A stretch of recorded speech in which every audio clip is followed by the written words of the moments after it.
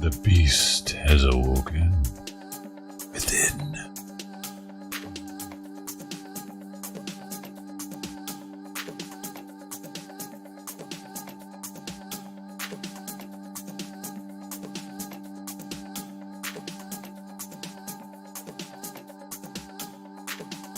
Or Caldwell, you better have your dick out, boy. It's kitty cam time.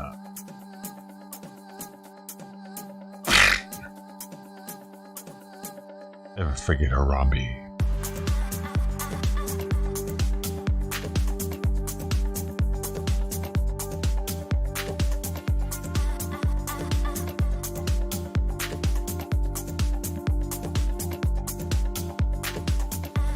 Northwest Media, Mark Hopper.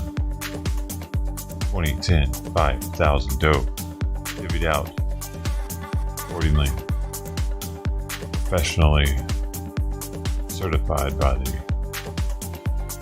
authority.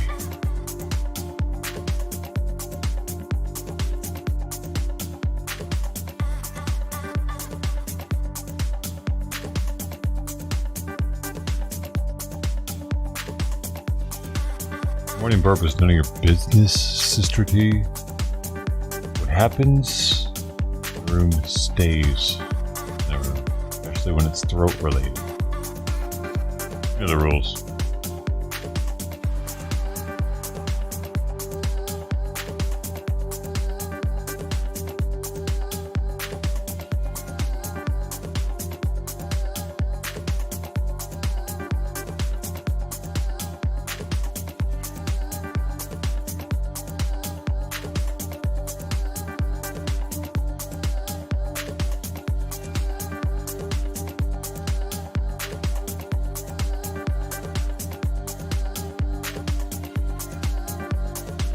Seems I have to go now.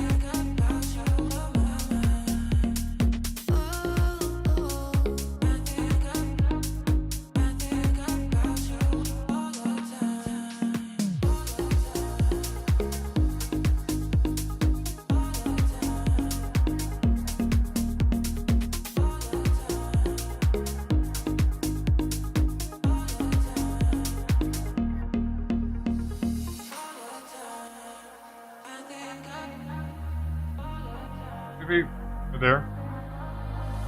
I have some MRE coffee.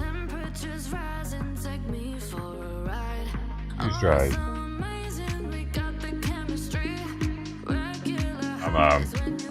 I'm out of milk, dude, and he fucks without milk in it. I had one, but it didn't have the same coffee without anything in it. Can't have that.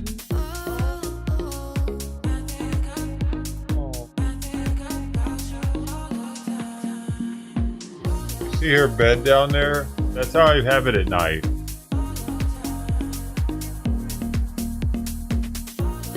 You see her toy in it? Oh, gosh, she wants it. Coffee.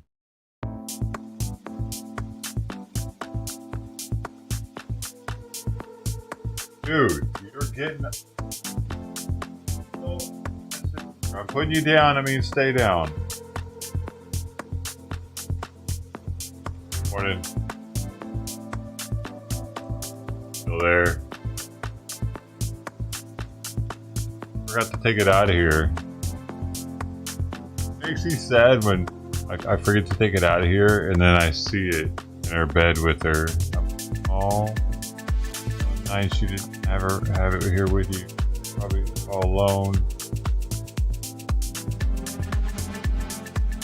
You ever seen a cat that sleeps with a toy like that?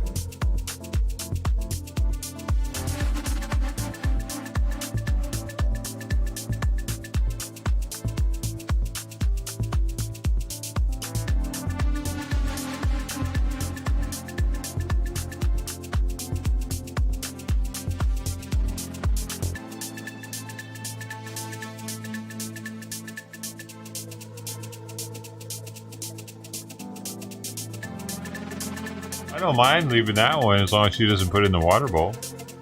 I can start leaving it. It's twice now I accidentally left it and shit.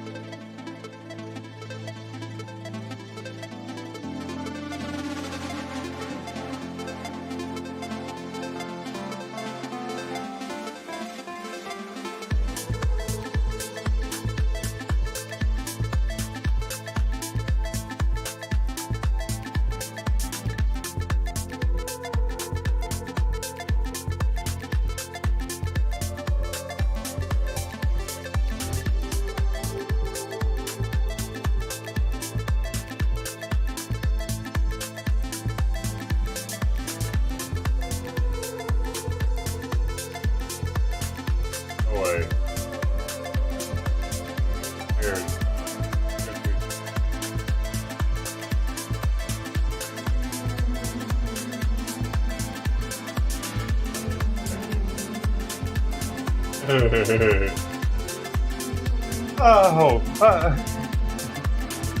let's see what's going for my shoulder.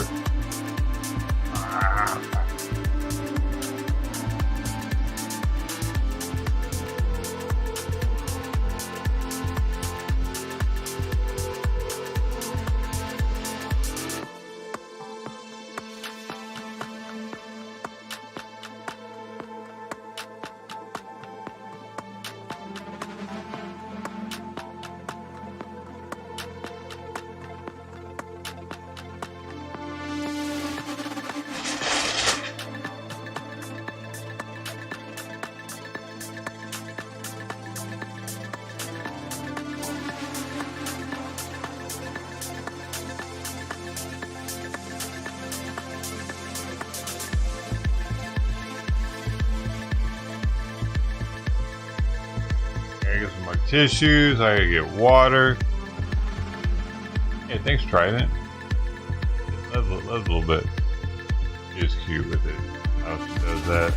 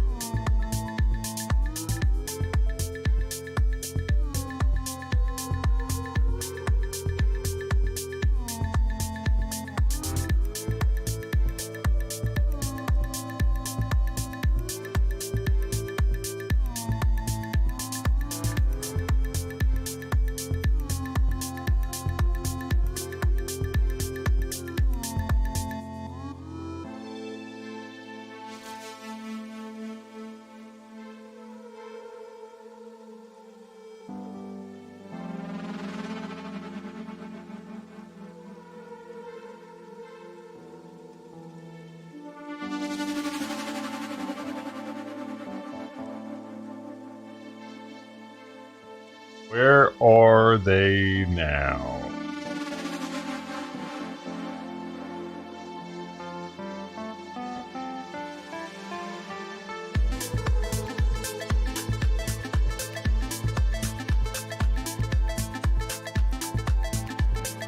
Oh, baby, yeah.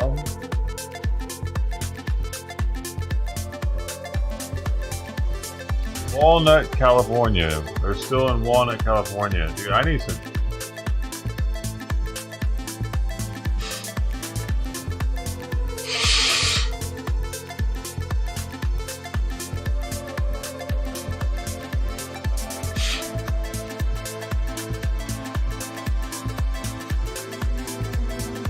Walnut, California has all the walnuts.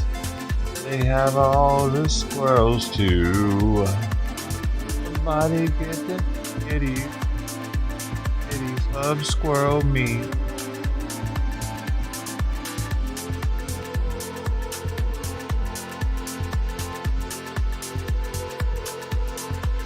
Somebody save squirrels from the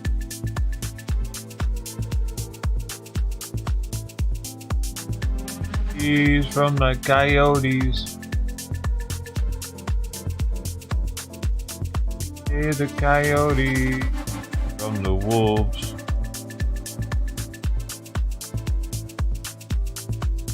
Save the wolves from the humans. I'm pretty sure wolves are apex predator. In fact, we're like their only.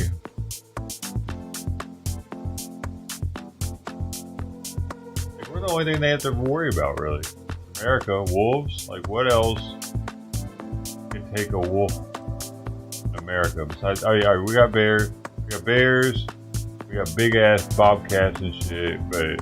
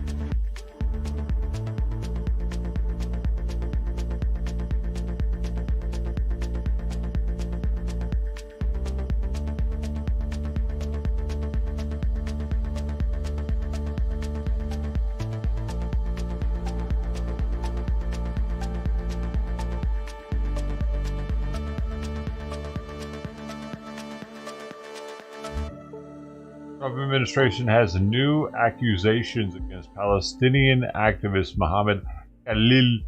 And I gotta go to Costco and the post office today. What the? I just remember the post office, filters. Not as fun going to the post office for filters. It's packaged. I built.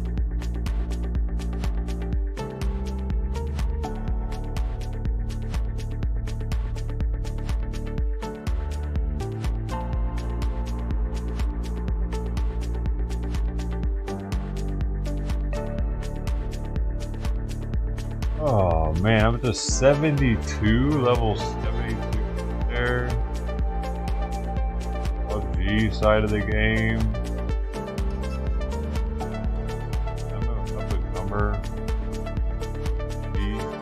Metal.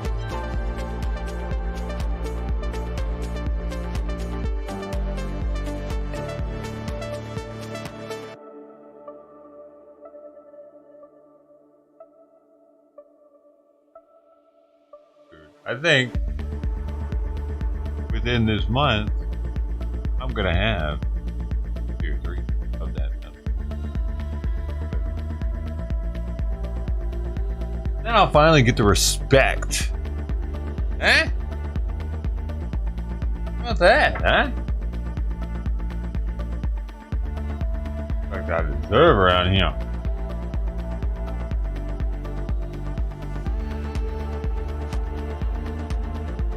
I think I should grow the beard back. I don't think I can for summer, y'all.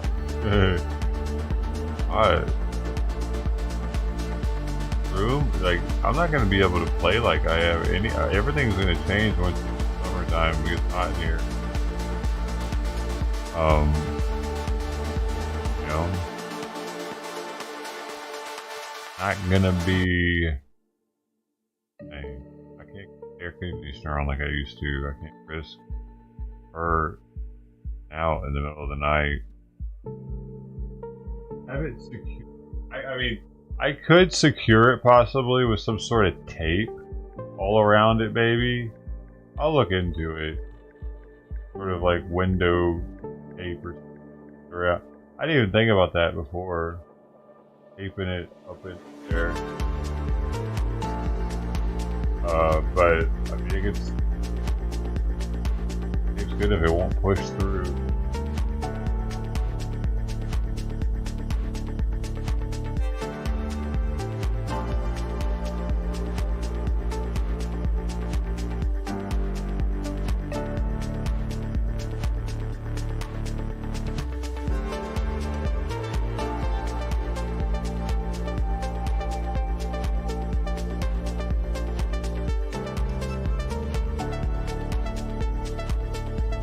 What's wrong with Pepe? He's out here eating grass.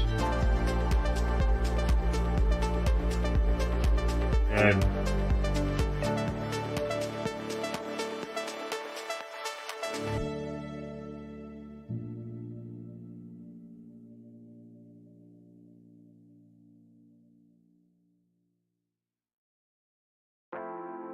looks so skinny from the back. I bet he has giardia.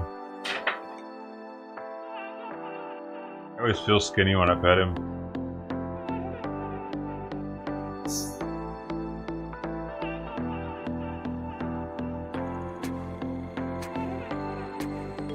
Maybe in the 70s.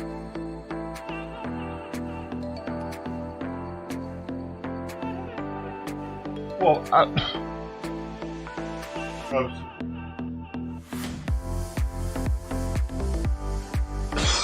over here in like 30 seconds. Oh man, hopefully he's doing alright.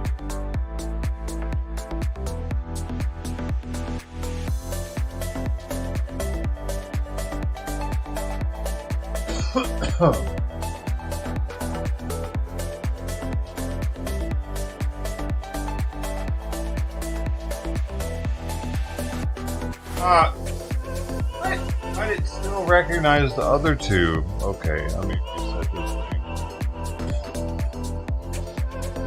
Oh my gosh.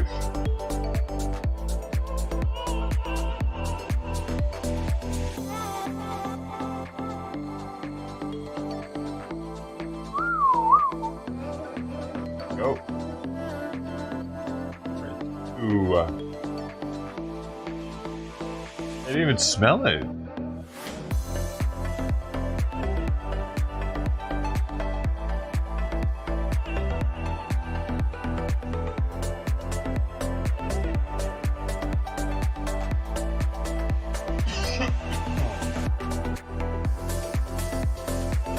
That's very concerning. I wouldn't be as concerned if he wasn't out here eating grass. I wonder if somebody's poisoning these cats, man. Because remember, I kept seeing puke out here when Tux was living in the backyard. I was thinking maybe somebody was poisoning him.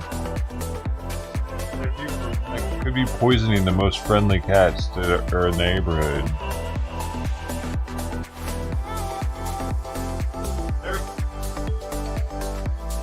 Actually, people that hate cats that much. I mean, we had this dude in San Pedro that was shooting them with a crossbow or something.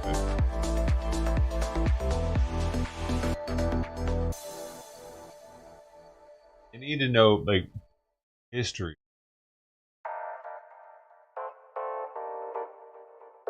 Learn the history. Cats.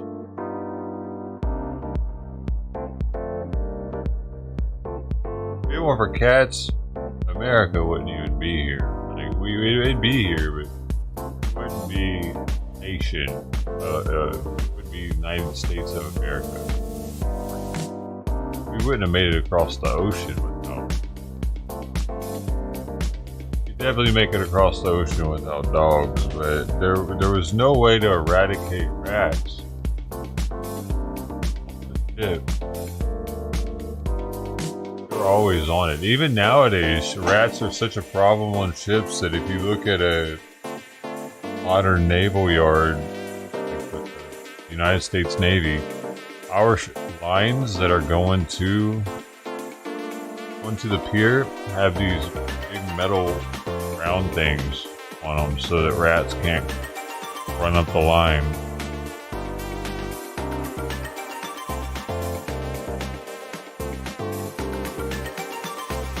Not cats anymore, but I guess we figured out ways. We have more modern techniques. Ships are much more sealed off than they were back then as well. But yeah, man, without cats, we wouldn't be a nation.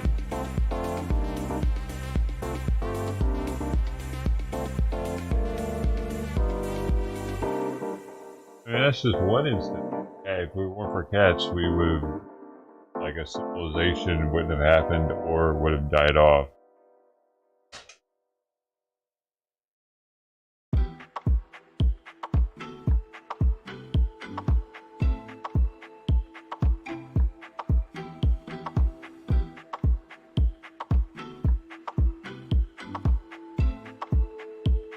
Like, the fact that cats allow us to domesticate them is a phenomenon.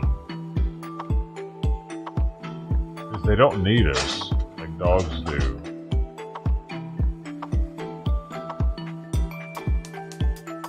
Dogs need a pack to survive. Cats can survive in solitary much easier.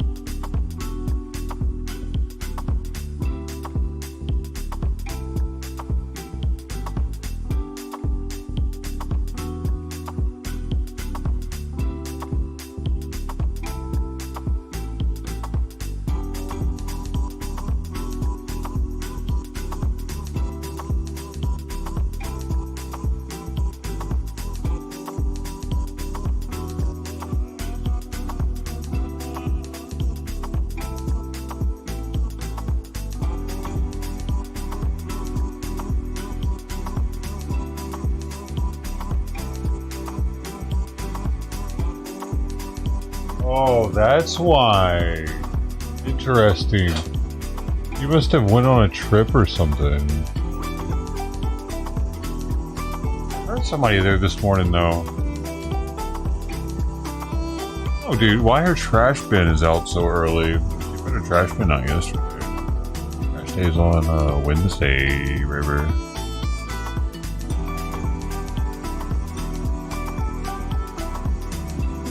She went on vacation, or she just has something really stinky in that bin that doesn't want anywhere near her side window.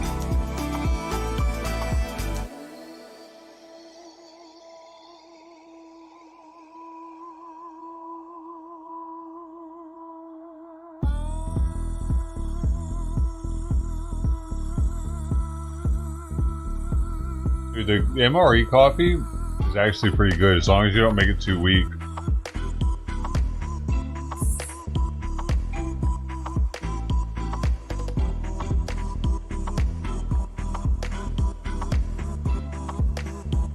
About 6 ounces of water for it.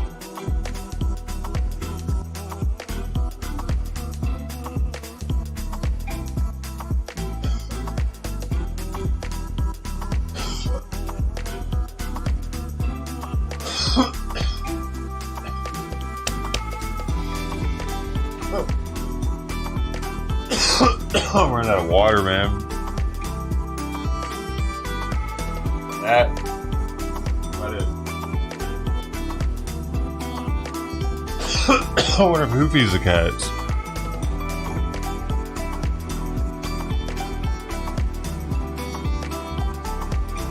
Oh. Yeah? No.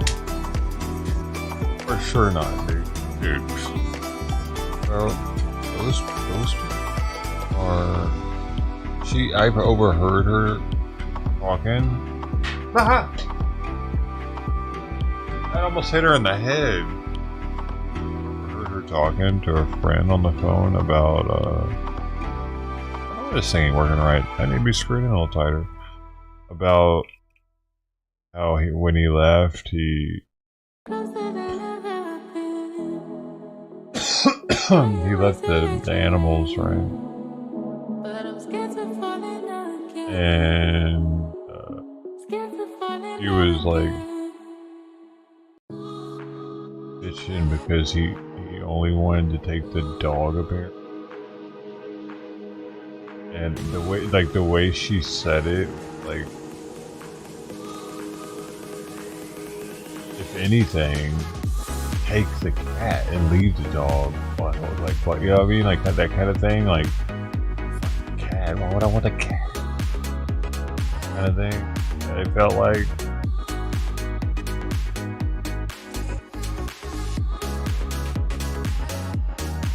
I don't give a shit about either one of those animals, dude. I know it's.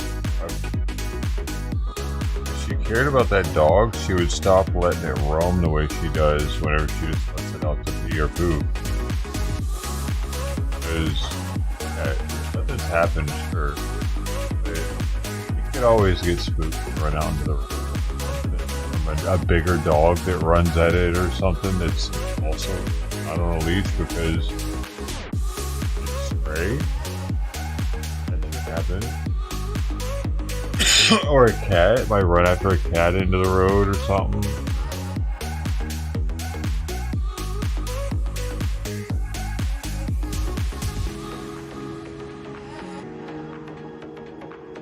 People think they're doing their dog a favor by not, like, kind of like how I'm not putting a collar on Simon or they don't go outside. And yeah, I think I am actually doing a favor for that because they don't ever go outside.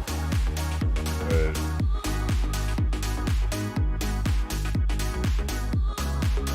they did. I definitely would put a harness on them.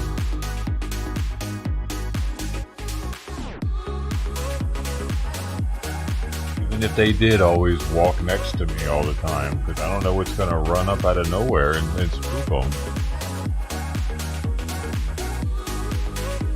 That could be it.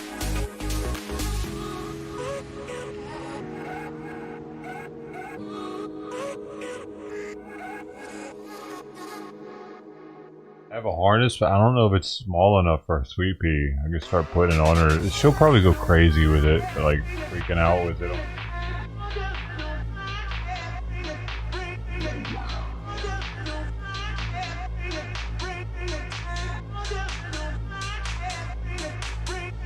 Song is too repetitive. I wish I could take songs out of this playlist. It'd be sweet, but I can't.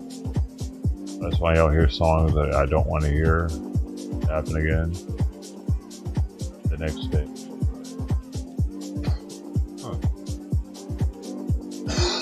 Huh. Okay, I can't go to Costco till, well, if they let people in, I guess, like elderly and like handicapped people, maybe at 9.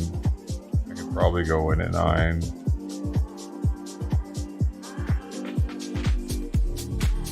I don't know, like, dude, honestly, now that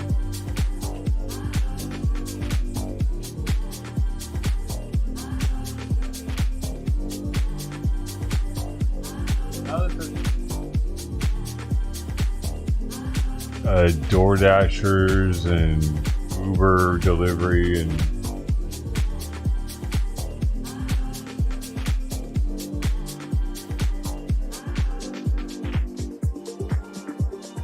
there's never is like a slow day.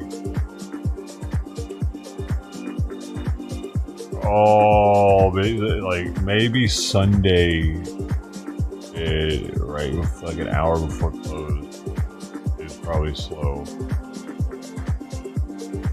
I used to think it used to be the case that during the week, you know, during working hours, in and out, man, you didn't have to worry about shit. This is only like 5-10 years ago. But ever since these delivery apps, people like have shit delivered during the day while they're at work. So like, dude, it's full of these people actually. Got eggs. Okay, so I'm gonna go a little early too. Thank you. Yeah.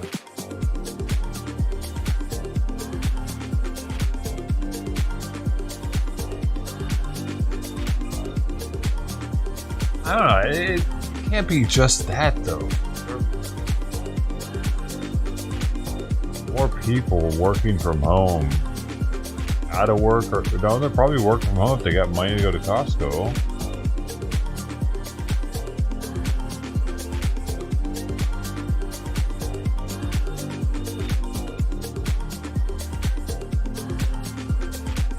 If I could pay just a little bit extra to have like a time like slot where I could go at like 9 o'clock, like right now I knew I could go for an hour and it would be like a quarter of the amount of people that it would be normally. I would pay a little extra for it. It's the fucking sample things, man. You know, that's what's good. That's what's good about rain days. I realized last time I was there, I noticed, I don't know if it was because of the time that I went, because it was past egg time, so it was probably like 3 o'clock or something. They didn't have any eggs left. But I noticed that there weren't any food sample booths anywhere at all. The whole store. It was probably because it was raining.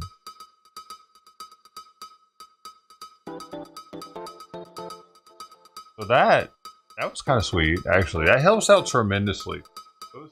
Not being in the every other aisle or whatever it is, every 3 aisles, helps out a lot, man. With people, dude. What the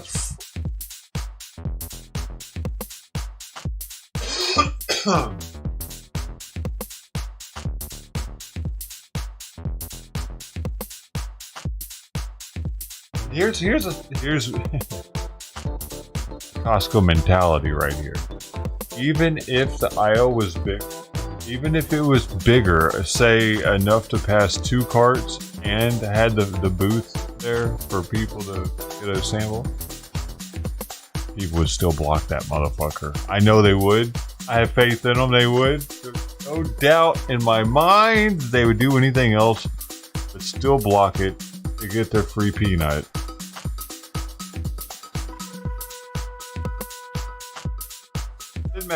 You could give them double the amount of space. They would see that as the area that you're supposed to stand to get their peanut.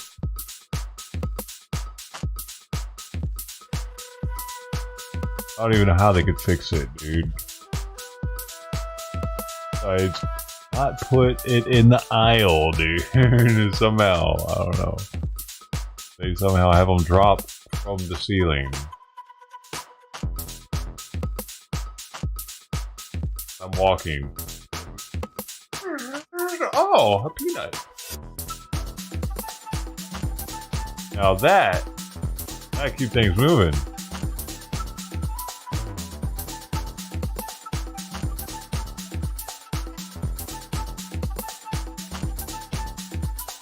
Costco business is still a thing. There is business center.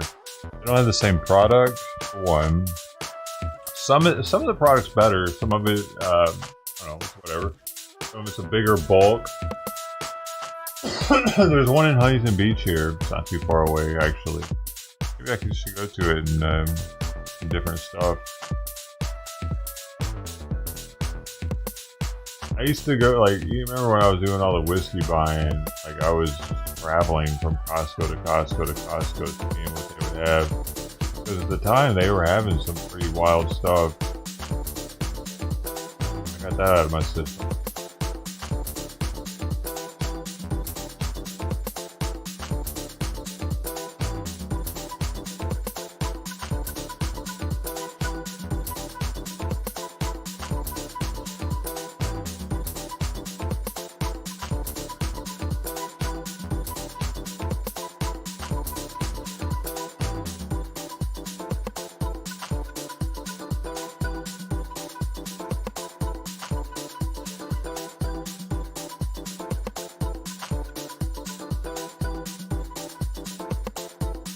Oh, really? The executive membership, but that's only for experts back. Yeah, they don't have anything like that.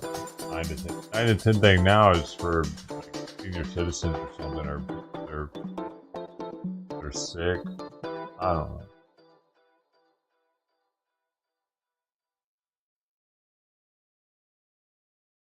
Oh, maybe I could go at 9, but like.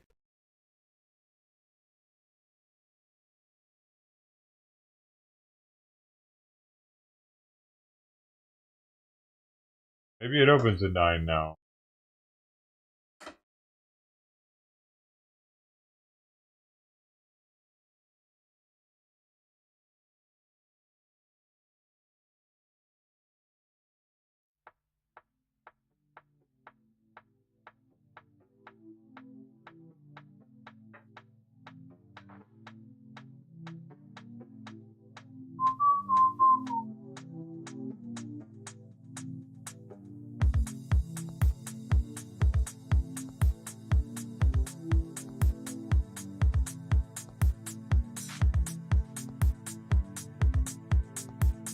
I thought they were gonna mail me when I had to get my DD2 because I had to get my DD214 to get a new driver's license because the newest now you can have veterans designation on them, so it's like one added little thing where I like, you know what I mean,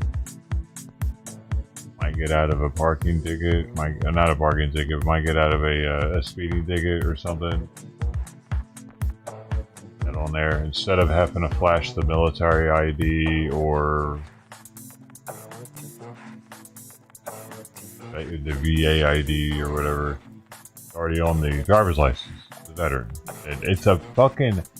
Bro, the steps that I gotta go through to get this thing, it's like the most official veteran stamp there is. It's more official than even having the military ID. Because I have to get my DD214 from National Records, and it has to be like the certified copy of it. I thought they were gonna mail me like this certified embossed. Like I even asked her, is it gonna be embossed? She said, yeah, it's gonna be embossed. It's digitally embossed. What is that? Embossment stamp on it or something. It's digital. It even says something about it before I got it. I have a PDF that I print out, and this is like a more official version than the one I had because it has this digital embossment on it. It's the only difference. Than the one I had, it wasn't certified or whatever. I'm like, that's the certification. It's a fucking digital stamp. I'm like, I had to ask for it on their site and then wait like a couple weeks or something for them to send me the email saying that I could log in. I wasn't working for like a week, so I emailed them and they never emailed me back. And I think it was because I wasn't logged into my Adobe account. So I figured it out eventually and got them. And I'm like, really? This is it? Y'all made me go through all this just to get the digital copy with an embossment that's not even real. It's just a stamp. It's not a real stamp. Stamped it doesn't have like 1985 on it.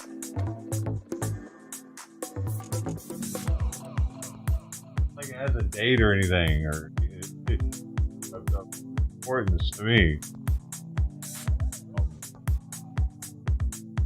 But then I have to take this up now to. I got to go all the way to Santa Ana with it, to the cow vets, because if I go to the VA here to go to the cow vets here to get the only place I can go to get the paper that I need to take to the DMV. I can't just take this. I can't just take the DD214. That's not good enough for them. No. I got to take the DD214, the special one, up to cow vets. And if I do it at the VA, I got to wait until like 4 months from now to get in to show them my DD214 so that they can give me the paper. This for Santa Ana, it's first come first serve, and I can get it the day up. I gotta go drive like, I don't know, 30-40 minutes away, show them this paper. They give me another paper that I can then either make an appointment or stay at the DMV all day, just so I can show them the paper that shows that I got the other paper, the DD214. I got to show them the paper that shows that I got the paper, shows that I was in the military and I am a veteran. That's just. I'm also trying to get the real ID thing too on there, and I don't know what that entails. I guess I got to show them a couple different things with that too. That's not a big deal. This is much harder to get than the real ID. But I mean, once it's there, it's there. I don't have to do this again. Anything to get? I can't remember if it costs anything to get or not.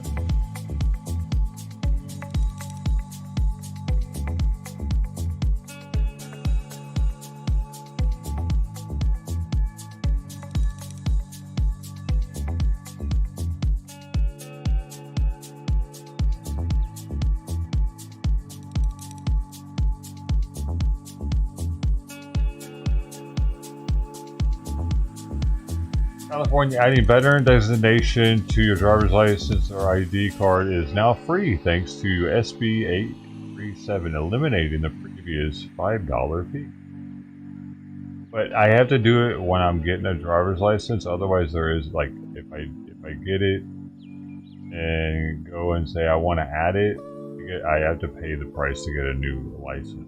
I do not just the $5.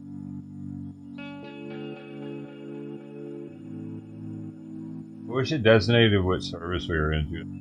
I think it just said veteran.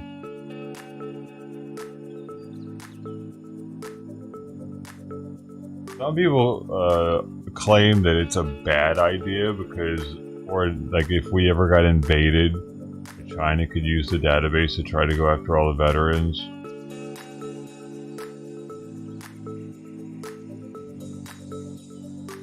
Something like that.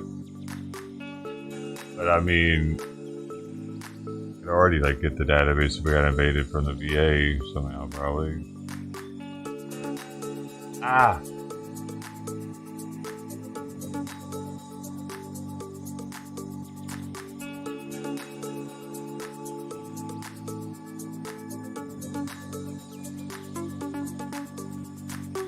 Weird though, they won't accept. They won't accept the DD214. They can't. I guess they don't want to decipher it because it. Like, everyone gets a DD214 when they get discharged. So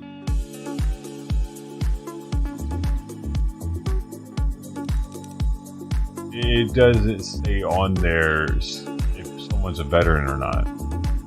You're not a veteran just because you were in the military.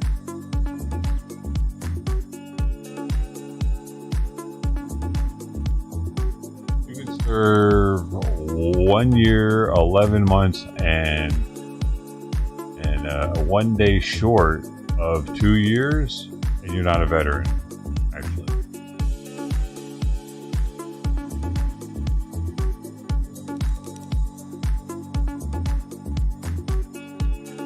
You have to do 2 years.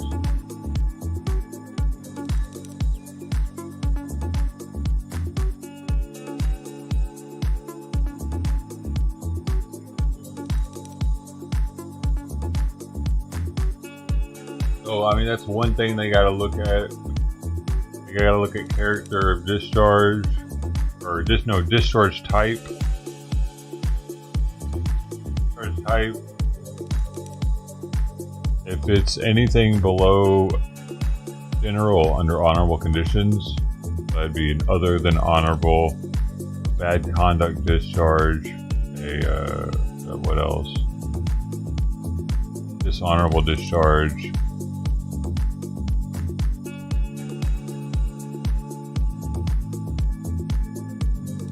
Those would not be considered veteran status. That's general under honorable conditions or honorable.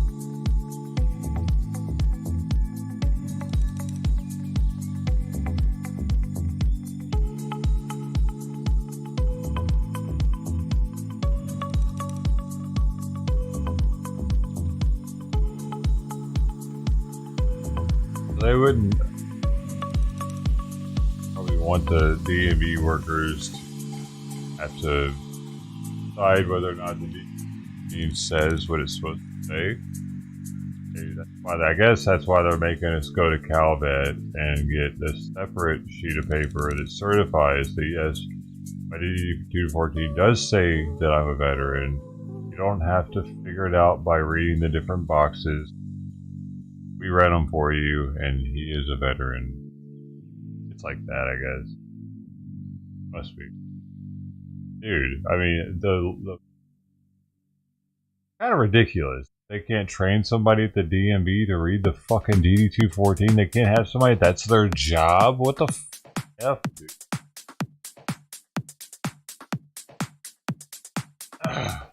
It's not that hard, is it?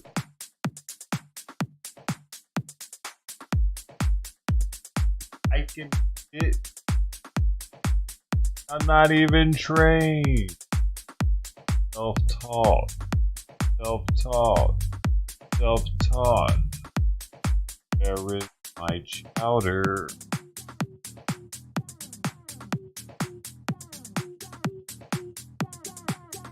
Fraud. Get it.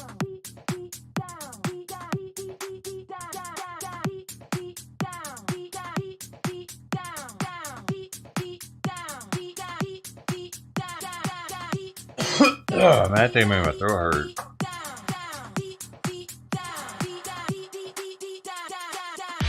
I need a Ludens. I need a Ludens. I need a Ludens.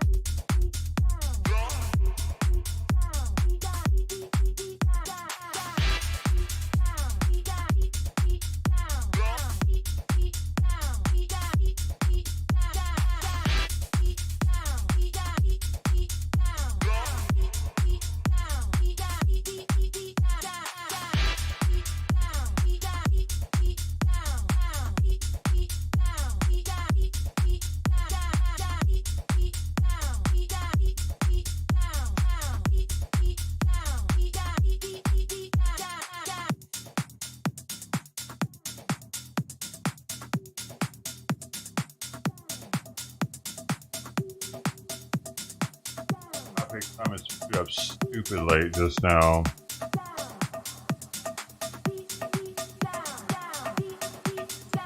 That is no good, my friend. You can't. That's I don't know what time he ate last time. Latest. Hour off on everything.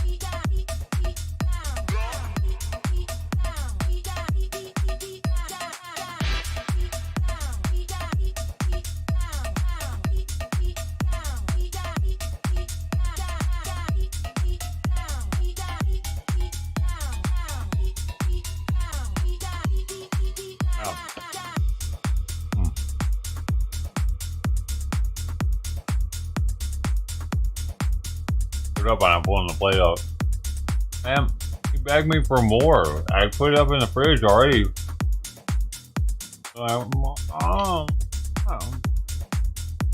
Right back out and forgot about it.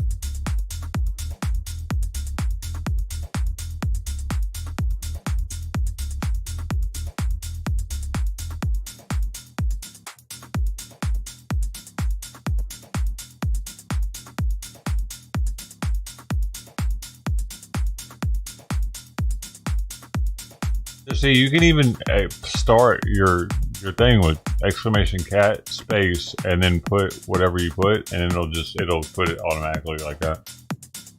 Good. It's not like the GIF where it'll mess up. Right back.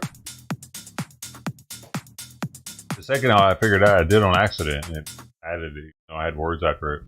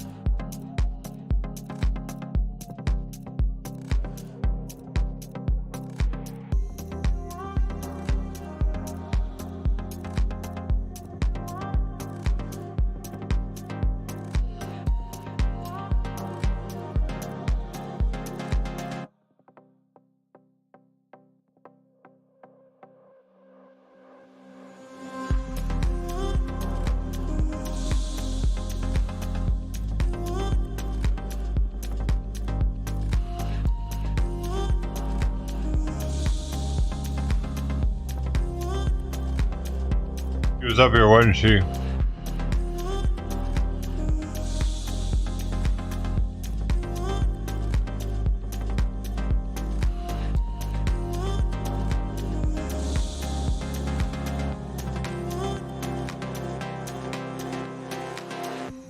If you jump up here?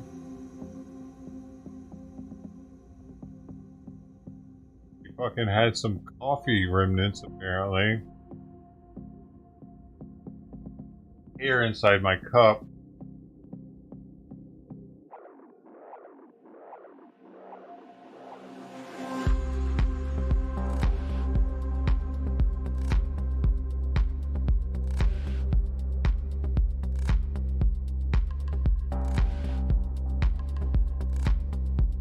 Here and there. Little bitty specks of something, you know what I mean? Yeah. Man, what, like, I don't get their obsession, dude. Oh, because she needed, I should have known she was gonna go for that cub. Put her fucking paw in it, lick her paw. Are all cats like that, man? Taste everything?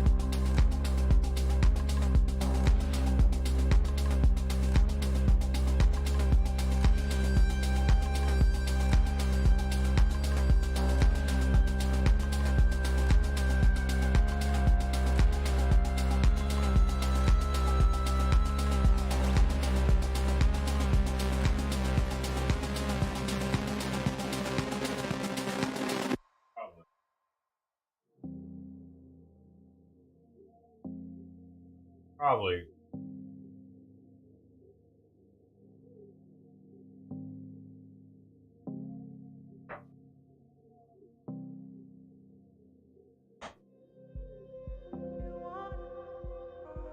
Well, look, yeah, they didn't leave any. I mean, there was just some, like, dribble in there. Pretty good. One good look out of it. But it's still in there. I don't know. Maybe there was a little bit more, but it's so weird that she would want to even eat something that spongy smelling. It doesn't taste like smelling meat at all. And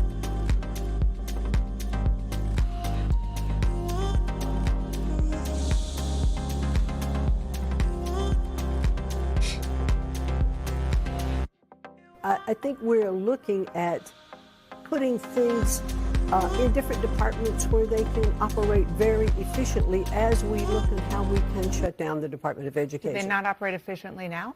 Not as well as they should be. As a matter of fact, the president campaigned on the fact that he wanted to close down the Department of Education. And what we saw with our scores recently with the NAEP, which is our country's report card, I mean, it's unacceptable where education is in our country today.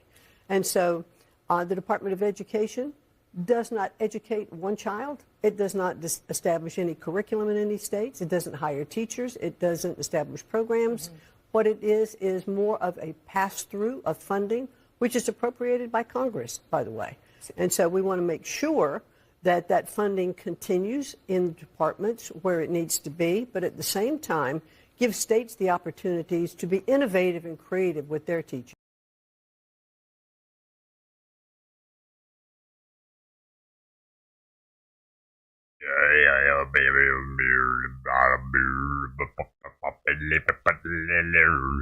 Ooh, look at these. He's got a microphone now, dude. He's got a Blue Yeti. Dude, these microphones catch so much background noise. That's why I don't have one. Well, that might not actually be a Blue Yeti, but it's just a USB microphone. The difference for all you people that give a shit is massive when it comes to the ability to like fine tune and use professional grade plugins that emulate professional grade hardware, sound filtering, and station modulation, all that shit. Like that, all it does is it's a USB, plugs in just like a USB camera, and it has no sort of filtration on it really. So it's gonna pick up we'll probably hear a lot more in the background than we were before, unless he's done figured out how to add a filter in between this, or it's got some really shitty filter built into it. That's the biggest lavalier mic I've ever seen. I appreciate his ingenuity pressing. It's an XLR mic. The signal from this mic actually has to be converted to be usable by the computer.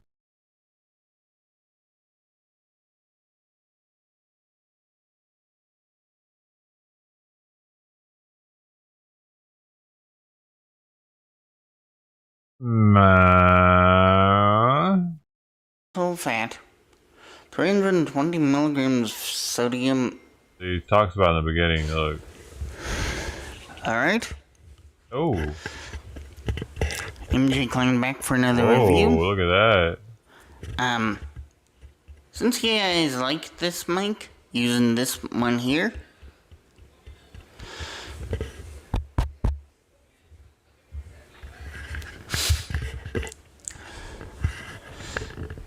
I know it can't go on my shirt, but I can hold it though in my hand. Oh man, I wish you could put that on a shirt like a Or I lavalier could mic. just sit and use it instead. But I'm not gonna do that. But as I said, I got this from Shein. It seems better than the other two. Your secret is safe, so. Because I don't have to turn it on, plug it into the phone, and it turns on.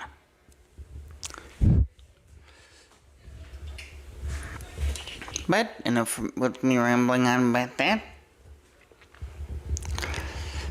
Oh, it's picking up a lot of his mouth noises. This time it's a review on Rain Energy White Haze. 10 calories, no total fat, 320 milligrams sodium. I'm not gonna complain. The monster on this. They always have the sodium too much.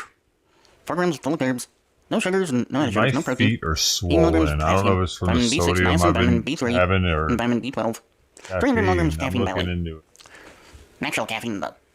Increased concentration, reduced fatigue, B vitamins, you already know those, and branched chain amino acids, electrolytes, NAKMG.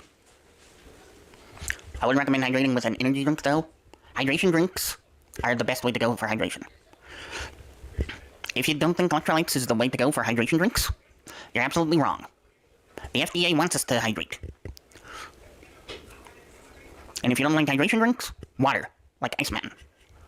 Yeah, I know to you guys, water's not the best way to go for you, but it's the best out there. But you're gonna see if Caffeine Man's right, but I'm not gonna go for no Ultra Monster. I got this cold out of the fridge, by the way, if you're wondering.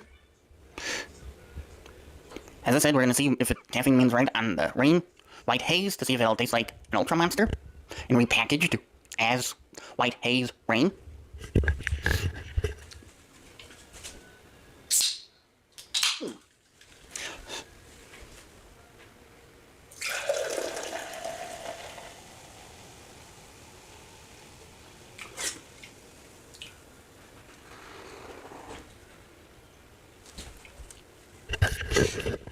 So far, it looks to be repackaged. This is the same color as the Ultra Monster. Dude. I didn't think they would. I didn't think Monster would do this to their Rain line. But let's see on the taste. Usually, it doesn't have that kind of color.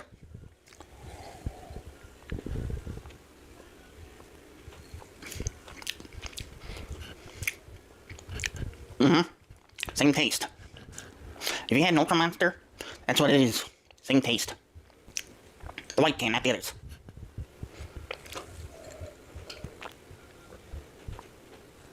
You branded.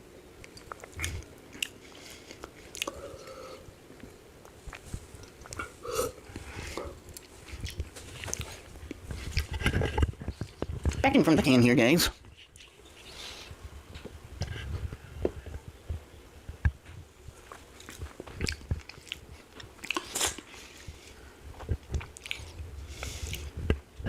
As I said, same taste as the Ultra Monster.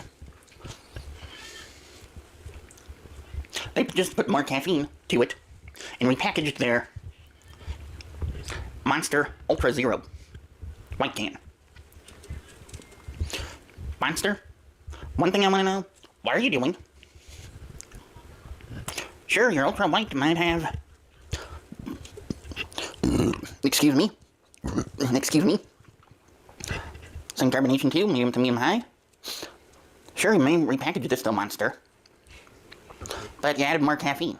Same amount of sodium, too. I know I said I wouldn't complain, but I'm complaining. They shouldn't have repackaged it.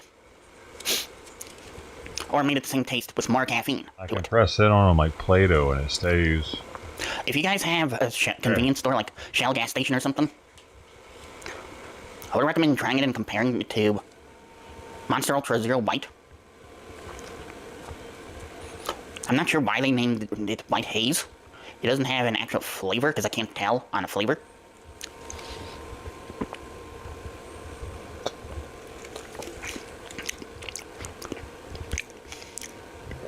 Okay, now I can tell on the flavor. It's a citrus flavor. How are you not telling the flavor? But when it comes to monster beverages, I don't always pick them up. Unless if it's needed, then I pick it up. But I stay away from monster beverages and owned monster drinks. Less. Sometimes. Not all the time. So, I don't always drink them, however. Because there's Ghost Energy drinks, G Fuel. Don't always go for Celsius, but there's also C4 too, not just Ghost. And Red Bull.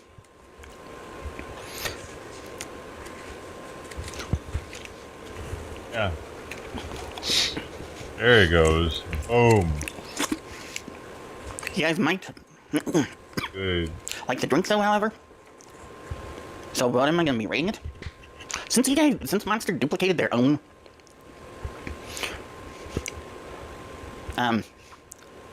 energy drink with more caffeine to it and repackaged it. Excuse me. I'm gonna have to say this is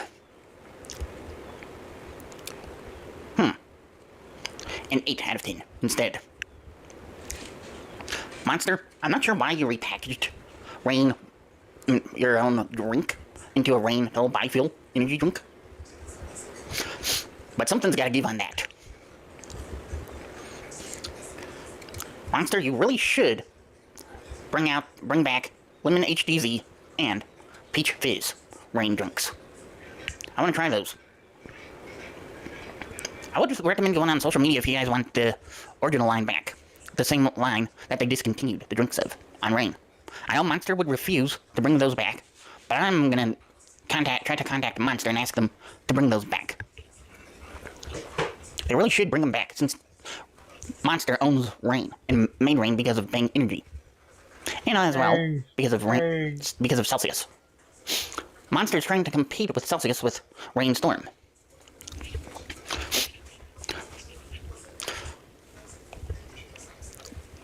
But tomorrow's review, before we get down towards Range Fuel Energy, I have another C4. I'll go for a preview for tomorrow's video.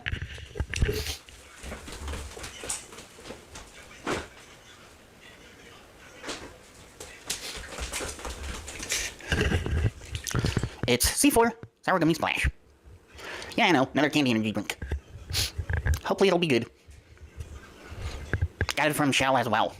Didn't know C4 would have Sour Gummy Splash. My I'm hoping it'll friend, be good. my friend, Okay, welcome back. Oh, I got a new one for you. Have you tried the C4 passion fruit, my friend? Oh, yes, limited edition. Dude loves seeing him walk in.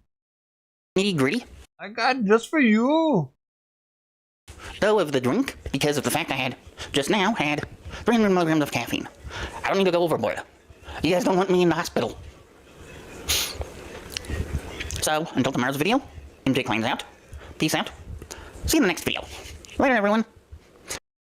Dude, bergamot oil is added to tea, most famously Earl Grey. It gives it its signature citrusy, floral, and slightly bitter flavor and aroma. It's extracted from the rind of the bergamot citrus fruit, which is then used to scent the tea leaves. I didn't know that's what made Earl Grey until right now. Because Costco has some Earl Grey right now, and it says it's Lord Bergamot, full leaf Earl Grey tea, black tea, and it said Ceylon and Assam black teas with bergamot oil from Italy. I'm like, oil in the tea? What the fuck? Yeah, no, that's what they do to make Earl oil on the tea. And so I didn't realize that there are tons of different types of black tea. Ceylon and Assam black tea. I bet those have more flavor than this one that Lipton uses.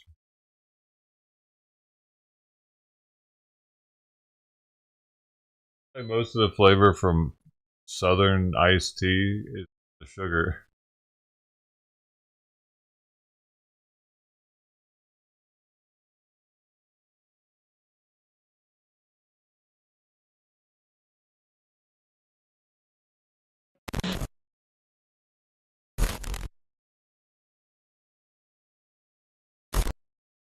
This channel is a group of investigative journalists who make educational documentaries showcasing educated society, especially parents and legal guardians about potential scenarios that result in young people able to conversate online and reflect on chat. We conduct thorough interviews with individuals in an attempt to understand their perspective on why they partake in these conversations online with people who are not of age. The goal of interviews in these videos and videos themselves is to gain understanding of the perspective of the individual being interviewed. Parents in our society to be educated and aware of potential thought processes and desires of adults online to unsupervised persons not of age. These videos are not cyberbullying, harass, degrade, accuse, or threaten any individuals partaking in the interview process or in the video itself. We do not condone any of these actions. These videos are strictly educational. We grant full permission for academia, whose any class presenting or scholarly papers to show or cite our videos. To ensure these videos are strictly used for educational purposes, we strictly adhere to YouTube community guidelines, such as not revealing someone's personally identifiable information. In other words, PII. YouTube defines personally identifiable information as their home address, email addresses, signed credentials, phone numbers, passport number, medical records, or bank account information. We thoroughly look at and edit our videos to ensure that none of this information about any individual is shown in our videos. To ensure extra privacy of each person and the subject of interview in our videos, as of September 1st, 2022, a federal law applies to harassment bullying policy. There will be no mention or information about last name or first name of any person interviewed in our videos. Due to potential legal activities, law enforcement in respective jurisdiction we conduct interviews in is notified each interview and video filmed by us. We are not accusing any individual interview of being guilty of committing a crime. That is the job of law enforcement. We are not vigilantes and do not condone vigilantism or vigilant behavior. To take the law into your own hand or not notify law enforcement when such a crime takes place. We are investigative journalists.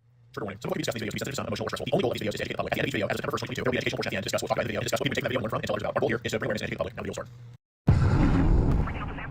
I think Bill's dead, man. See, because he was like, they don't accept me for who I am without my dollar.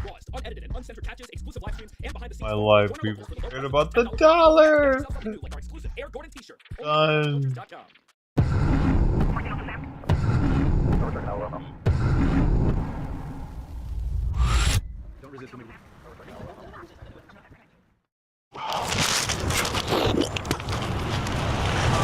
Hey, Mike. Hey, how's it going, man? What's up? Nice to meet you. I'm going to talk to you about who's talking to you on Facebook, okay? Can we just talk outside here? Who's that? The girl I just talked to you on Facebook. Oh. This is a short one, like 42 minutes, and he gets arrested.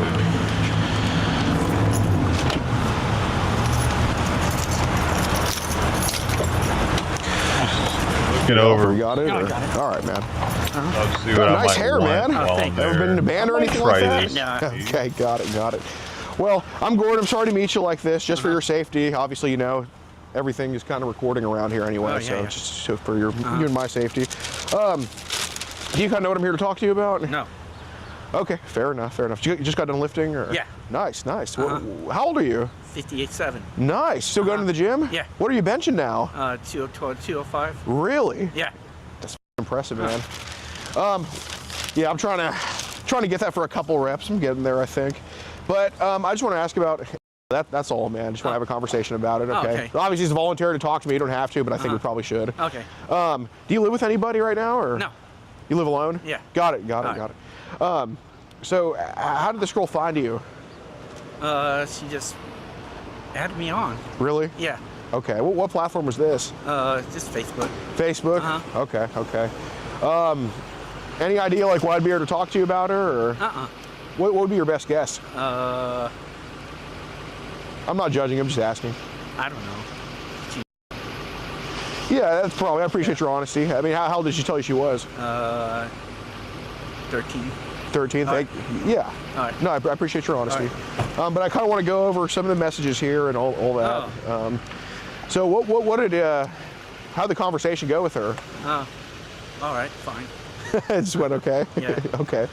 Well, was there anything like kind of talked about with her at all, or No. no? Okay. Well, where does she live? I guess in Kerman. Kermit, you were gonna say Kima. I said Kerman. I messed up. Okay. Do you have family in Texas or something? No. Or? No. Okay, so that's like what, an hour from here? Yeah. Okay. We're all supposed to kind of see each other or anything like that, or No. No. Nah. There was never like y'all were never supposed to hang out or anything. Okay. So there would be no messages of like her saying come over and. No, she kind of said that, but I'm not going to. Okay. Did you ever tell her you were? Well, just to get annoyed. Just to get annoyed, you told her you were coming? Okay. What was the thing y'all talked about doing together? Nothing. Not really. Look, I haven't read all the messages. You know, I'm not too keen on reading. Is there anything in here that maybe got a little bit? And look, it's the internet, dude. It happens. It's not the end of the world. I mean, you can go through my Facebook messages, see some shit too. Okay. But was there anything that was like a little bit risque or flirtatious at all? No. Not really. No. No. Okay. Was she ever trying to be risque or flirt with you? No. No. Not really. No. Okay. So there's no talk about like boyfriend, girlfriend, or anything No, like that? not really. Okay, because here on your end it said, you're my girlfriend forever. Oh, I'm just kidding. I know. Okay, so there was some of that stuff Yeah, said. I know. Okay. Did y'all ever talk about, whether it's just internet, internet bullshit, people say shit on the internet, but like, did y'all ever talk about, doing stuff together or anything like that? No. Not really. Not really? Yeah. Okay, was there any, you sure there was no, like, things brought up? It's a man and woman on the internet, I don't care. I'm just asking. Just like a kiss, that was about it. Just a kiss? Yeah. Okay. How old? So, I mean, she never, like... 12-year-old? So, I mean, she Dude, never asked, like, I what you swear it wanted to doesn't do or make anything like sense to that, me, or... all that. I'll still lead her off. Well, no, I know you will. I know you're a good dude, and that's, I know that's the resolution of this, but... I think on your end there was a message saying, I want to be you. Oh, I'm just kidding. You're just kidding. Yeah. Okay. Because she said, what do you mean? Why are you not just asking me? And you said, Okay. okay, so I guess why were we kind of telling her that we wanted to have with her? I just mess around. Just messing around, Yeah. just internet bullshit. Yeah. I got you. Did y'all talk on a Telegram at all? No. Don't have that. Okay. Did you delete it or something, or? I just didn't like it. Okay. Why is that? Too many weirdos on there. Yeah, definitely. Because I know you're not like one of those people. And what was kind of weird about Telegram? Too many scammers. Scammers? Yeah. Okay. Were there other types of weirdos besides scammers on there? No. Not really. You sure there weren't other weirdos besides scammers on there? Yeah, I just deleted it. Okay. Like, I'm not, I kind of want to make sure you're just good on the internet, right? Yeah. You're not, Yeah, I mean, yeah. I didn't go in the gym with you for a reason, I just brought it out here. All right. I do kind of want to ask about some of those other people on Telegram. Oh, Do you kind of, is there like any reason you think I'd be asking about them, or? no. Okay, so what are we talking about when we say other weirdos besides scammers? I don't know. I just didn't talk to them. Okay. Well, was it like groups of people, or was it just one-on-one, or? No, not really. Well, what was it? I don't know. Okay. Well, I'm kind of talking about people on Telegram that might have been a little bit. Oh. They're the ones, not me. Right. No, but I'm saying, how many times have people like that tried to talk to you on there? Only two. Huh? Only two. Only two. Okay. I'm not on there no more. Right. No, I know you did the right thing, but I just kind of want to make sure all that's cleared up. Yeah. What were they talking to you about? Those other weirdos. I don't remember. All right. Do you not remember because it's kind of hard to talk about, or do you not remember because I know you're a smart dude, Mike. I don't remember. Okay. What do you, try your best. What can you remember about what they talked to you about? No, I don't remember. Okay, did they talk to you about the weather or sports or anything? No. I just deleted it all. Okay. But you deleted them because they were weird, so I mean, what were the weird stuff? Like, was it weird messages? Was it weird pictures? Was it both, or? No. Am I gonna get in trouble? No, that's not what I'm here for, man. I'm obviously here to just talk to you, right? Okay. Like, I'm not, there's a reason I didn't go in the gym. I didn't go to your house or anything like that. I just want to do it in a place that was safe. So, but I think you can't help me because obviously there's, what I'm trying to look for is people that are actually like, where it's a little bit more than just joking around, right? And obviously that's not who you are. No. But I think there's some people online that have tried to get you involved in some stuff like that. So, let me ask you this. How do those weird people on Telegram find you? They try to contact me They did what? on Facebook. Okay, and then what happened? I don't know. So they tried to contact you on... It's not on there no more. No, I know, but they tried to contact you on Facebook, then what happened? They wanted me to get on there. Get on... Telegram. Okay. But, What were they advertising on Telegram? I don't know, just trying to get pictures. Okay. Did they... like, they were trying to get pictures from you? Yeah, kinda. Okay. Fair, like, were they... Well, how rude. I know. What do you do for work, man? I'm a butter. You do what? Factory worker. You're a factory worker? Yeah. Well, thanks for what you do, man. All right. Thanks for keeping the economy going. I right. appreciate that. But, so when they ask you for pictures, like, what do they say to you? Appreciates the hell out of that. I don't remember. I'm not on there anymore. When'd you get off it? Huh? When'd you get off it? Last month. Last month? Yeah. Okay. So they were asking for pictures. Like, what picture were they asking for? Don't know. Okay. So do you want me to say it for you, or? What is it? What do you know? Well, I mean, I think we both kind of know. Like, let me ask you this: were they foreigners or were they Americans, or? They're Americans. They're Americans. Yeah. Okay. Were these like chicks, guys, or? Chicks. Chicks. Okay. Yeah. How old were these chicks? Like in their 20s. Okay.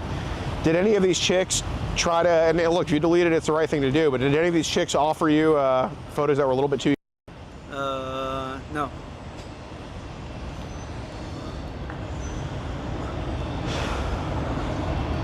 Dude, I'm just asking for the truth, man. I'm not really interested in anything else. I'm just asking. Did people just try, like, I'm not saying you look for it or ask for it, but did people offer you some pics that you didn't want or anything like that? Kind of. Okay. See, I'm not mad. These aren't your pictures. No. Okay. Okay. So I don't care about that. So what pics were they offering you? Like, what ages were they saying? I don't know. I don't know how they were. Okay. Well, how'd you feel about the pictures? Not very good. Why's that? I don't know. Didn't like it. Why didn't you like it? It's- Okay, Yeah. so you have a moral compass. Yeah. I appreciate that, man, genuinely. So they make you feel good because there were two. Yeah. Okay. Was it like boys, girls, both, No, or just girls. Just girls. Okay. Were these like? And look, I'm only asking you this because then I'm going to ask you kind of where you think they came from. And I know you don't have all the answers to that, right? But I think you can help me just do the right thing here. That's all, you know. But were these like pictures, videos, both, or? No. Just pictures. Just pictures. Okay. Of girls too. Yeah. Okay. Do you have any kids of your own? No. Okay. But you have nieces and nephews? Yeah. Okay. So you kind of know what a young, well, no. I'm not saying that you would do anything to them, but like, you know what a kid looks like, right? Yeah. So, I mean, just based on kind of seeing your nieces and nephews grow up, how old do you think those pictures were of the girls they sent? In their 20s. Okay, but I just heard that you said they were too. Well, that's cheap for me. Mike, you were talking to a 13-year-old here. Okay. So I'm gonna look. I'm only interested in the truth, Mike. I'm not interested in just like obviously. I think you know like what exactly what I'm talking about with what they sent. Okay, so look, Mike. If you're not the one taking those photos, it's not about you. Okay, but I'm more curious because it looks from what it looks like. Internet records. There's people that have sent some pretty bad photos your way on Telegram. Oh. Yeah. I mean, That's why I deleted it. Okay. Do you watch? No. Not really. Okay, fair enough. Okay. So I'm gonna ask one more time, man. How do those girls look that they sent you on Telegram? Like not the 20-year-olds, but just the ones that made you delete it. Just in their 20s, they said they were. That's what they told me. Okay, but did they try to offer you anything that was underage that maybe you didn't want, or that you tried to? Okay. Do you have Signal? Nope. Do you have Sessions? Nope. Teleguard? Nope. Okay. Can you verify that you don't have Telegram anymore? Yeah, I'm not on there anymore. Do you mind Delete it. Do you mind verifying that for me? You don't have to. I'm just asking. Yeah, I deleted it. Go ahead and look. Okay. Do you mind pulling out your phone? No. Am I getting in trouble? I'm not a cop, dude. Oh. Okay. See? That's it. Okay. Can you type in Telegram on the App Store just to make sure we don't have I'm it? not in there.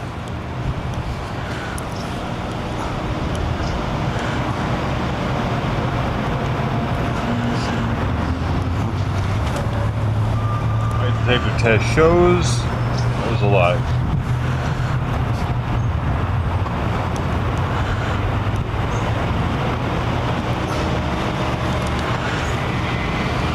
See? Okay, I see. Gotcha.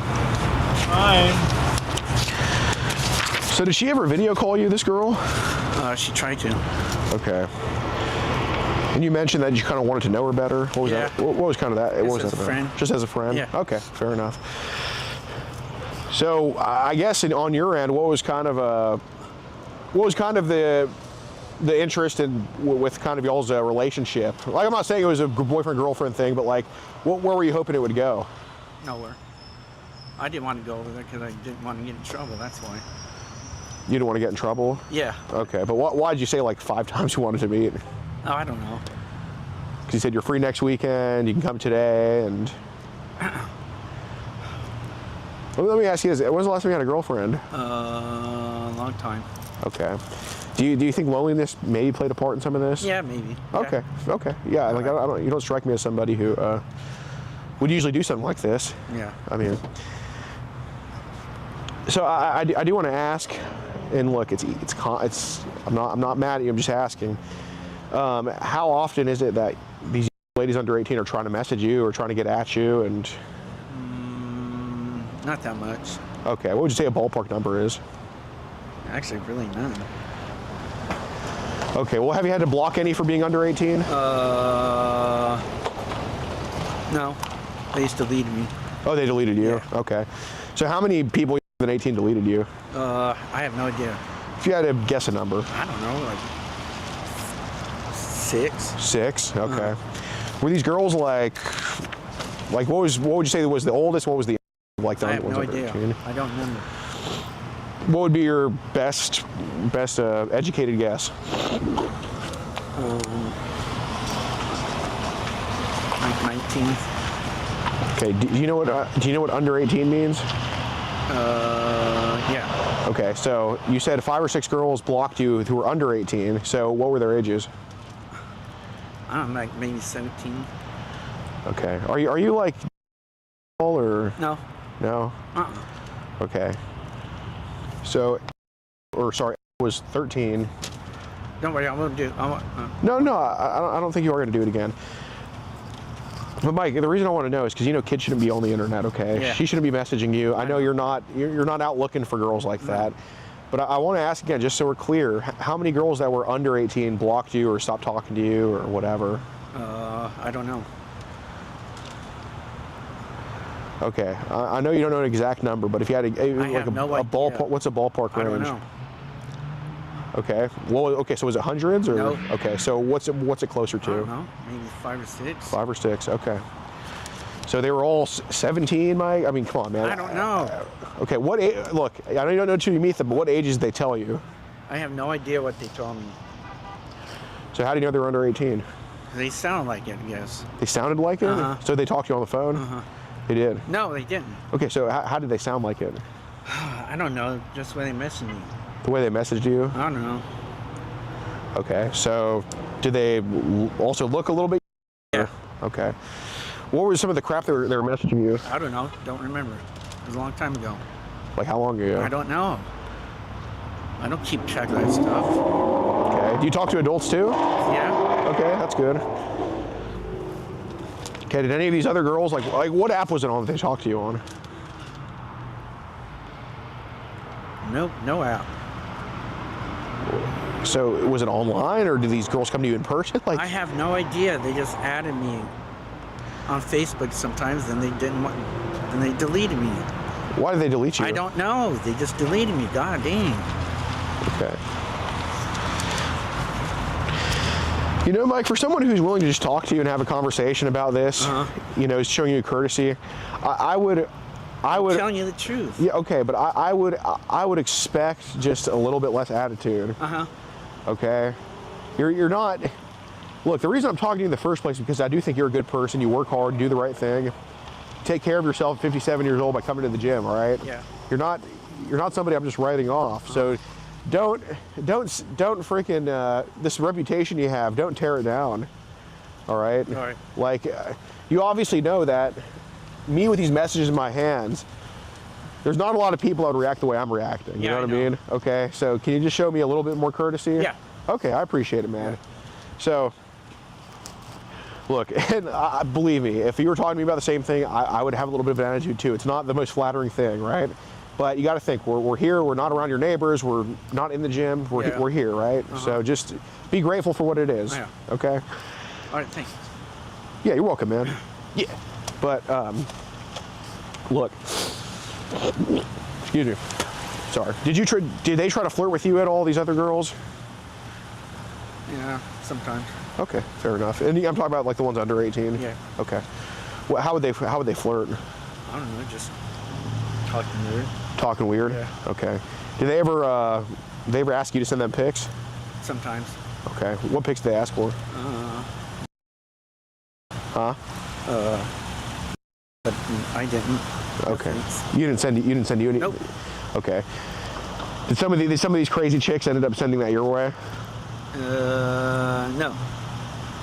You sure? Because they said I have to pay for it. I said nope. Oh, they were trying to sell it. Uh-huh. Oh, okay, okay. So how old were the chicks trying to sell? Like, if you had to guess? How old? Yeah, like what was the you've seen trying to sell? What was the oldest?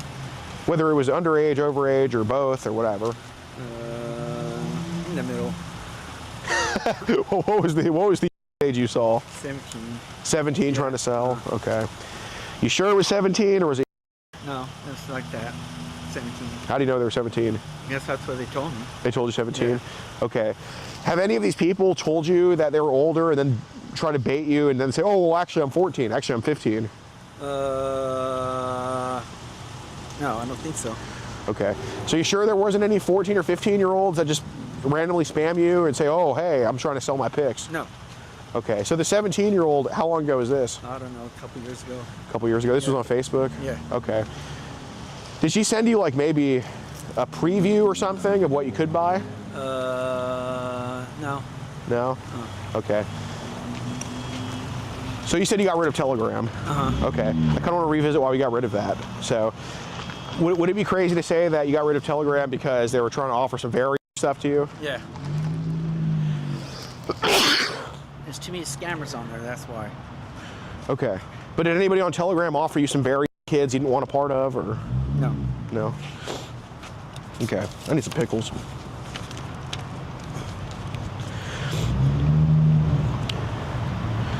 You're my girlfriend forever. You said I would kiss you, hold your hand. I was just kidding. He's just kidding. Yeah. Well, if you were just kidding, why'd you say you were going to come over? Because she kept bugging me about it. Well, I think you're the one that asked to meet first. Oh. Huh? You're the one that said you wanted to meet her. No. Well, I wasn't going to anyway. You sure about that? Yeah, I'm sure. Because yesterday you were saying that, well, let's just come over, let's just do it tomorrow. And then also you said, well, we can just do next weekend. I have 3 days off. I mean. Well, don't worry, I'm not going to go over there. I don't even know how to get there. Did she give an address? Yeah, but I still don't know how to get there. Okay, well, you clicked on it and showed how far you are. Oh. Did it not come up in your Google Maps? Yeah, but I still don't know how to get there. I get lost. Okay, but you can follow the Google Maps. Oh. I'm not going to go over there. Okay, at any point were you thinking about hanging out with her because you were just lonely or something? No? So what about when you just asked her, do you want to hang out or do you want me to come over? Oh. No. Okay, was there any point where you were like, I might do this because I'm lonely or something, or I just have nobody to talk to, I might just see what's up with her? No. No? She kept bugging me though. No, she didn't bug you. I mean, she was the one that was, I mean, I think only one of y'all was like, you're my girlfriend forever, I want to have sex with you, I want to kiss you. Kidding. Okay, when was the last time you had sex? A long time ago. Okay. Well, it's more. I mean, of course, I know that you wanted to go over there at some point. It's like what? I'm just more concerned about like how do we get here in the first place? So we haven't had sex in a while. We haven't had a girlfriend in a while. I mean,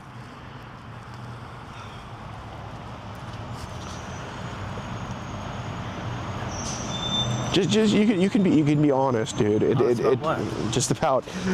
Obviously, you said today that I want to video call you, or I'll video call you so I can get to know you better. Try to video call me first.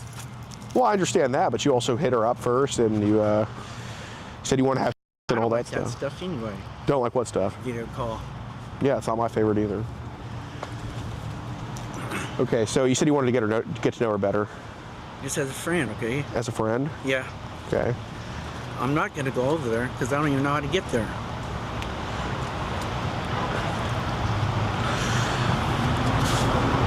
Okay, do you ever use your Google Maps? No. Okay. Mike, do you think like you're sounding believable or at all, or? I'm just telling you the truth.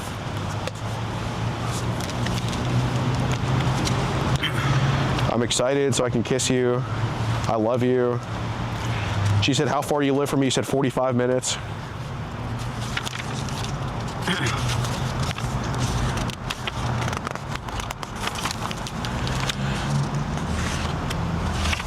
Don't worry, I'm not going to go over there.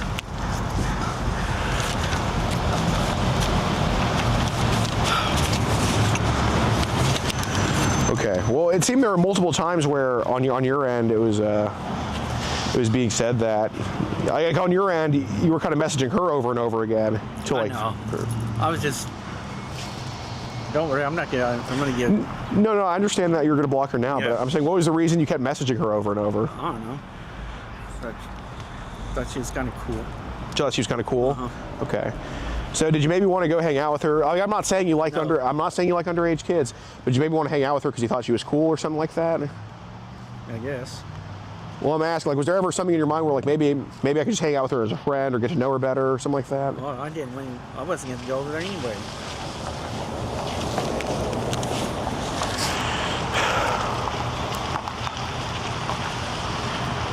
Okay, so why did you say you were going to go over there? Just to tell her that. Just to tell her that? Yeah. I mean, at least make it sound believable. Oh, that is believable. No, it's not. Did you maybe want to go over there, then decide against it? No, I did not want to go over there. Okay. I said I'm not going over there. I understand that now, but did you ever say that, and then maybe, did you ever like think you were going to go over there and be like, oh wait, no, now I don't? No. Nope.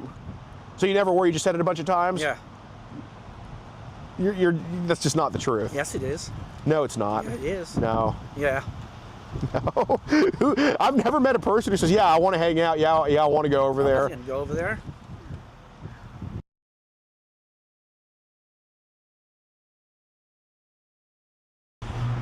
So, Mike. So am I getting in trouble? Mike, you said that I'm going to come over. I'm going to come over. I'm going to come over. Next Just weekend. Say that. Would you? Okay. Do you listen to any music at all, or Just rock. rock? Yeah. Okay. Have ever been to any concerts? Yeah. Who's your favorite band? Kiss. Kiss. AC/DC. Nice. Aren't they coming here in March or something like that? Who? There's some concert coming up in March.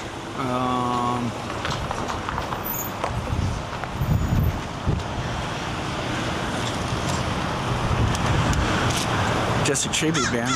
Okay. Are you gonna go to that concert? Yeah. Okay. Where is it? In Tower Theater.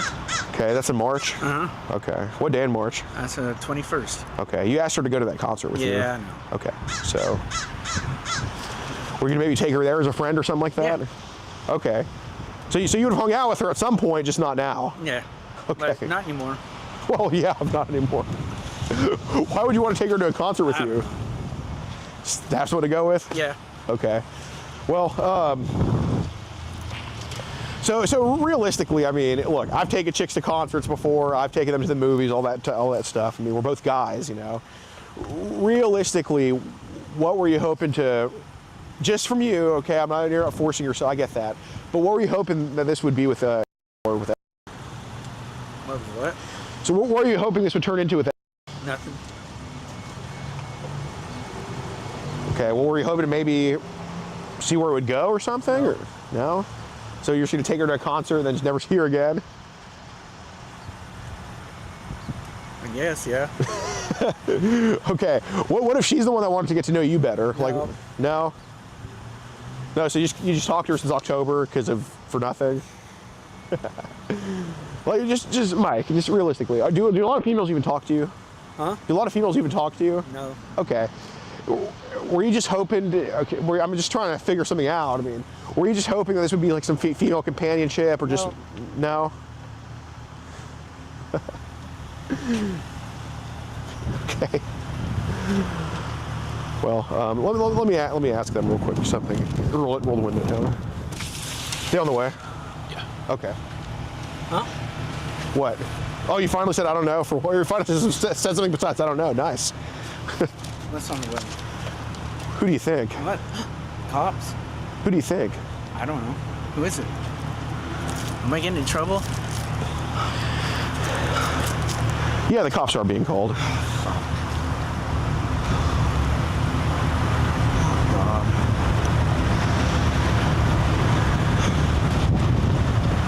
said I'm not going to do this anymore. You know, that's what tons of people say after they do the crime. That's what I said. I mean, am I going to jail? Well, you're in California, so it's a dice roll here. Nothing's guaranteed.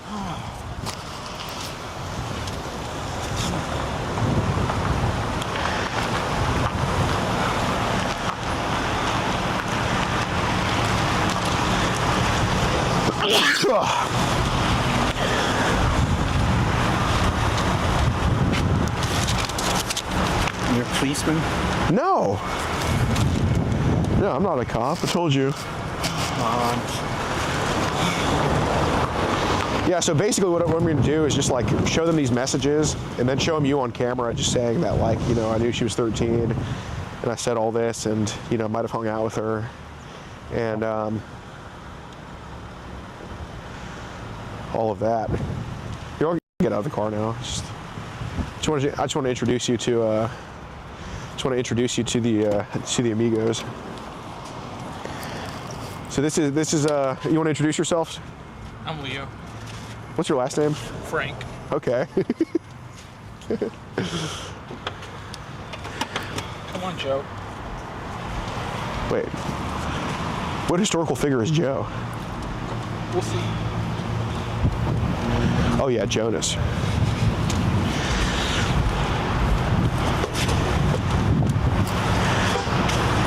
Come on, man.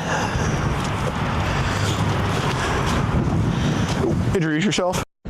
What's up, guys? We had a little bit too much fun and entertainment on behalf of somebody here, so it's going to be on Locals in the pinned comment where you can see over 100 videos, early and uncensored. And we did dry going, and you can see.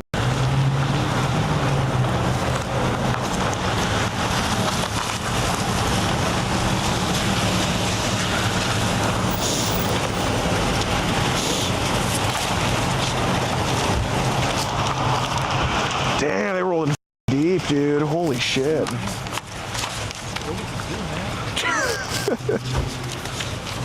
How's it going, sir? Basically, we're having a conversation here with Mike. Mike, basically, you're not going to talk to a 13-year-old again, are you? No. Last time doing it? Uh-huh. Not going to tell one you're not going to tell one you want to have sex with them again, are you? No. Last time doing it? Yes. Okay. This is also you guys talk to the phone. If you guys want to go talk to him, Okay, no problem. I can do that. How's it going, sir? Nice to meet you. Alex Rosen. So basically, we have a group. We catch online child across the country, and We're from Houston, Texas, but we have arrests in 46 states, convictions in 40, including here in California. I haven't been to Kings County, though, before. Okay. And Mike was messaging who he thought was a 12-year-old girl. You can look at it. We blatantly say we're 12 right there. Yeah.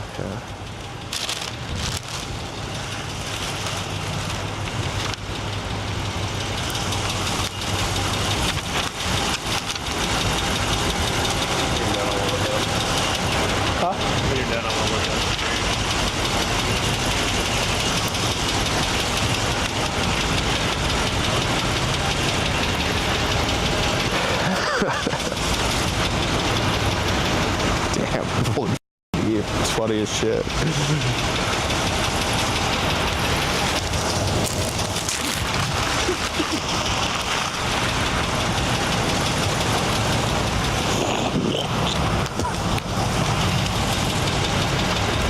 I need a goddamn tissue.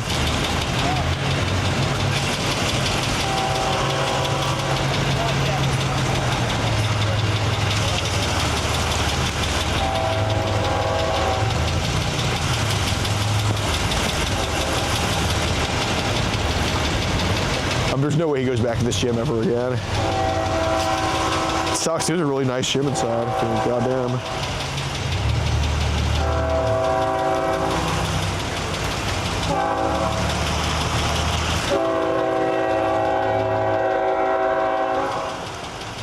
A little bit of clicking going on, yeah.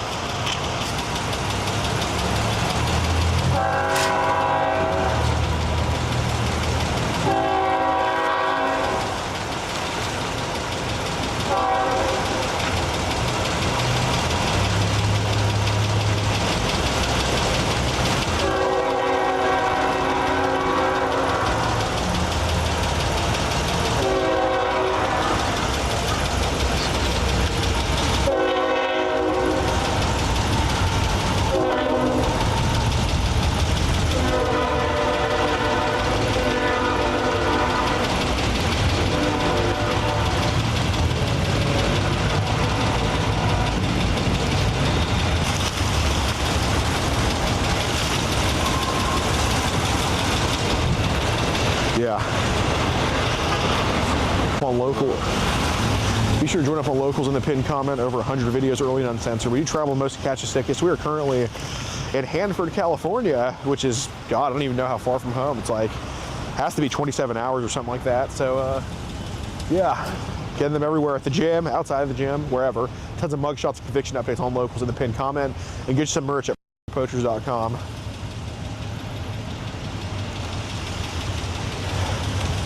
Correct. The account? Yes.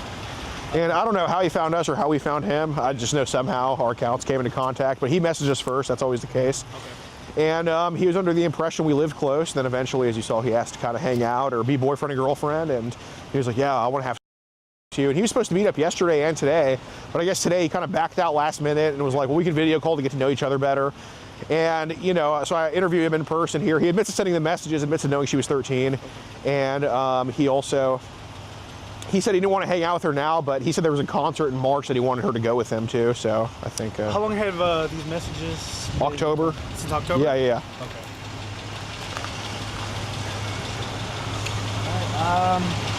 Long lead is. Do you have an ID on you or anything like that, sir? I have a picture of it. Yeah. And that contact number, you guys are willing to come over here, or? No, this was not an arranged meetup. No, okay. This is just me talking to him in person here at the gym. Okay, perfect.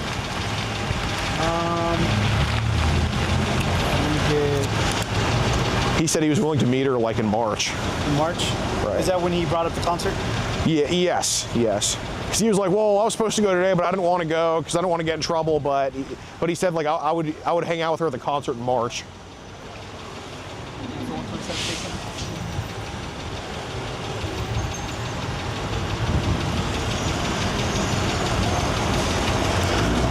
I think someone has attacked him. Oh yeah. Okay, now Mr. being arrested.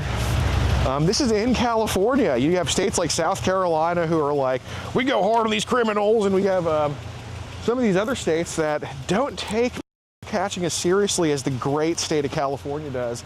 So anybody from South Carolina watching this, take notes and see how it's done in the great, awesome state of California. But anyway, we're very glad to see this being arrested. We had some people who knew what we were doing here at the gym. They were very awesome to us. And yeah, the gym's a little bit more empty and one less off the streets. And I would say, but he benches 205 at 57 years old, so he's gonna be running shit in there. You got it. All right. Yes. I was just watching you guys on local. Oh, what's up, man? What's your name? I'm Hank. Hank, nice to meet you. Prove it. Oh, prove it. You're prove it. Oh my God. Let's go. Yeah. Let's go. I was doing my laundry right now. Wait. Watching you Were guys you on actually the whole watching shit. us on locals? Yeah. Prove it. Prove it. Prove it right now. Oh, I got We got to prove it. Dude. Yeah. Hey, you proved it, dude. You stepped up and proved it. It's fucking awesome. I was like, wait a minute. I heard California. I was like, wait, where they at? Yes. And then I looked and I saw the Hanford on the car. I was like, oh shit. And I heard the nice gym. I was like, okay, there's a lot of gyms here. The only nice one is this one. Yeah. So, God damn. Well, it's a pleasure to finally meet you, man. You've been Right? around forever. yeah. Yeah, ever since you guys started doing it on YouTube way back in the day. Yes, I remember. Dude, so how do you come up with prove it, man? Like, why is that your saying? I don't know. I was messing with someone that was Fucking- trolling on there, and I told him to prove it. It's great. And then all of a sudden, I think Short Bus told me, told him to prove it, and so I just went with it. Dude, that's awesome, man. We love it, Hank. Right? Pleasure meeting you, man. Yep. But, well, And forever. yeah, in Fresno, all around this area, they've been cracking down. They just had a bunch of schemes with the online. Oh, shit, okay. I Well, think in Fresno, you're going to get another arrest too. yeah, I'm hoping so. He thinks I'm delivering time a is package that to him. Right after this. Oh, all right. If we can get a hold of him, he's kind of homeless, so. Yeah, well, because my daughter's mother lives in Fresno, and so around like 5 o'clock, I gotta take her. She's gonna spend the weekend with her mother. So Got it. I was like, shit, might see you again. Yeah, well, dude, if you catch us anywhere, just always say hi, Hank. Yeah. But all I know is he got in contact with us by saying hello to us first. Okay. So Was that's that like through direct message or a comment? direct message. Direct That's message. always the case. They always DM us first. Okay. And you provided all the We did, messages? and we're going to send it digitally as well, but we immediately told him in our first or second message that we're 12 years old. He was okay with the age, and then he got from there. Okay. All right, cool. Have you been given a case number or anything yet? Yes, ma'am, we have. All right, cool. Any questions for us right now? No, ma'am, thank you all so much. Okay. All right, yeah. Is he officially under arrest? Yes, he is. Awesome, thank you. Okay. If you want to get ad-free access of our rawest, unedited, and uncensored catches, exclusive live streams, and behind-the-scenes phone calls, join our locals for the low price of just $10 a month. And don't forget to get yourself something new like our exclusive Air Gordon t-shirt, only on PredatorPoachers.com.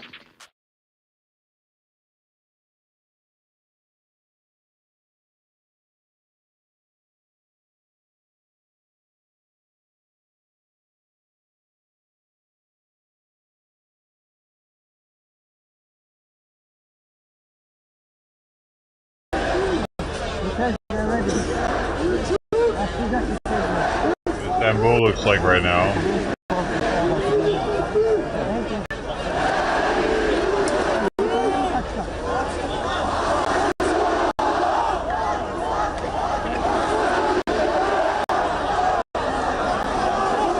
Ted doing today?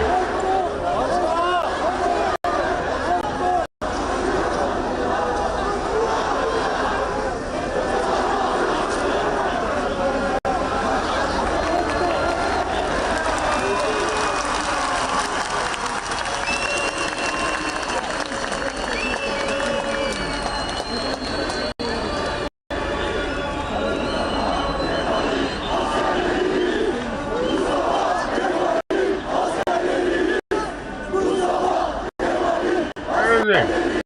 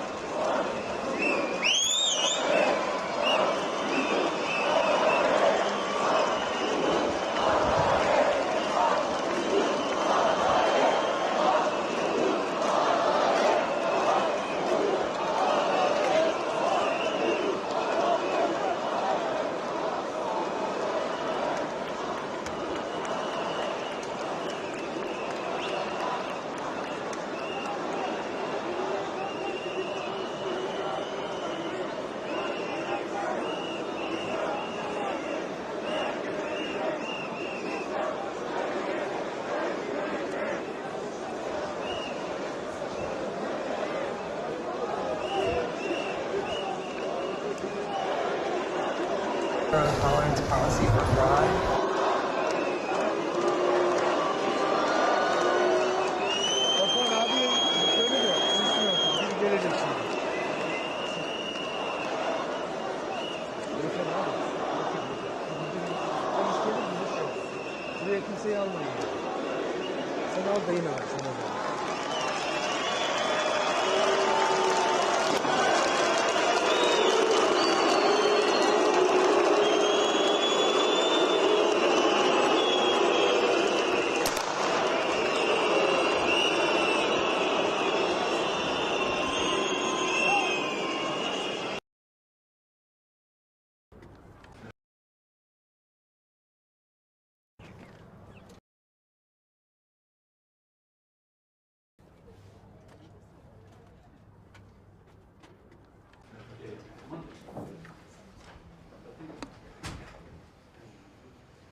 Thank you very much for being here. We had a very, very good cabinet meeting. We're on our way to some tremendous numbers. I think, first of all, many companies are now moving into the United States. They're coming back. Some of them left us from many years ago, decades ago, and they're all coming back. We have probably identified maybe $4 trillion worth of companies moving back or going to move back. Many of them have announced it's going to be tremendous jobs, high-paying jobs too. And you probably know the chip business, not because of the CHIPS Act, which was a disaster. You gave billions of dollars to companies that already have many billions of dollars. They said thank you very much. It was no incentive for them to use it. But what is good is the tariffs will make it so that they want to come back. That's why they're coming back. I think they're coming back because of the election that took place on November 5th and because of the fact that they have to come back because the tariffs are forcing them to come back. And remember, there are no tariffs if you build here, and that's a big factor. So we have record numbers. Howard was just telling me the numbers that we're talking about are crazy, beyond anybody's wildest expectation. So they'll be doing a lot of building, all sorts of businesses, including the basics of automobiles. We have, as you know, Honda is coming in with a massive plant to Indiana. Very, very rarely. There are many plants that are happening, and literally some are started already. General Motors is already redoing plants that were half abandoned, or they have plants that weren't being fully utilized. They're going to be they and others are going to be making parts and other things in those plants so that it's one-stop shopping finally. It's ridiculous. You had to go to Mexico, you had to go to Canada, a car went all over the place. It was like, I don't know how that would have worked, but that's the way it sort of ended up. We had a deal, and we have a deal, which is fine, but people took advantage of the deal. They cheated. And when you cheat, the deals are unfortunate. But now what's happening is the numbers are beyond our wildest expectations. Now, having to do with cutting, we've done a lot of cutting from people, ideally the people that aren't doing the job. In many cases, people weren't attending jobs. In some cases, in many cases, people didn't exist. They had on the government rolls people that don't even exist. But of the ones that did exist, as you know, many didn't come to work.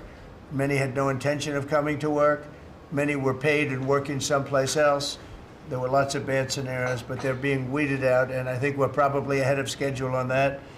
And to me, something that was just terrible is the contracts that we're finding, the fraudulent contracts that we're finding, where millions and millions of dollars and even billions of dollars in some cases were given out. And I think we'll start with that.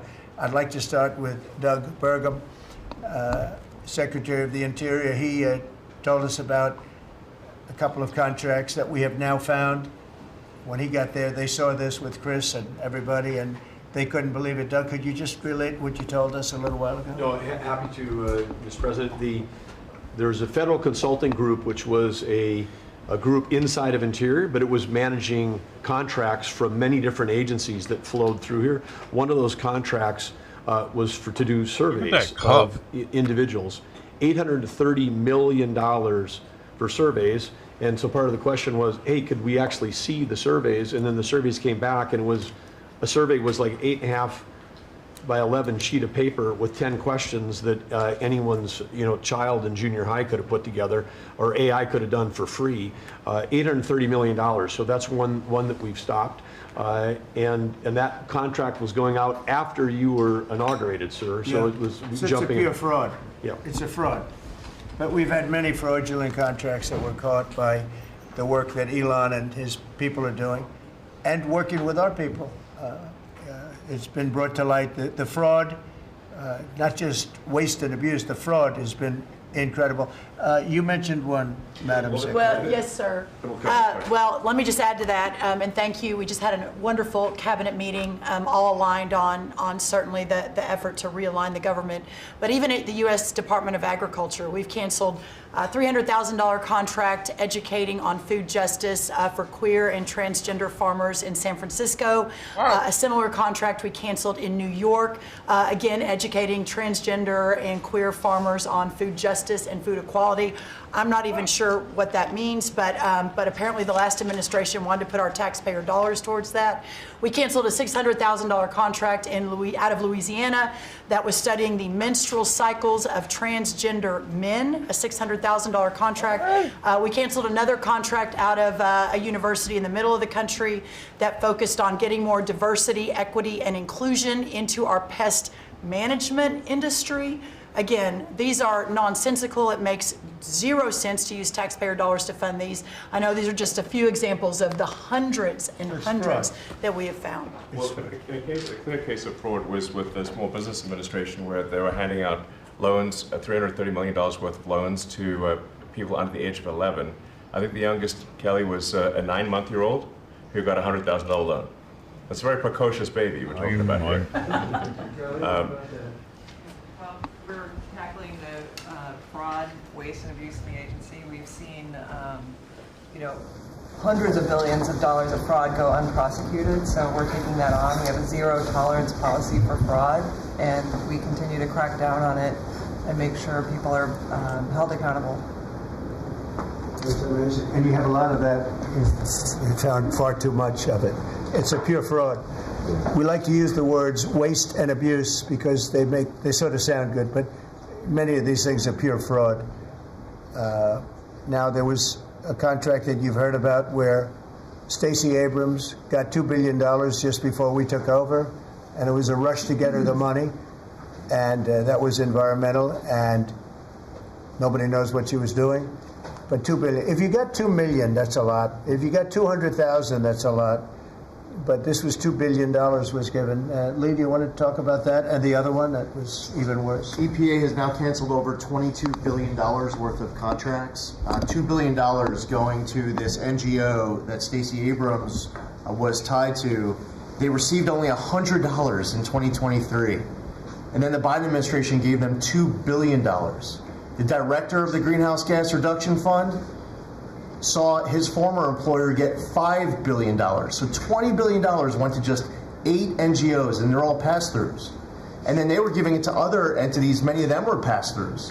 And what you have is all these extra middlemen, they're taking their cut. And the taxpayer ends up getting screwed. They're losing out on all this hard-earned money. They can't afford to have the federal government waste.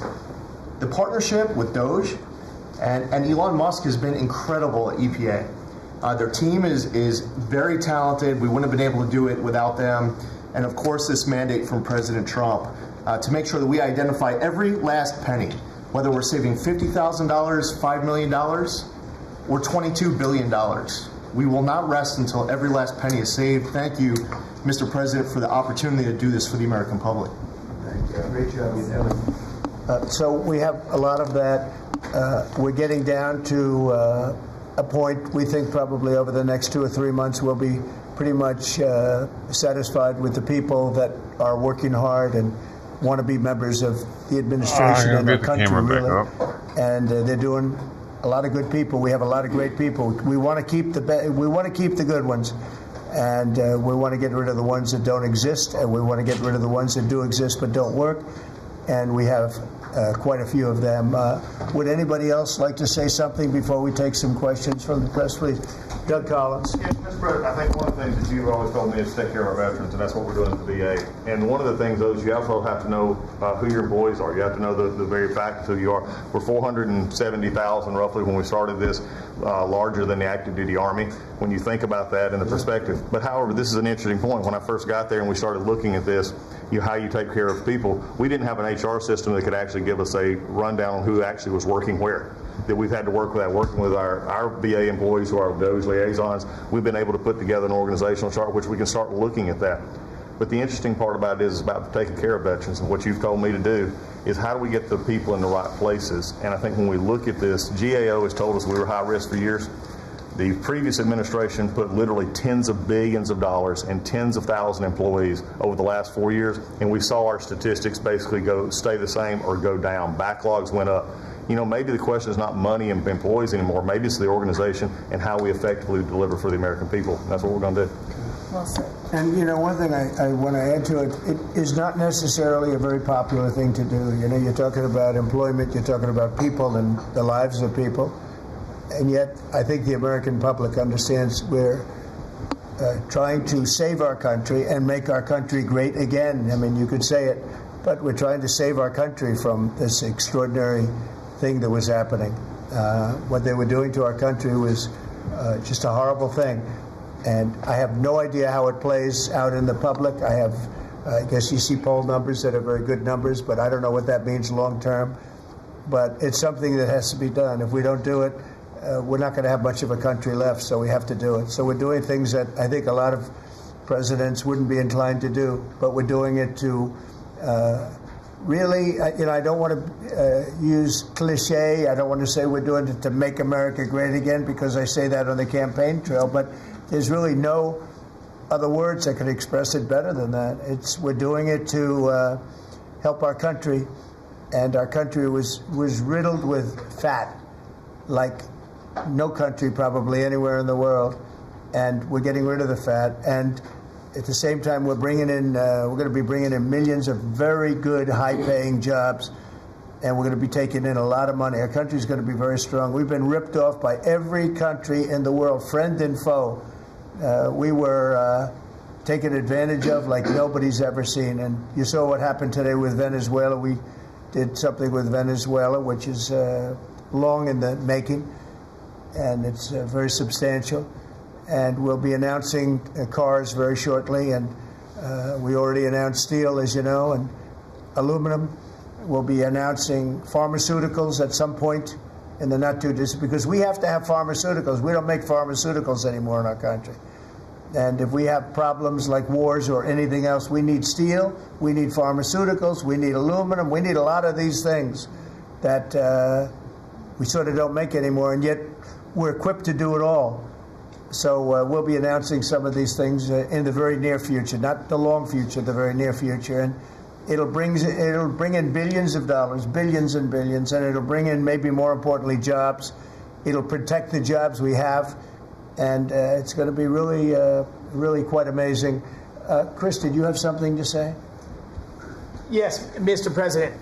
I want to say energy is the infrastructure that makes our country run and drives our national security. The Biden administration grew my department, the Department of Energy, by 20%, and expenditure much more than that, all in an effort to reduce the production of energy in the United States and to make energy more expensive. We are stewards of the American taxpayer dollars, right? That's the job of everyone around this table, led by you. We want to reverse that trajectory and care about every dollar an American taxpayer gives us, and are we using it for the benefit of Americans? Let me tell you one thing, huge growth in expenditures, huge growth in employee count. Puerto Rico, an American territory, had its electricity grid destroyed. They had billions of dollars in the Department of Energy to help Puerto Rico, yet they didn't spend that money, because that money would have meant more energy, more jobs, more prosperity in Puerto Rico. They wanted to have them as a poster child of wind and solar. This island should run on wind and solar. That just doesn't work.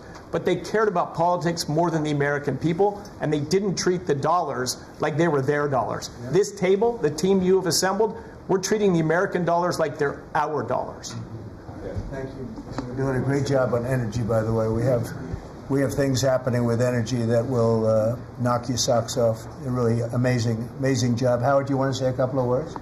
Well, what is so exciting is April 2nd is just around the corner, and that's American Liberation Day. That's the day when the rest of the world starts to treat America with respect.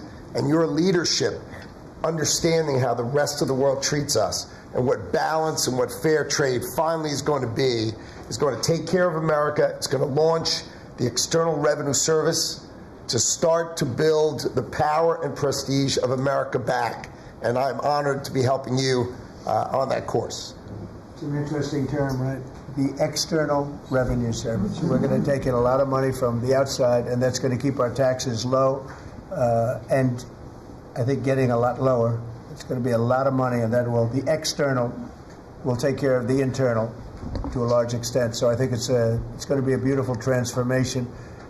Linda, you might say a couple of words. You've done so amazing. It's a 50% cut, and more importantly, we want to bring education into the states. We're at the bottom of the pack, but we're the most expensive per pupil, and we want to bring education back to the states where they can teach the students lovingly with their parents and with the boards and everything else, and they'll be every bit as good as these other countries. These individual states will do a phenomenal job.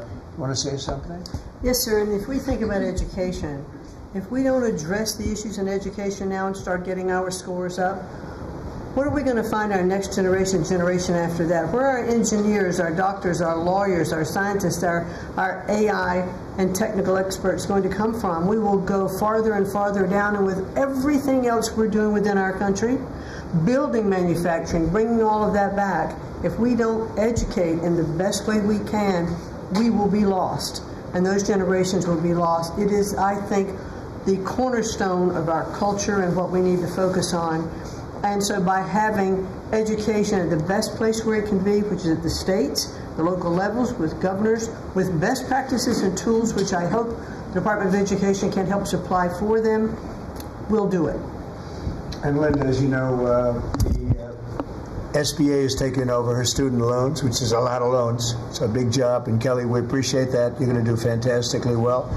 And Bobby is going to be taking over their various medical aspects and health aspects of the educational process. So, and he's going to do a fantastic job of it. So, thank you very much. Thank you, Mr. President. I just say that I'm very grateful to you and very grateful for the partnership with Doge and with Elon. We've identified extraordinary waste in my department and HHS.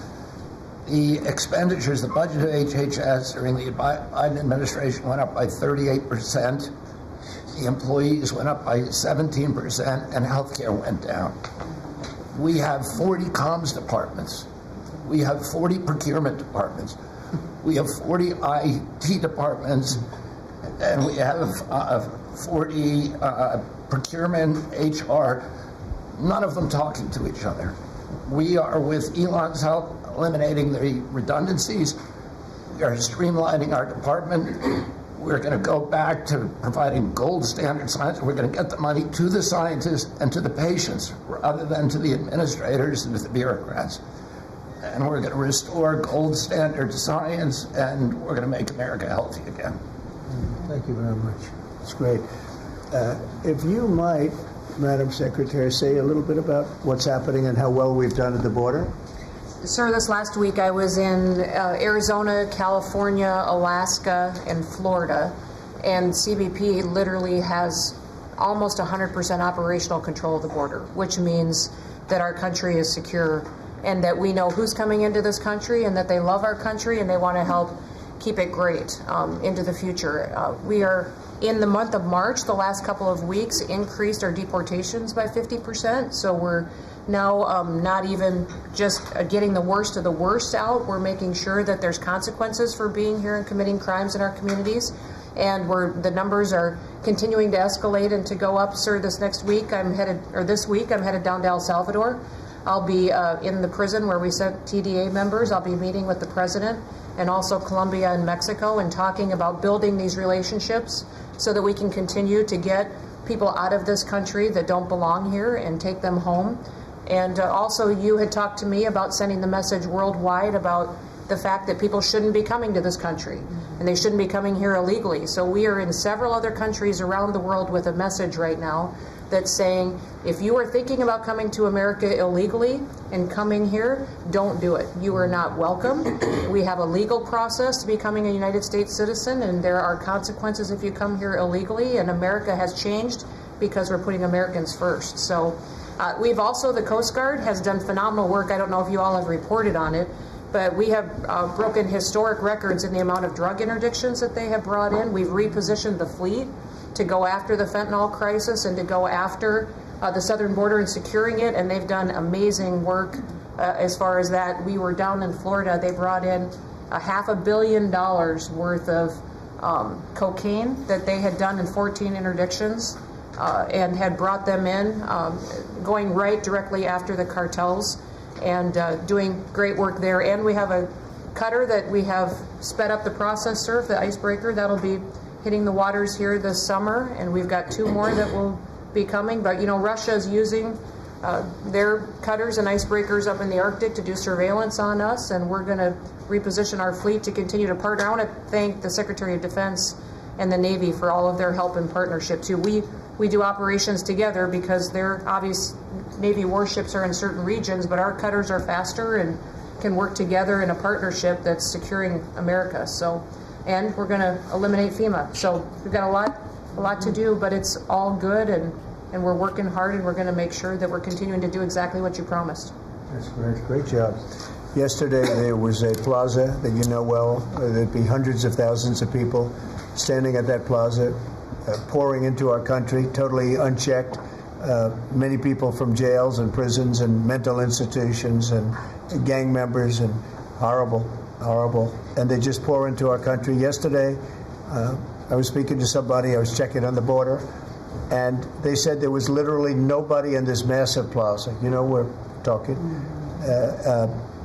a plaza that would hold hundreds of thousands of people. There was literally nobody there. There was one person sweeping it, but there were no people. It's been amazing. It's been an amazing transformation very quickly.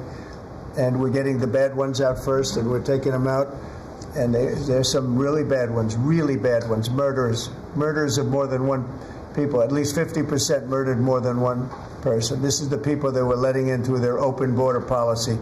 It was terrible, but I want to just congratulate you and Tom Holman on the job you've done. It's really Boston this weekend, hundreds of dangerous criminals were removed, 4 killers taken out of the country just by what they did in Boston this last few days. Yeah, and these are killers that there's no reasoning. It's not like, oh, let's talk them out of it. These are stone cold killers. They don't care. They don't even think about it. They kill somebody. They go to sleep. They wake up. They don't even remember they killed them. These are bad people that should have never been allowed into our country. Pam is doing such a fantastic job. I thought maybe you could say a few words. Thank you, President.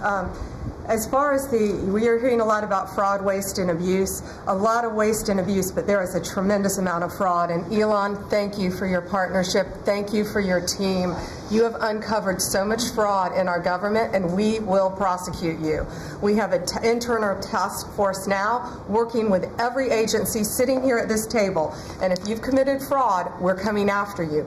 Thank you, Elon, for that. On the violent crime level, thanks to President Trump's directive, we are seeking the death penalty again. So all of these horrible, violent criminals that you're hearing about around the country, they will face the death penalty federally within our country. And the drug dealers need to get out of here because we are coming after you.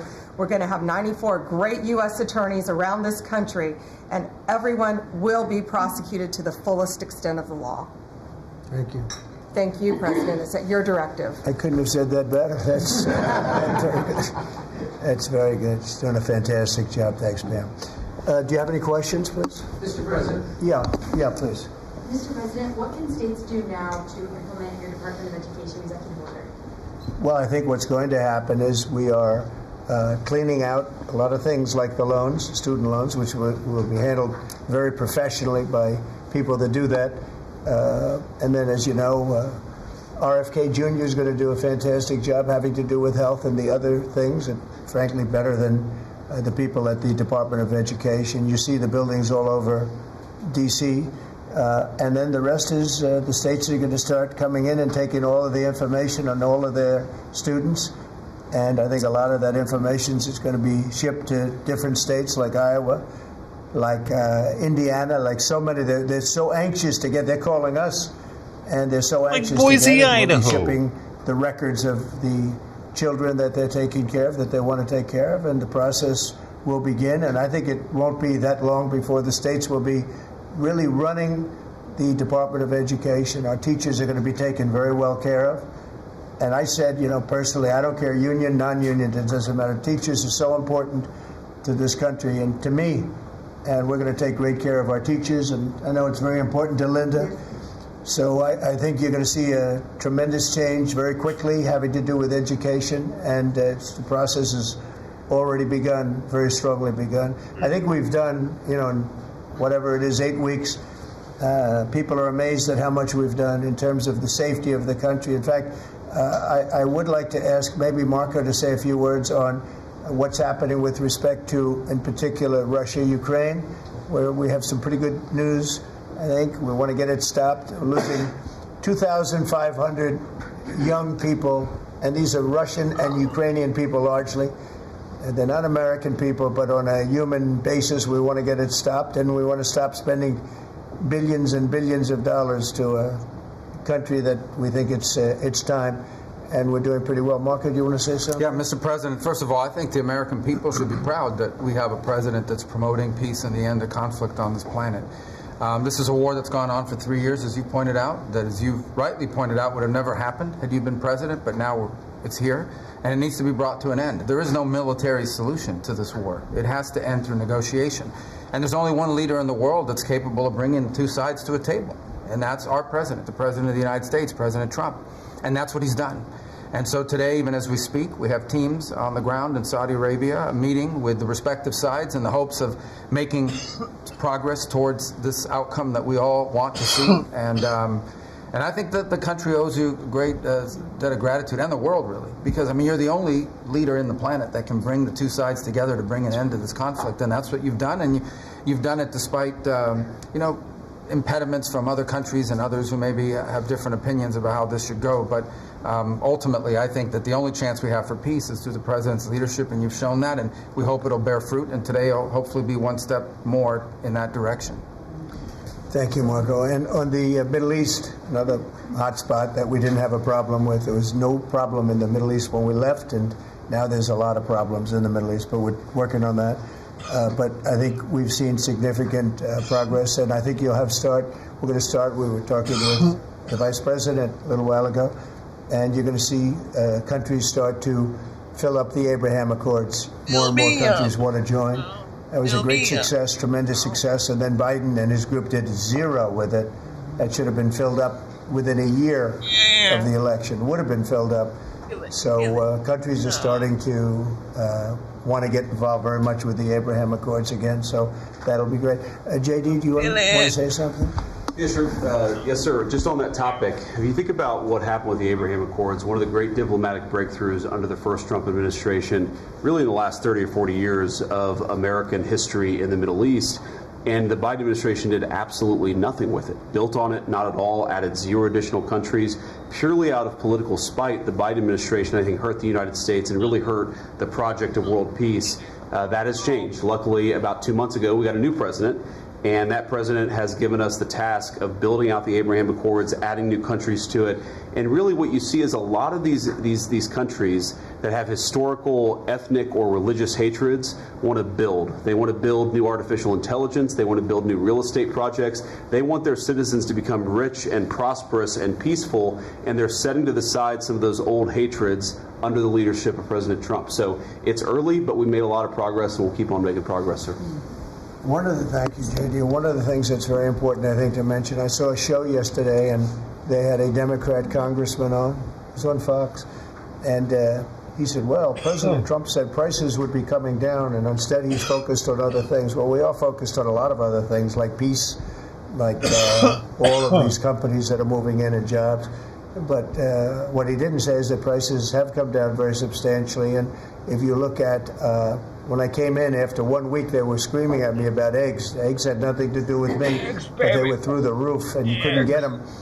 And now they're down about 35, 40%, maybe even more than that. I'm going to let Brooke, if you would just discuss that. And groceries generally, prices are coming down, and energy prices are coming down, and I hope the Fed lowers interest rates, and then you're going to see interest rates coming down, and I'll have you speak about that in a second, Scott. Brooke, go ahead. Well, sir, thank you. I think the first thing that's really remarkable to note is that the prices of eggs under the 4 years of Joe Biden increased 237%. 237% in those 4 years, and yet it wasn't covered in the press at all. No one talked about the price of eggs in the summer of last year, for example, from the media. So, of course, the president wins and he is inaugurated, and the next day everyone is yelping about why the price of eggs are so high.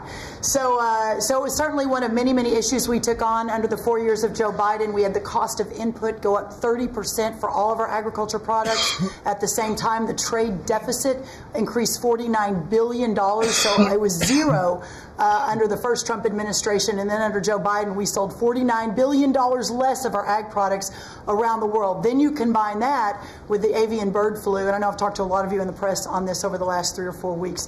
But listen, here's the deal. The president, under his vision and support, we released about a month ago a very significant plan on how to bring the price of eggs down. It included 5 prongs. I won't go into it now because I don't want to bore everyone, but since that day, since we released that plan regarding biosecurity, repopulation, importing eggs, research, and then deregulating, taking those onerous rules off of our farmers, our egg-laying farmers, since that time, the price of eggs, the wholesale price of eggs, has come down 53%. So we're going to keep working on it. Listen, it's not something you solve overnight. Avian bird flu and some of the other animal diseases, we're working across the government, several partners out in the cabinet on that, especially my friend Secretary Kennedy over at HHS. But we have a long-term solution, but at least for now, in the short term, thanks to President Trump and so many that have worked so hard, the price of eggs are coming down, as well as the price of groceries. So thank you, sir, for the opportunity to lead on that. And the number is 53%, and they're readily available. So I think it's a fantastic job. And overall groceries are down, too. That's right. They're coming down. So the consumer's finally seeing some good news instead of year after year of prices going up because of grossly incompetent leadership. Scott, do you want to talk about interest rates, where you see it all going? Yes, sir. So we are, under your direction, we're reprivatizing the economy. We're bringing down government spending. We're bringing down excess employment in the government sector. On the other side, we're going to re-leverage the banking system. We're going to have all the new manufacturing jobs, so everyone who's laid off from the government will have an opportunity to go into the private sector, and that is going to lead to disinflation. Inflation is under control. We're going to get the affordability crisis fixed. So lower energy, deregulation, more private sector jobs that will naturally get interest rates down. Interest rates down. Mortgage rates are down almost every week since January 20th. The energy costs are down about 15%. Crude oil's down about 15%. And as we keep that going, interest rates are going to keep declining.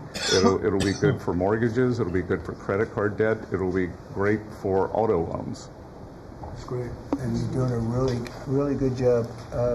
I'd like to see the Fed lower interest rates. That's just my opinion, because things are coming down. We have inflation under control. Tremendous amounts of money will be soon coming in from tariffs, which is about time that we were able to partake. We've been ripped off by every country on that basis, and it's about time. But that will be, I think, treated very fairly, will be very fair. But the money that we're talking about is rather astronomical, and it should be, because we put years and years. I was able, in the first term, we had a great first term with the highest stock price increase ever, all the different things that we had. But one of the things, we took in a lot of money in tariffs, and I had just started that process, and we had to slow it down because of the COVID. We didn't go forward. We did a very good job with COVID, but that was something that happened to the whole world. It was a shame. What a shame. All those people dead. and all of the problems that it caused for countries far worse. I mean, some countries still haven't recovered. Economically, they haven't recovered.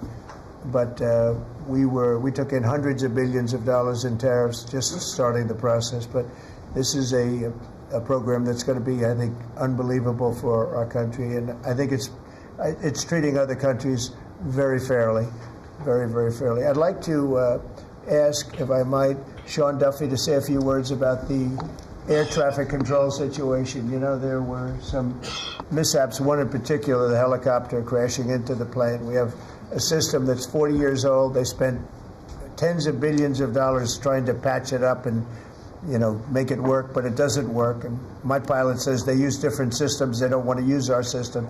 It's so obsolete. And it's an obsolete, horrible thing that happened with respect to it. And we were going to, I said, day one, if this happens, if we are successful, we're going to have to get a brand new, modern, top-of-the-line air traffic system. And I think I can say that I've been working a little bit with Sean on it, but Sean's been working hard on it, and with his new person at FDA, who's going to be terrific, by the way. And maybe you want to talk to them about that, because we need safety in the air, total safety in the air, and this will just give got that the to one you. we left at Bog President, we had a conversation on Friday. Again, our air traffic control system, as we talked about maybe privately or I don't know publicly with all of you, but we have decades of ideas and billions of dollars, and no progress That's is the ever made on diamonds any of joint, these initiatives. Air traffic control is the same thing. And so we're having a conversation about building a state-of-the-art, brand new, best technology, envy of the world, air traffic control system. And what's interesting from the DOGE team is they'll look and say, well, what is the problem? Why hasn't this been built? This is about safety. This is about people's lives. All of you fly. Your family flies. Why hasn't it been done? And the problem is in government, it takes way too long. So technology changes and money changes and administrations change. We have to do this fast, which is why we need the partnership from the Congress to give us the money up front. Damn, I'm way fucking late. The best ideas and the best technology available in the world, we're going to build in the system. I think, Mr. President, we can do it in 3 years. I think Trump Tower was built in 3 or 3.5 years. I think we could match the Trump Tower time frame. 2 years. Okay. 2 years. Maybe not that good, but about 3 years. And again, we have to choreograph because again, our towers are operational, keeping planes in the air. So we got to choreograph this, but we can do it in short order. If I can just make one other point, Mr. President, we're $36 trillion in debt. You've never had a DOGE. We've never come in and looked at our government the way, Mr. President, you've looked at this government and said, there's too many people, there's contracts, fraud, waste, and abuse. And so we've had a few bumps in the road as we've gone through this process, but if you look around this room, everybody has seen how the process has evolved, and everyone appreciates some of the insight and technical support that we've gotten to make this government more efficient, to make it more responsive to the American people. And so, again, when you have a new system like this, you'll get some bumps. But things are rolling out. The last 3 weeks have been much, much better as our teams have integrated and we're working to deliver for the American people. And I would say some of the press had made comments last time about what happened in the last meeting. We had a great conversation in the last meeting. Elon and I had a great call after the meeting, and so sometimes the reporting can be a little bit off. I love the analysis that you guys do when you're not in the room. But I would just note that we're working well together, Mr. President, and the whole team here is working well together. Well, actually, we decided to see you after the cabinet meeting instead of before, and I think that's nice. But if you think about it, I guess never in history has anybody invited you to a cabinet meeting. And we're very open and transparent, and we had a very good meeting today. So, I mean, you're standing here, you're seeing what the result of the meeting is. I think we're doing an amazing job for essentially 8 weeks on the job. I think there's never been anything like it. Did you have a question, please? Two, actually, if you don't mind. Thank you for having us. Thank you. We appreciate it. One, actually, to follow up on the Attorney General's comments, and then one for you. You said that you're now preparing to prosecute examples of fraud across federal agencies that have been referred to you? Is that what you said? We are working with a team. We have a team of attorneys in place working with Elon's incredible team, helping us, taking referrals from the cabinet members. You know, these are your tax dollars. And a lot of it is just abuse, a lot of it's waste. But if it's fraud, we are investigating it, and we are looking at multiple cases of fraud throughout the federal government. One for you, Mr. President. Greenland is confused about the Second Lady and the National Security Advisor visiting this week.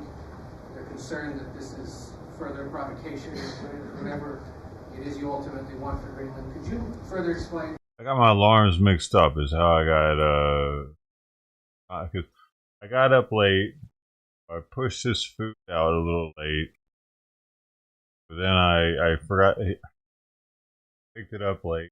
I needed to push it out 40 minutes. Medicine.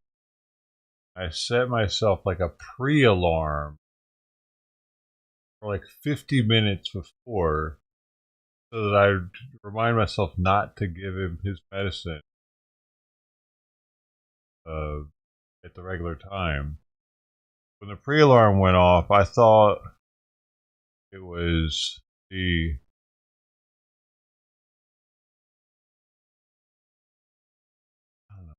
I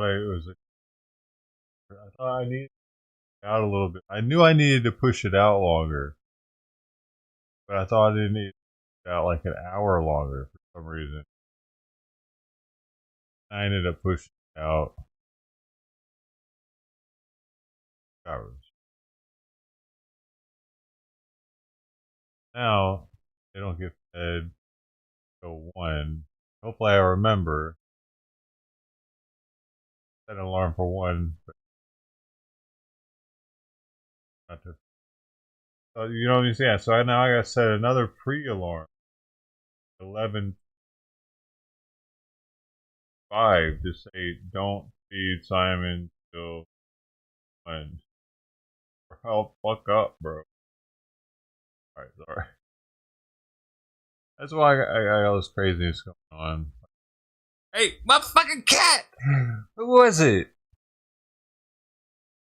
Oh, it was Cross, right? Sometimes I get upset when the food's gone all of a sudden. Leave a tip. Why they're going? What is the ultimate end goal when it comes to? Yeah, well, not provocation. This is friendliness, not provocation. We're dealing with a lot of people from Greenland that would like to see something happen with respect to their being properly protected and properly taken care of. They're calling us, we're not calling them. And we were invited over there, and I thought it would be I have great respect for the wife of our of our great vice president. I think she's a brilliant woman. She's a very nice woman, and she loves the concept of Greenland. And so she's going there, and I think Marco's going there, and some others are going there. But we've been invited, and they really like the idea, because they have been somewhat abandoned, as you know. They haven't been taken good care of. And I think Greenland's going to be something that maybe is in our future. I think it's important. It's important from the standpoint of international security. And if you look at the ships outside of Greenland, you have Russia, you have China, you have lots of different people and lots of different places, and it cannot go on the way it is. It's not going to go on the way it is. I'll make a statement. It's not going to happen. So they're going there, and that's purely friendship. Who's doing the inviting? You said people. A lot of people, yeah. People from Greenland are asking us to go there. We have many, many requests from many, many people, some officials too. Mr. President, yes, I ask please. you about economic forecasts. I saw one economic forecast coming out from the OECD this past week. They are forecasting stagflation for the United States, a downtick in terms of GDP growth. Do you agree with that forecast? What do you see over the course of 2025 for us? Well, we inherited a very, very bad and perilous situation from a group of people. Again, we just got here from a group, and this takes a long time to develop, from a group of people that truly didn't know what they were doing.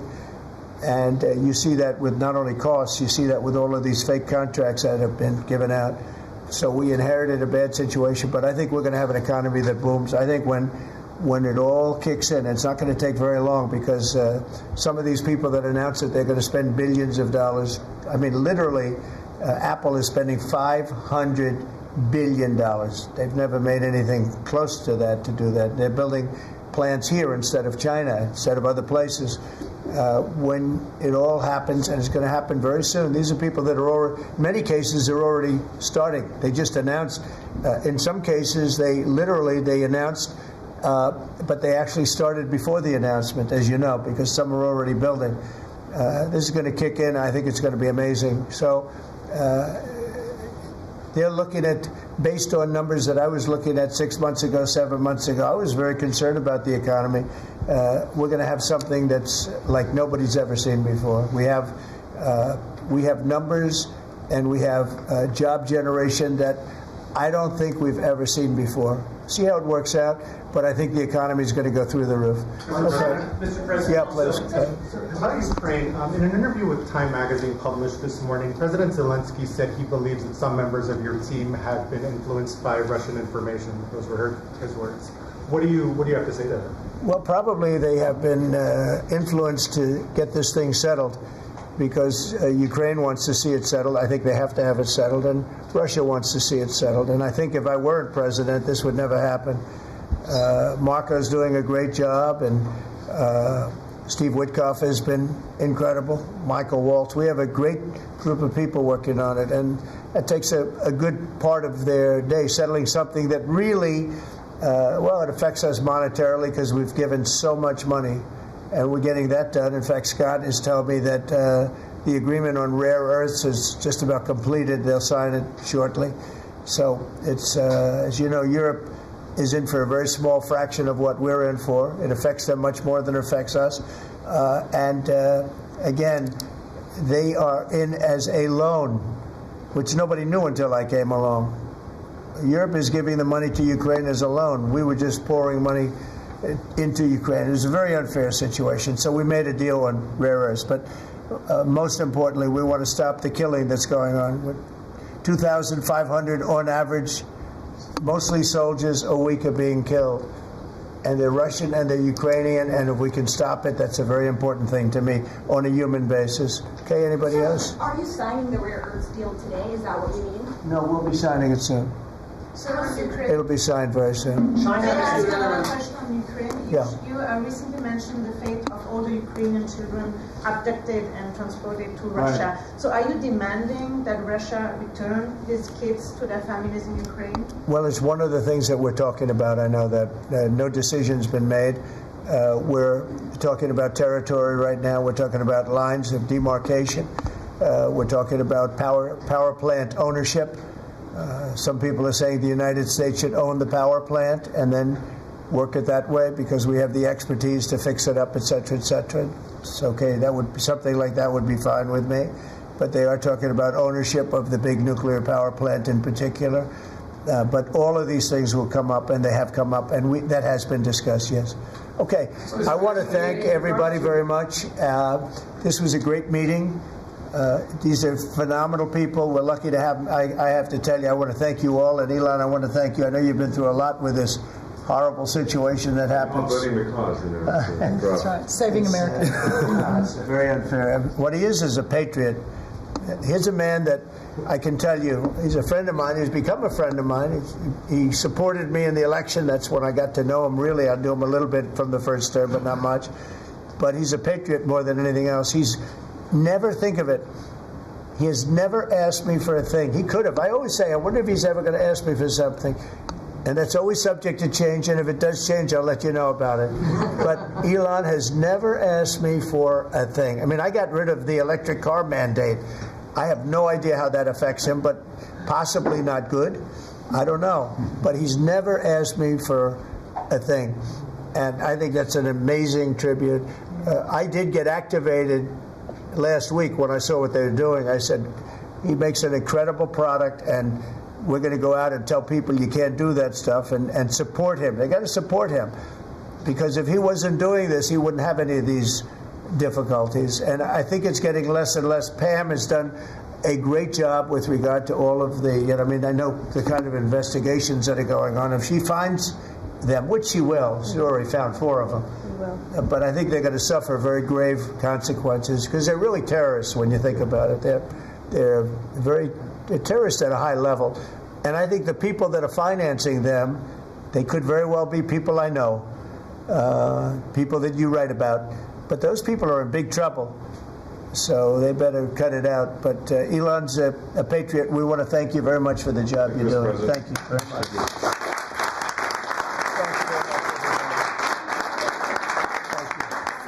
Thank you.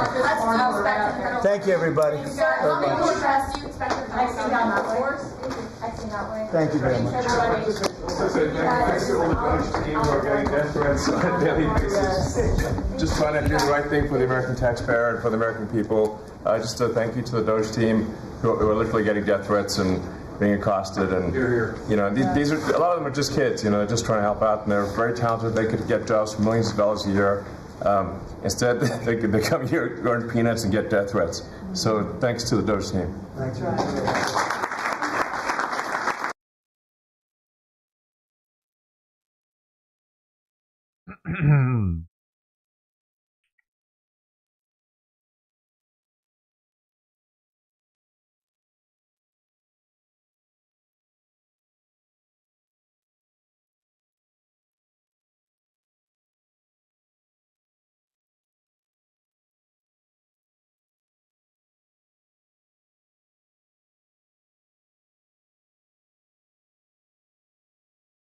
Oh. So Costco's into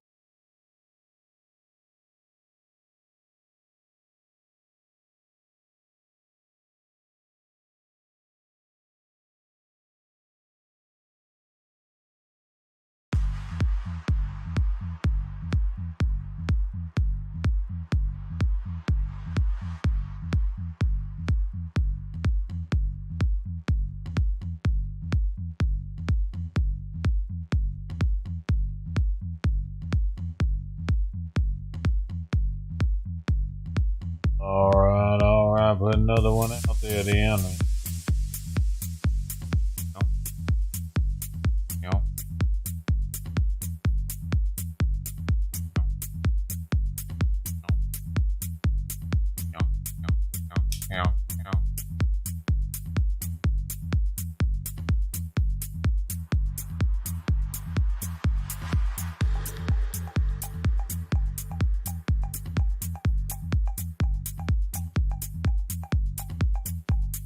You just gotta keep living, man.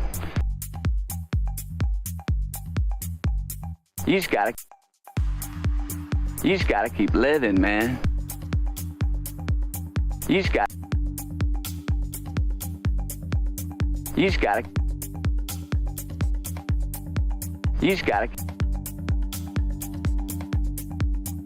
just gotta keep living, man. You just gotta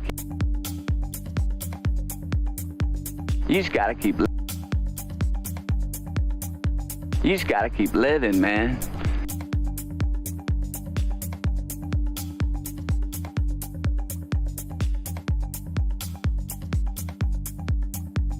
You just gotta keep living, man. L-I-V-I-N.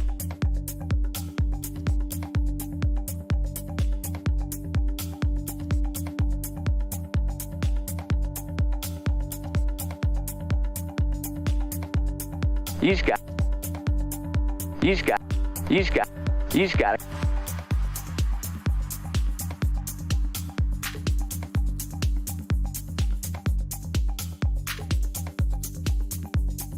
Have a kitty behind me. I do. Sure. No, I gotta go, kitty. Oh, just a couple times.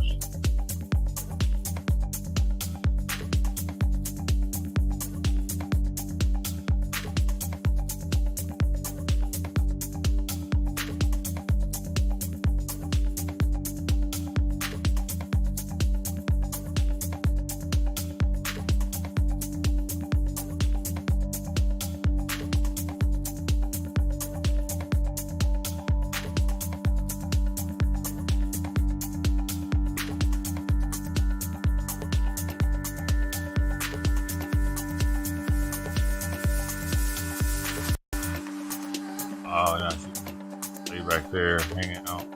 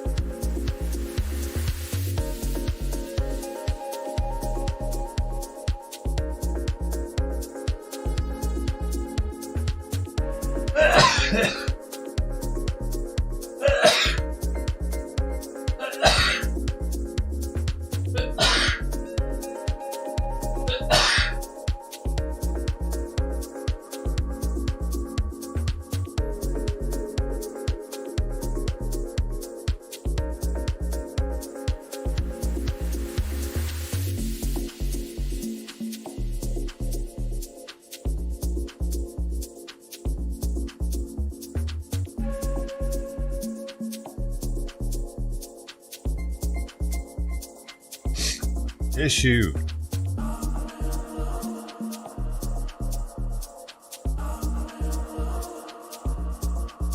Bless you, Mark.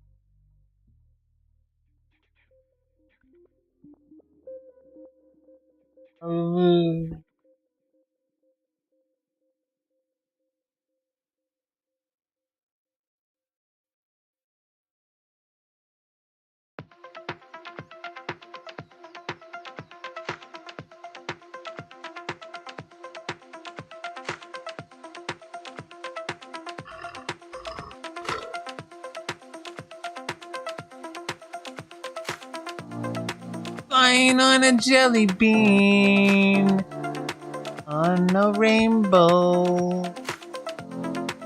to a galaxy far away. Oh, I put it. I hope you don't mind. Don't make a mess.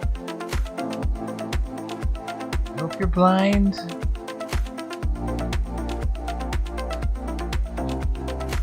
Do you have a mop?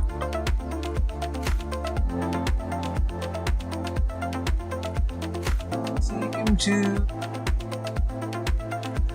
sop something up on the floor. Promise it's not my poop. Think I'm a whore. It's not that loop. Stick a finger or two, see for yourself.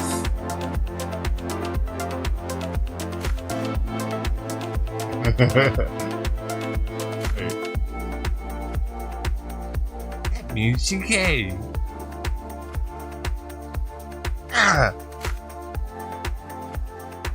Guys, I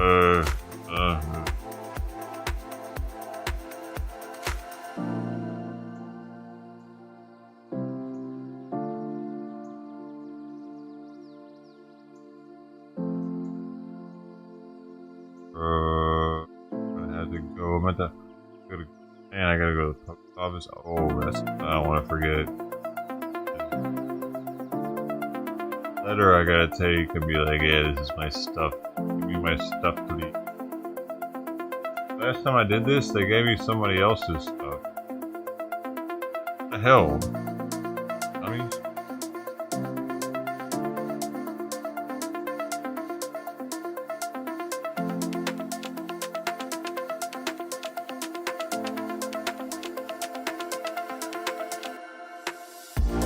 Well, that's way better. Dude. Did he know this got loose?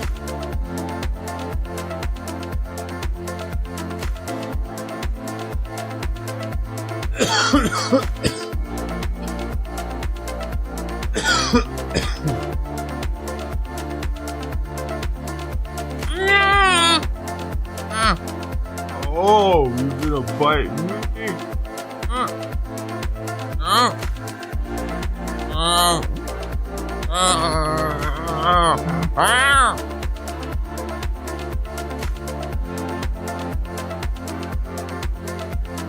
Go.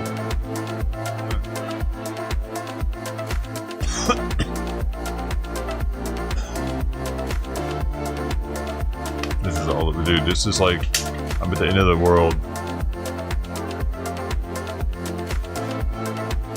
Ah, you wasted me.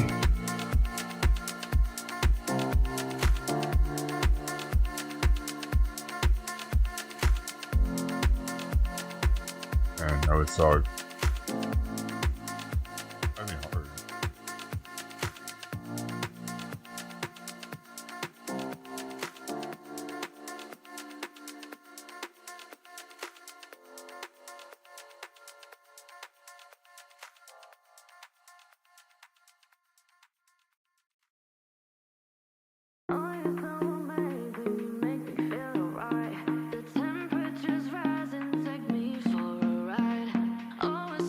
Sounds horny.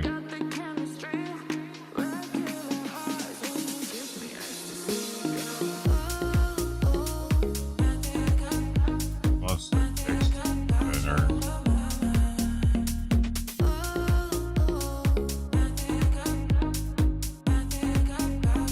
Dude, I just got another like on my American election results coverage video on Facebook.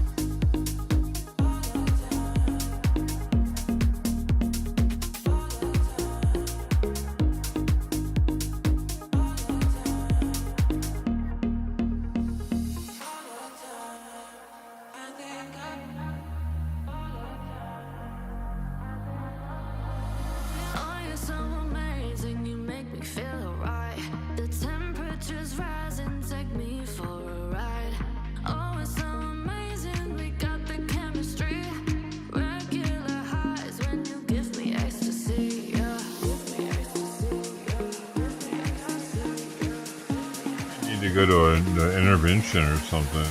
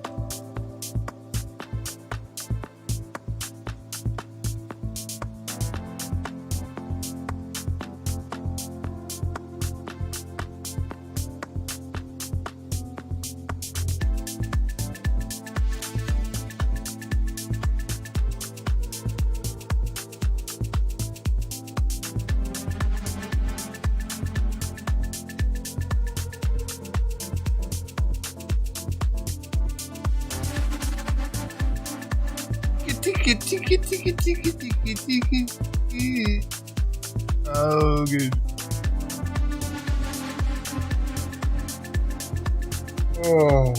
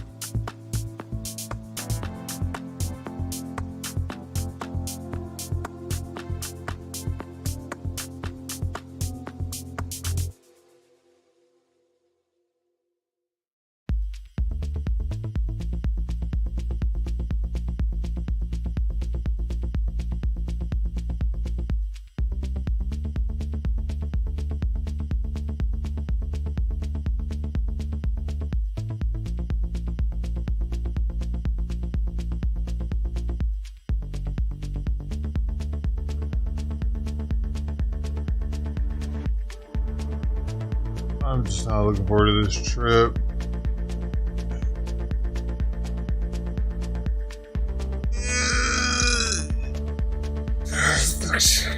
Post office and Costco.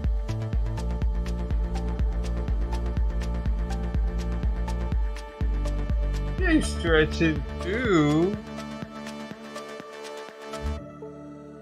Stretched out the window after I stretch. First I would see me stretching happening. Now I mean, yeah.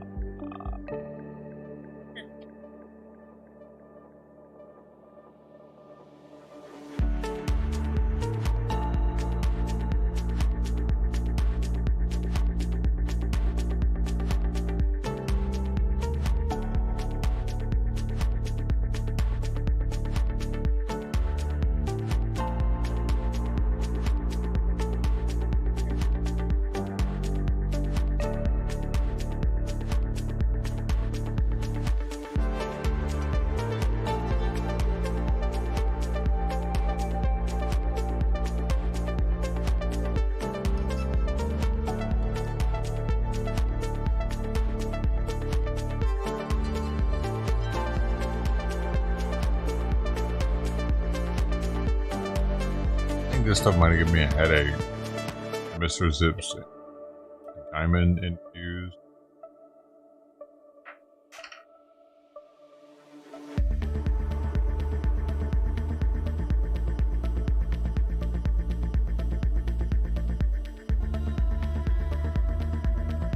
One of these apart. I don't have any left in this.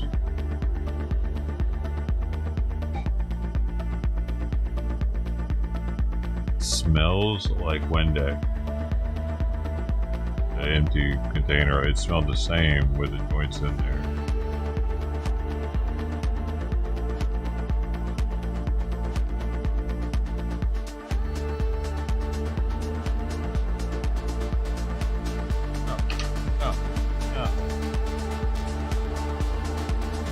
No! What the fuck, man?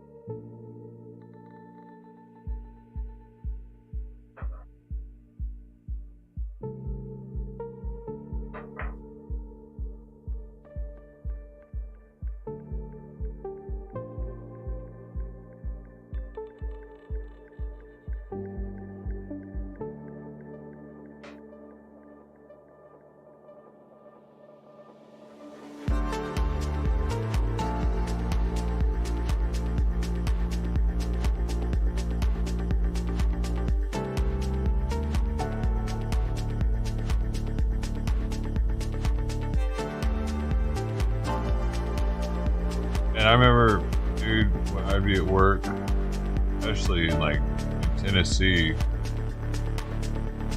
where weed was super illegal. Work, you know, sneaking in,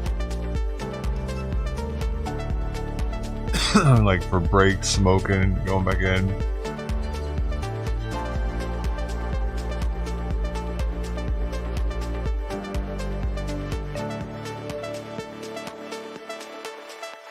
Pain in the butt, and they probably knew because it's so strong smelling.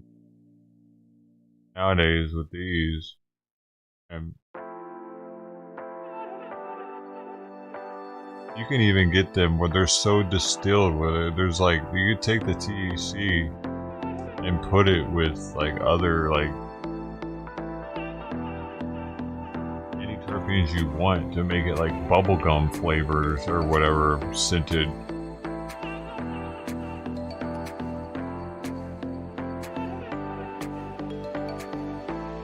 Before we had that, well, I mean, of course, for edibles, but most people don't do edibles for work, so you can't control it as well. But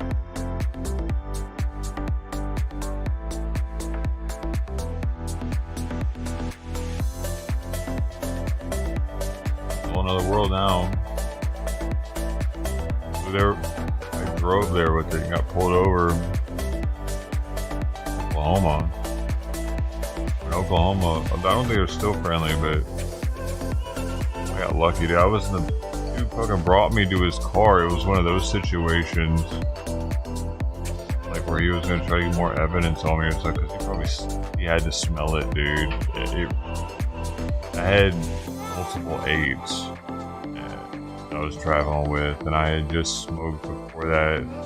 It got me going a little too fast to a construction zone or some shit. And I think he recognized my boots or some shit, and he like, I forget why he asked me if I had served. I don't, yeah. And he ended up just letting me go. He never even said anything about smelling weed or anything. He didn't give me a ticket for speeding through the construction zone. He knew. He knew, dude. He had to have known. Them cops smell just, they smell a roach in your ashtray. I had some stuff from the clinic on me. Like I said, I'd been smoking the whole drive going there back across the country, so the car probably just smelled like it already. Just someone who didn't smell it all the time.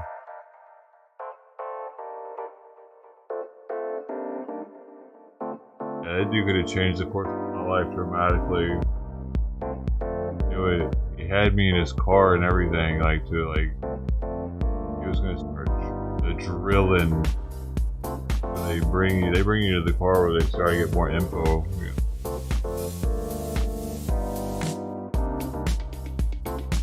Maybe he realized that I wasn't trying to traffic. I was just trying to go home and see he probably saw that like I was from where I was saying I was from, and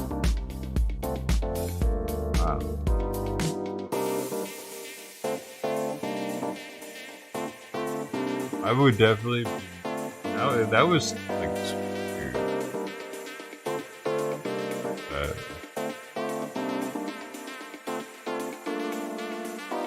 like 10 years ago. Oh, a little more than 10 years, 12 years ago. Nowadays it'd be a lot more lenient, especially with flying. Flying? Dude, they don't even care anymore with flying anywhere.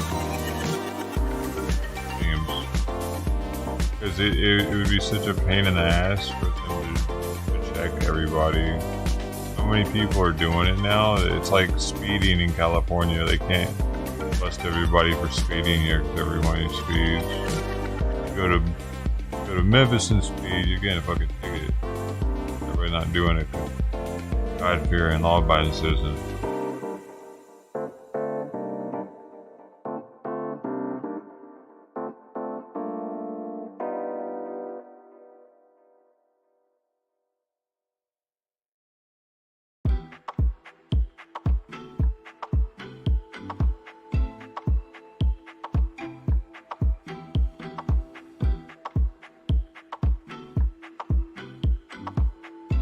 The border to Canada? No, I wouldn't travel international with weed ever. It's not worth it, man. Buy it locally. Not worth international charge. I saw Midnight Express when I was a kid. It scarred me. Oh, Billy. Like when I was super young, dude. I mean, I was like. I remember my dad was going to bed and it came on like Cinemax or HBO or something at like 11 or midnight or something crazy, like late. It was late. And I was like, alright, bug out. Because he was like, oh, this is Midnight Express. This is a pretty good movie, man. Gave me kind of like a little bit like Okay.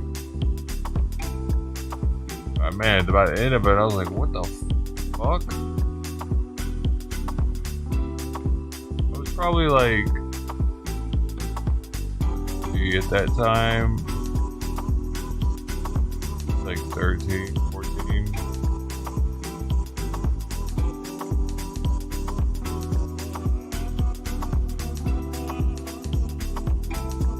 But I could have been 15.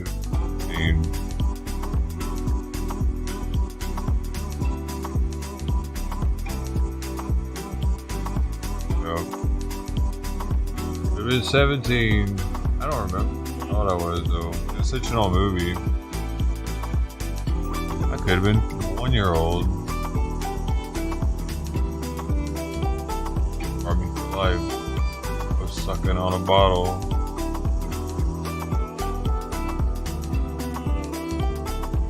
Canadian police are fucking bogus though at the border. The border police trying to rat you out to people and shit. Tried to rat me out to my girlfriend.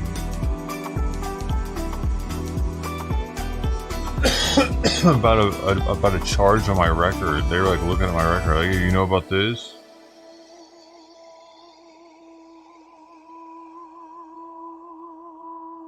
You serious right now?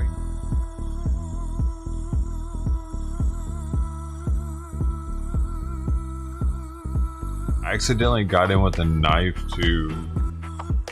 It was in my pocket. I don't have it in here, but it's smaller than this knife. It's a Benchmade. I remember I asked to use the restroom. They let me use the restroom, and it's then when I was in there, I felt it. I was putting my buckle back on or whatever. I felt it. I went, oh fuck. Oh fuck! And I didn't want to throw it away. I didn't want to walk back to the car because it was kind of far. I'd have to go all the way back across that bridge, Niagara Falls, get to the parking lot, and I deal with these guys all over again. I was just like, I just went with it. I got in, and then I found out later that it was actually kind of a big deal because in Canada, you're not allowed to walk around with a knife unless you're going to use it for like work or something. That was my understanding of what when I read it. They don't have the same rights as we do to walk around with a pocket knife.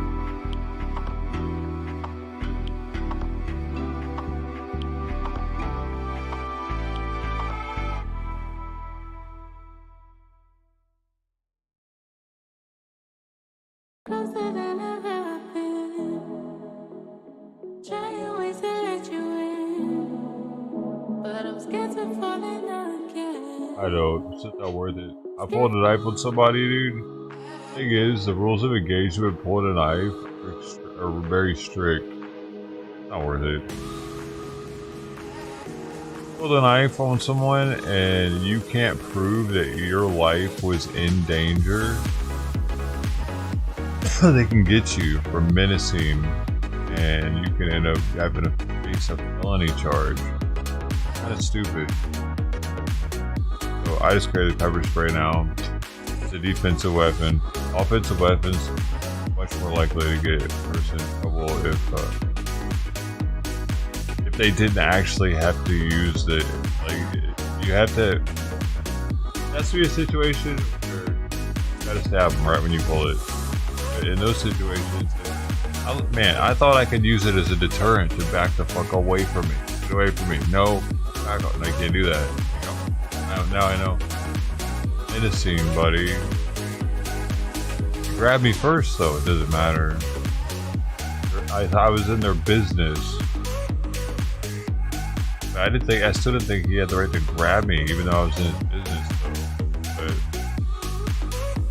anyway, pulled my knife, told him to back the fuck off, and I got a missing charge over it. Ended up having to do probation, anger management classes and shit. It's not worth it. I stopped carrying it.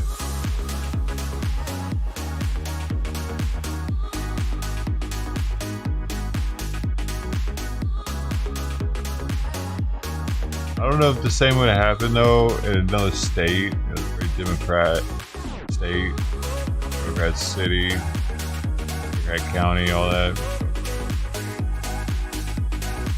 About taking away everybody's right to arm themselves. I got busted in one of the worst places. Busted for doing that. I just wanted to get the fuck away from him. I didn't think he was allowed to grab. I thought as soon as I got grabbed, I was allowed to deter somebody. I really genuinely thought that. But ignorance of the law doesn't mean shit. Help my case.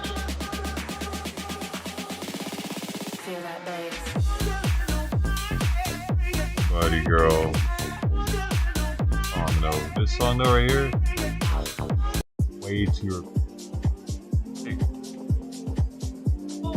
Hang out. Dude, I gotta go, y'all.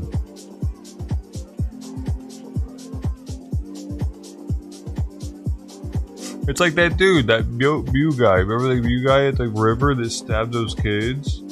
Like, even it seemed like that dude was justified to get a little stabby.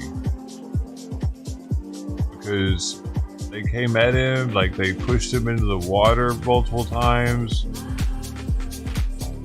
So how long is he gonna have to be in prison now? And I wasn't the only one that thought he was justified, dude. There were tons of us. There were tons of respectful citizens, people that are regarded as being proficient at law.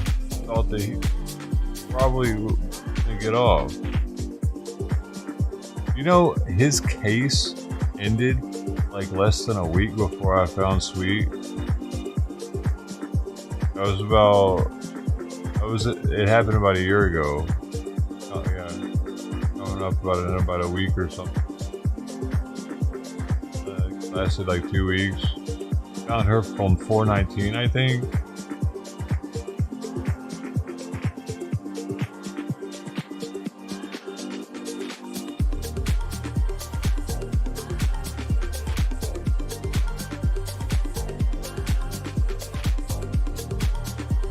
Simon's breathing fast.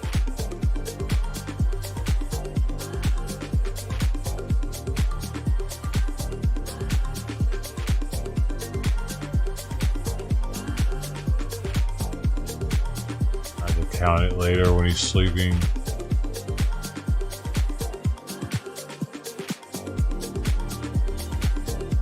It's like, even when it seems like you're totally justified to stab somebody or endangering your life, you still end up doing 20 years.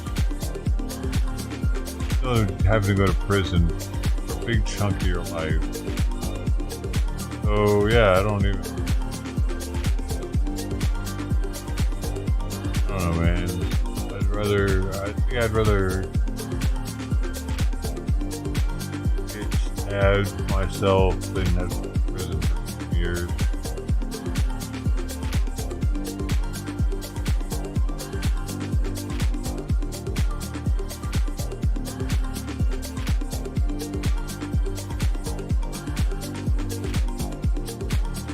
I got the pepper spray, so always that.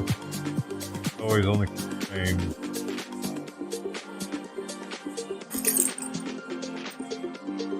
It pops out. I want it more conspicuous.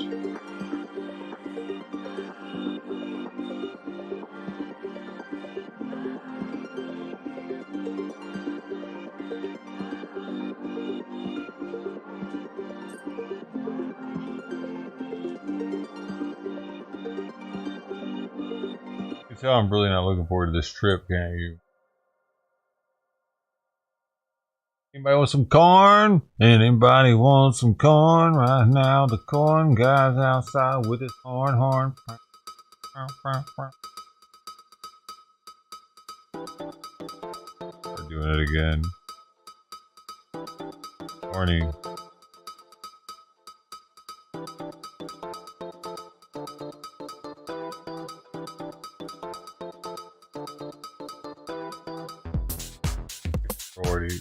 Yo, one lady though I haven't seen forever is the tamale soup lady. There was either that was the same person. There was a soup lady and a tamale lady.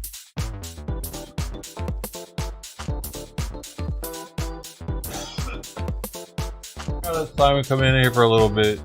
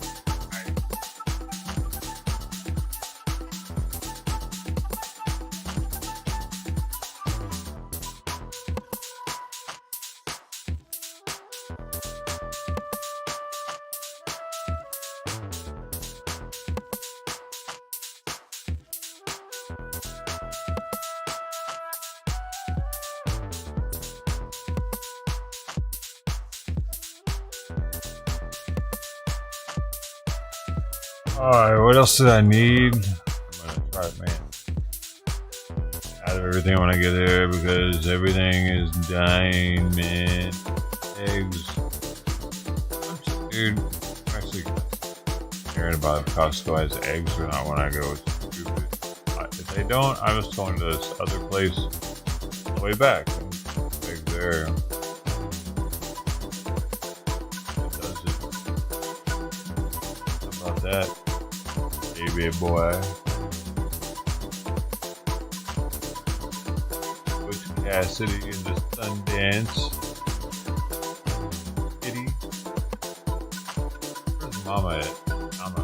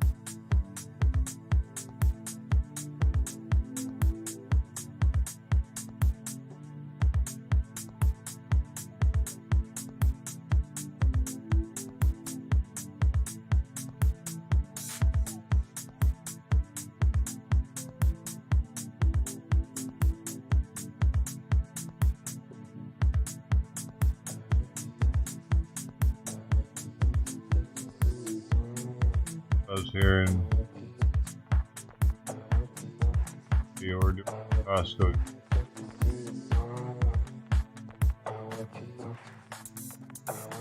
Doing the not going early Costco.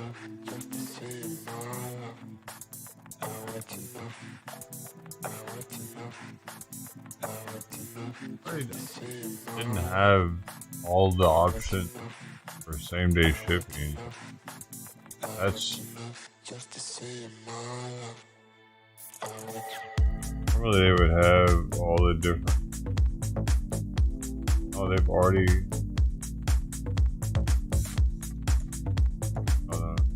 They have boiled salted duck eggs. Sound kind of good. Sound kind of good. Good. Like my energy drinks. I give it an 8.3 on the duck rating scale. Big duck.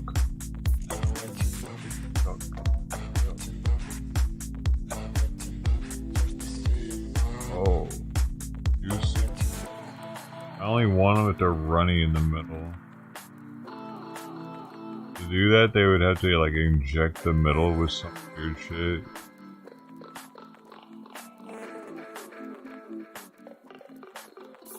They have some milk-free yogurt. Fuck. Dairy-free yogurt that's made with instead of milk. Bourbon vanilla flavor. Not even coconut flavor. Why don't they put coconut also in the flavor? There's no way they took all the coconut flavor out of it.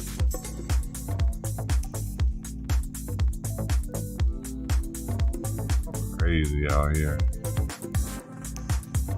Crazy.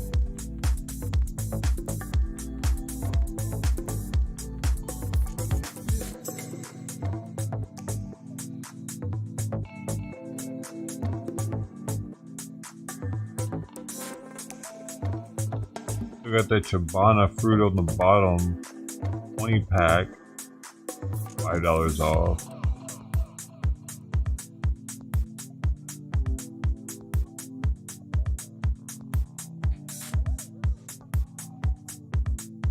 What's it like 10 something, like 50 cents of that thing.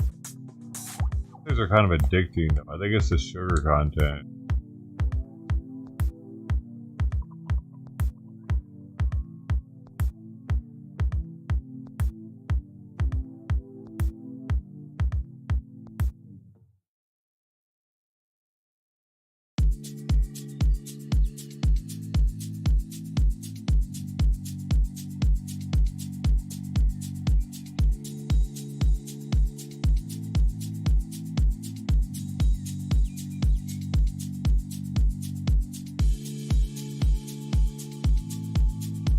Egg yogurt, carrot, raspberry, elks.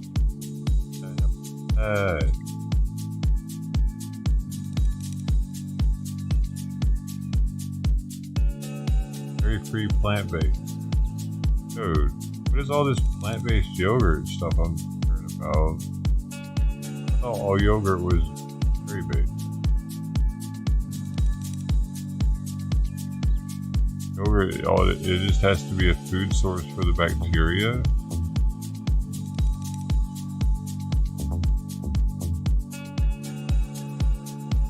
It's getting confusing. I thought the yogurt happened naturally. Like somehow they.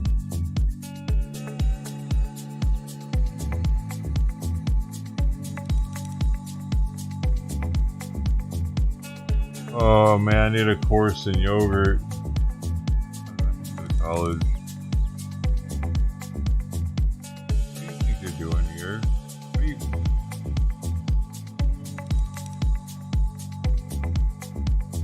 I might just wear my sunglasses the whole time I'm in there.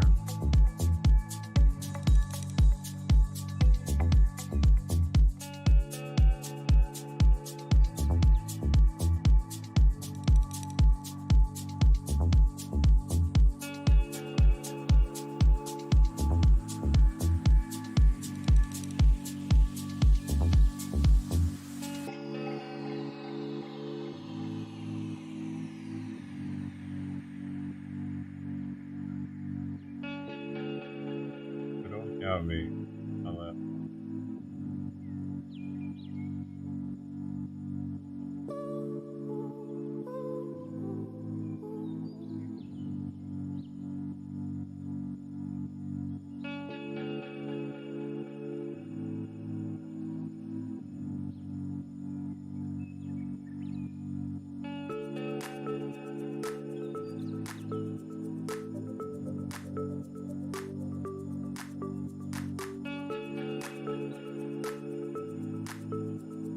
Hey.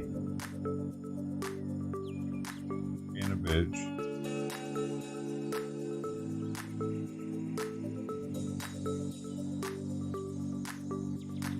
A week back, I think, like, ounces on it. Okay.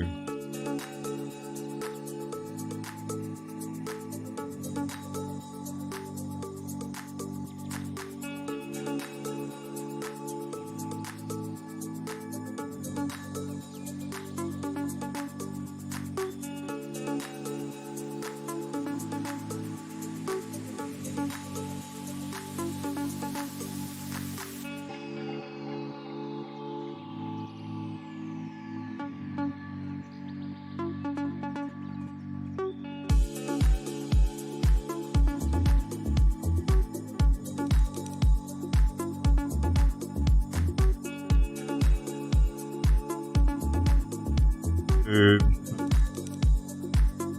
because this squeaker inside my dog's toy comes with instructions to discard it. Your dog, game over. Your dog won. Discard this squeaker.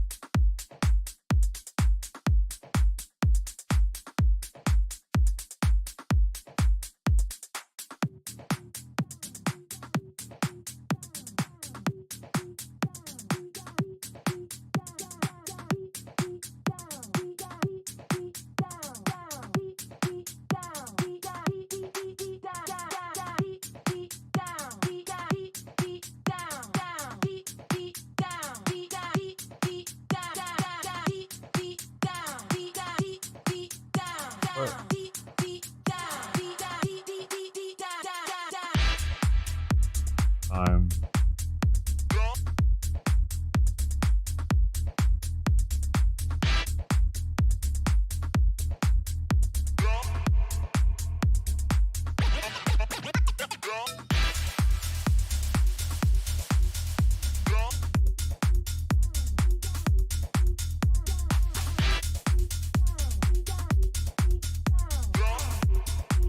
vegetables, vegetables, vegetables,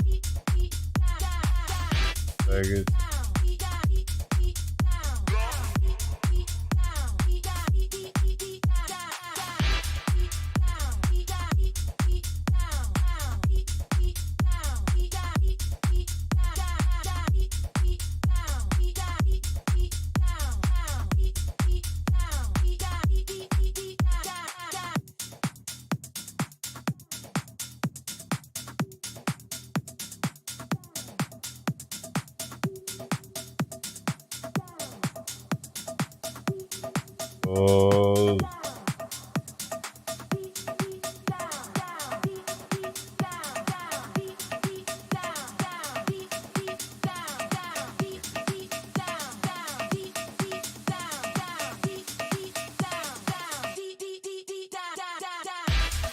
fruit, fruit, fruit.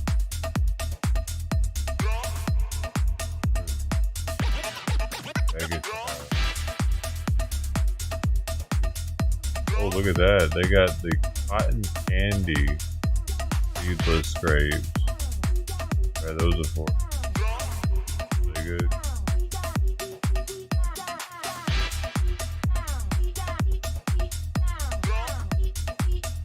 Sable seedless black grapes. I think last time I got the red one.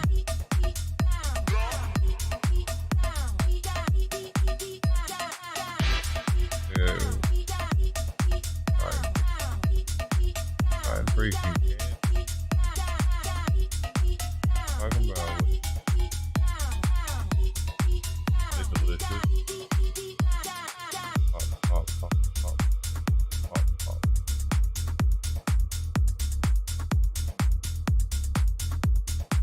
Pop, pop, pop, pop, pop, pop, pop, pop, pop. Pop on. Ow.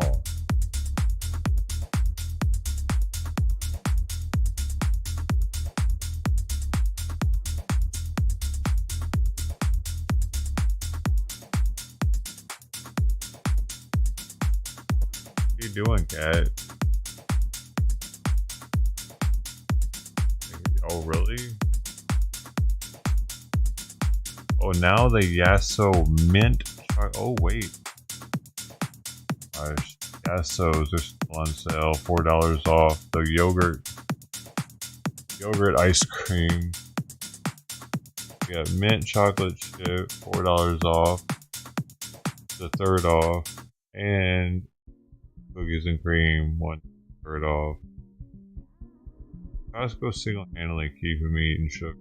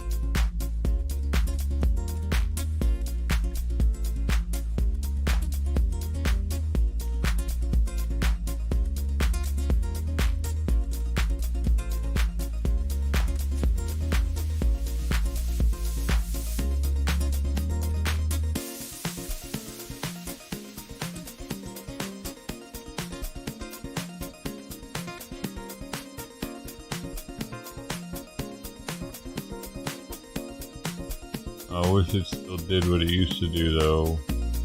Broken. Never gonna do it. Can't get over it. Moved her that day away from my feet.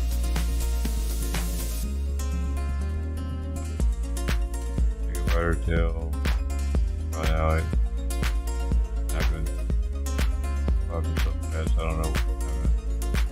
Stepped on it every. I bent too far or something.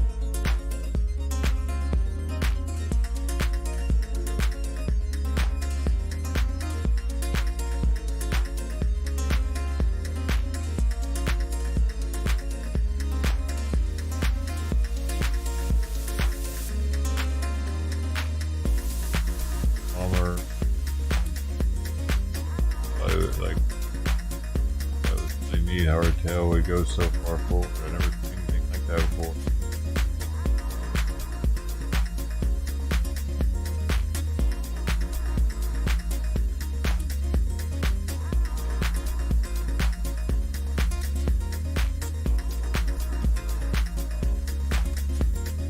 Got it.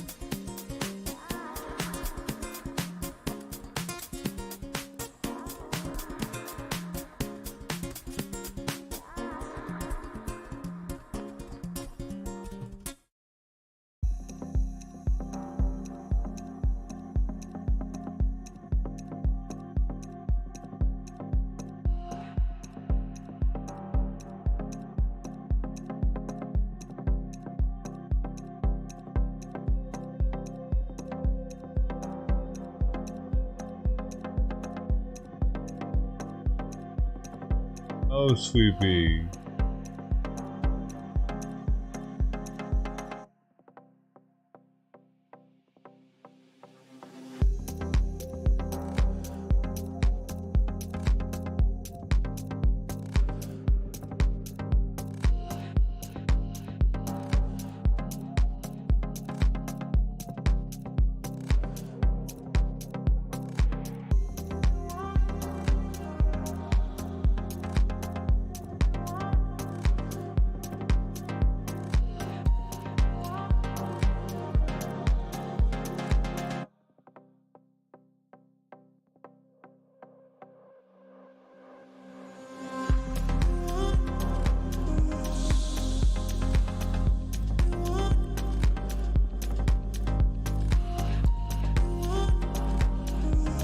About to be on food. I did give Simon some fish oil this morning because he's been causing sores on his belly from biting so much.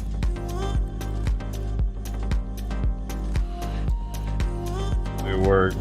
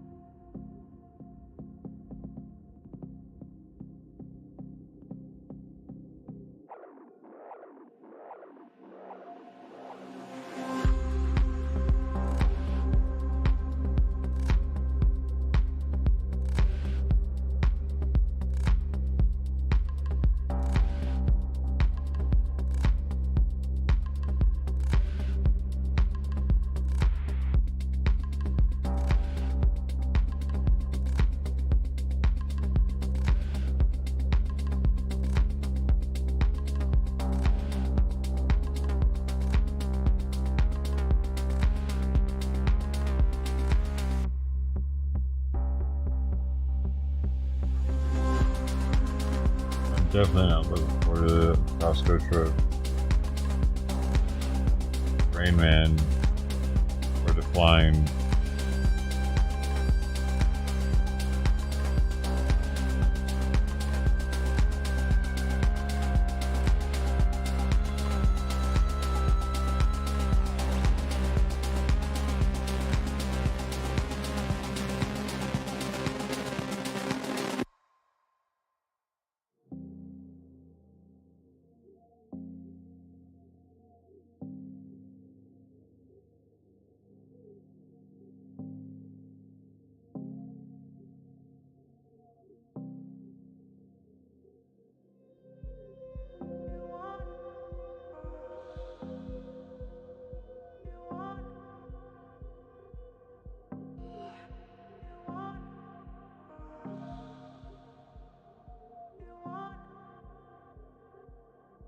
Simon.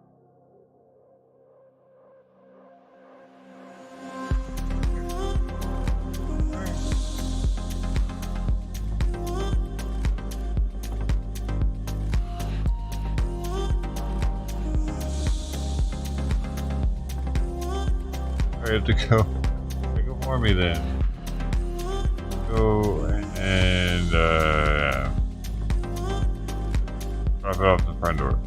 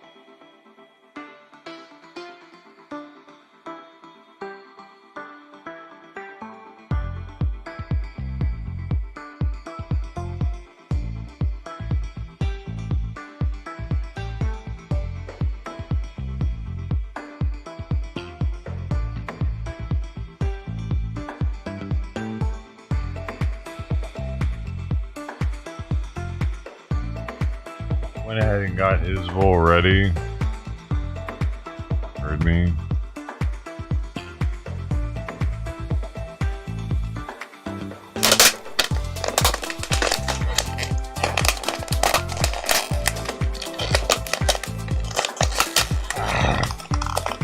I still haven't fed it to him. I just put it like fed it. Got it on the bowl and mushed up and ready to go.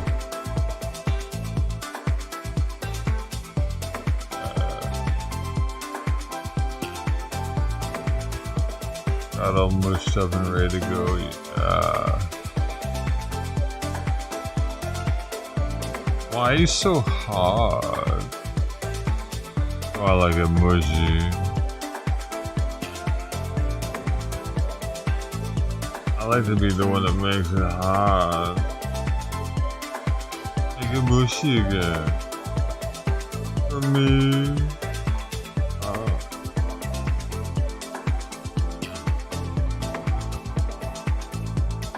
It's okay.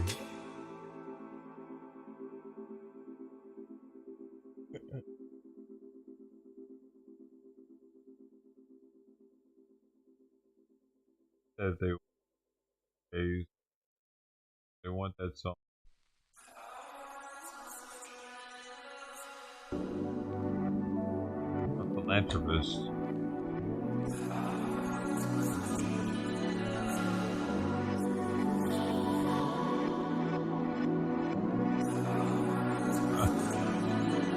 Alright, so what do I need here?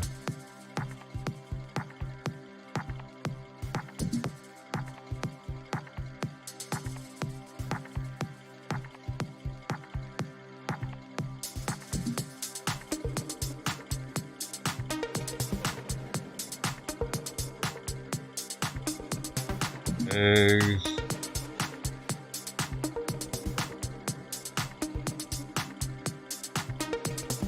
Pepper.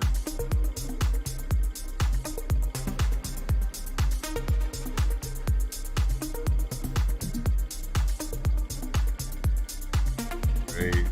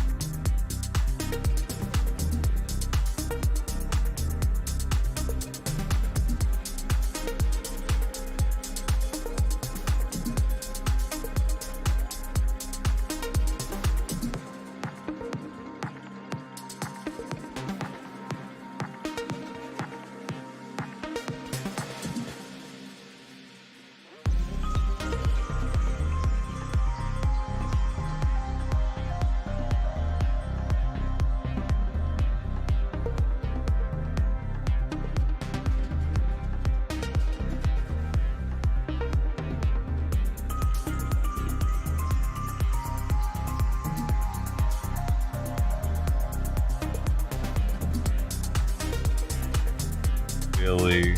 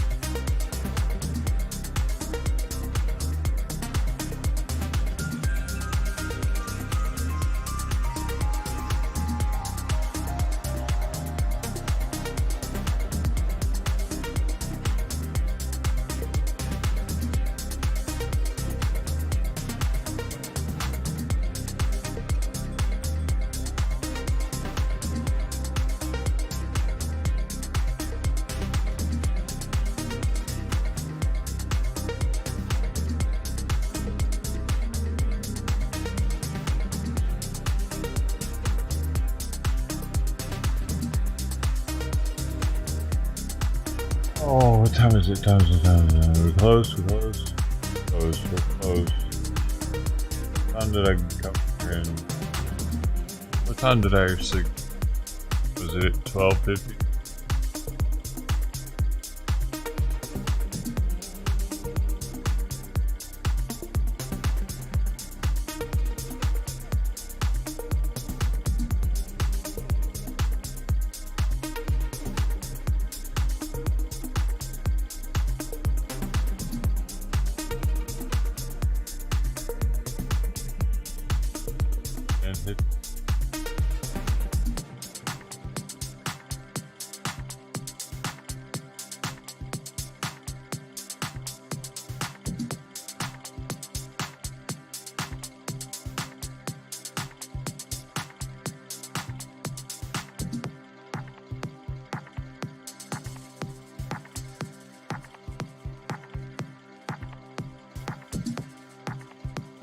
Oh, hey.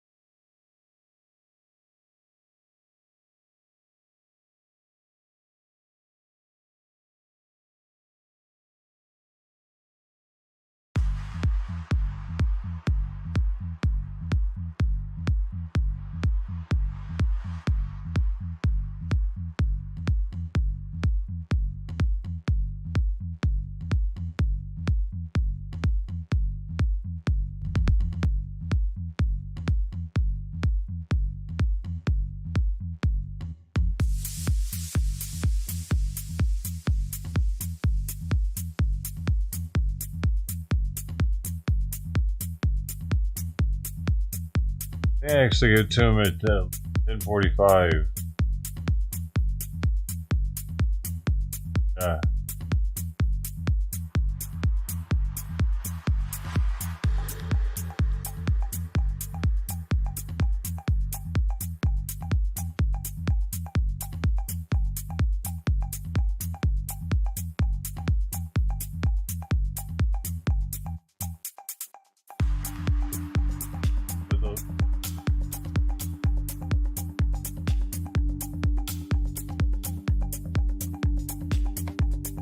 Dang it. Alright. A little longer.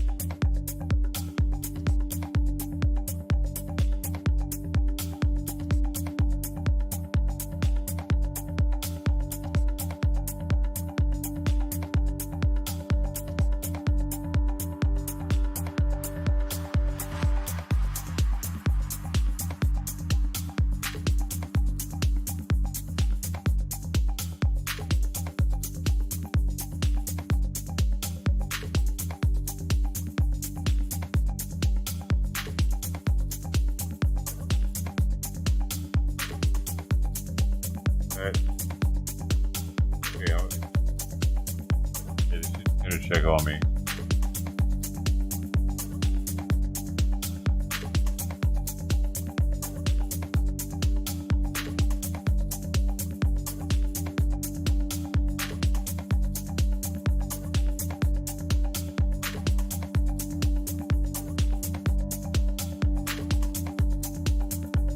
Her food ready.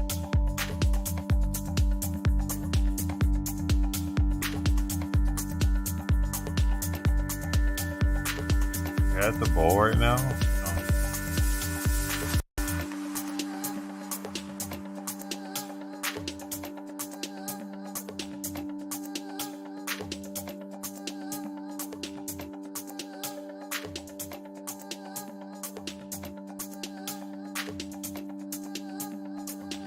I was looking at old footage.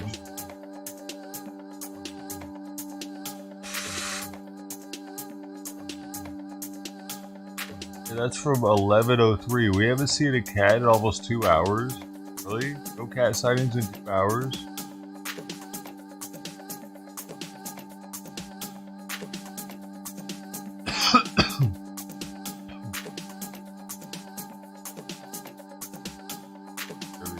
Kirby.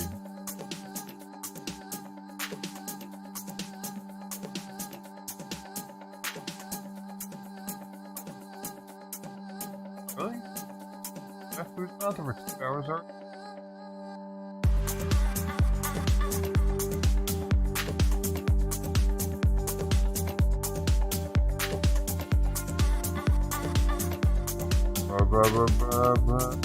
Hey, that's...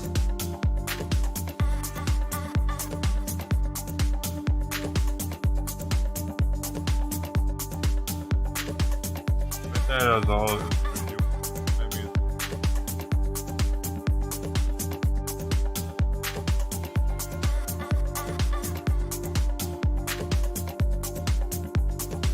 Good though, she usually runs off as soon as she hears that noise.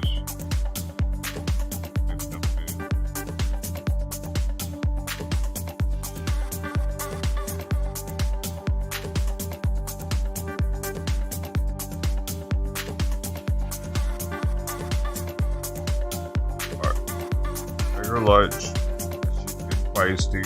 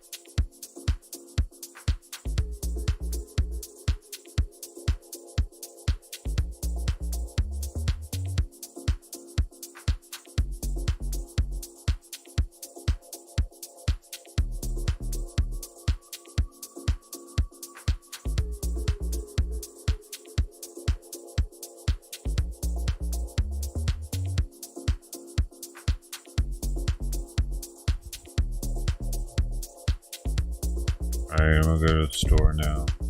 Office.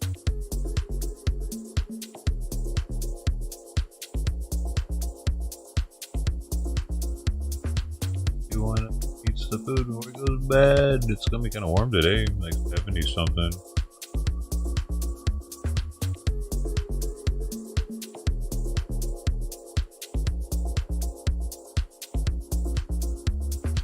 He really doesn't like our new diet of 5 grams less every meal. Less than 10% less, but you can tell.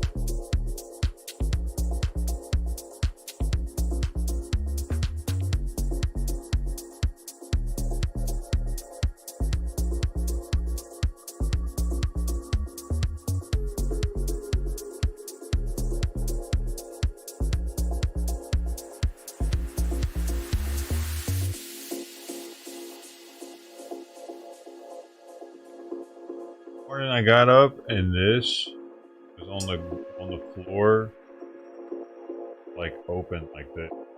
Knocked it off the desk from up here when it was all the way raised.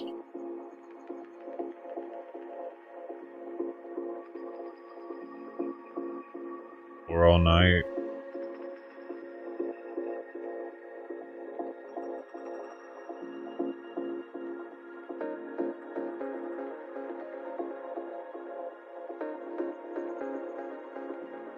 Then I'm gonna get on out of here, mosey on out of here. One. Post office. Costco. I have to go get eggs somewhere else after Costco, depending. We'll see. Interesting to see what they got. Being here, buddy. Prizes every time at Costco. You and me.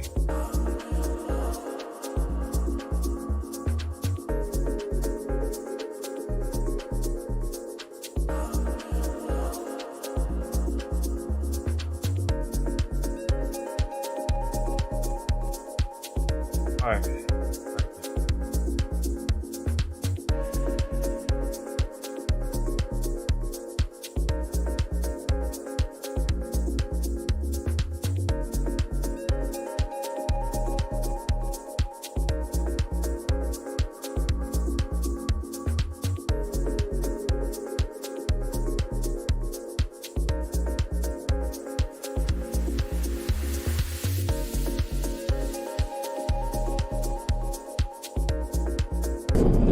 Another boom.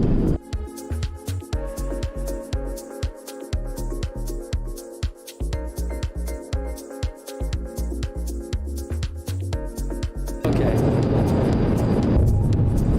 Alright, guys, there's heavy airstrikes, it sounds like, going on. It sounds like heavy airstrikes going on now, doesn't it? It really does sound like heavy airstrikes.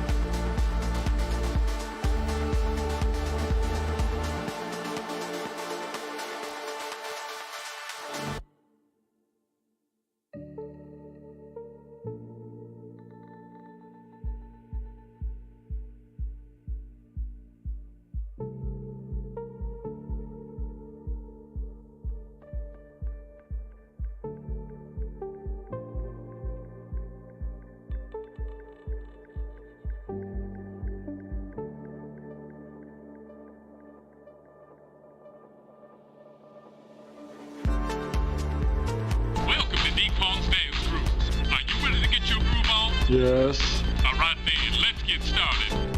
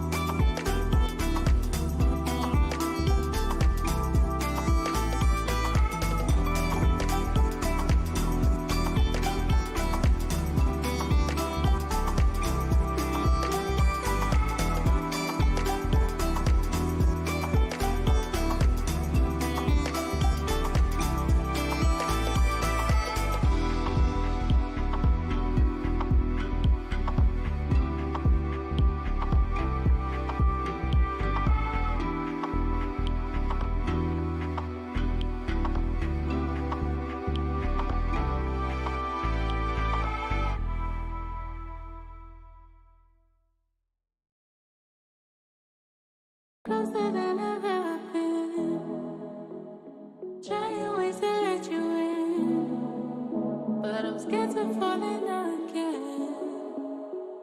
Scared to fall in love again.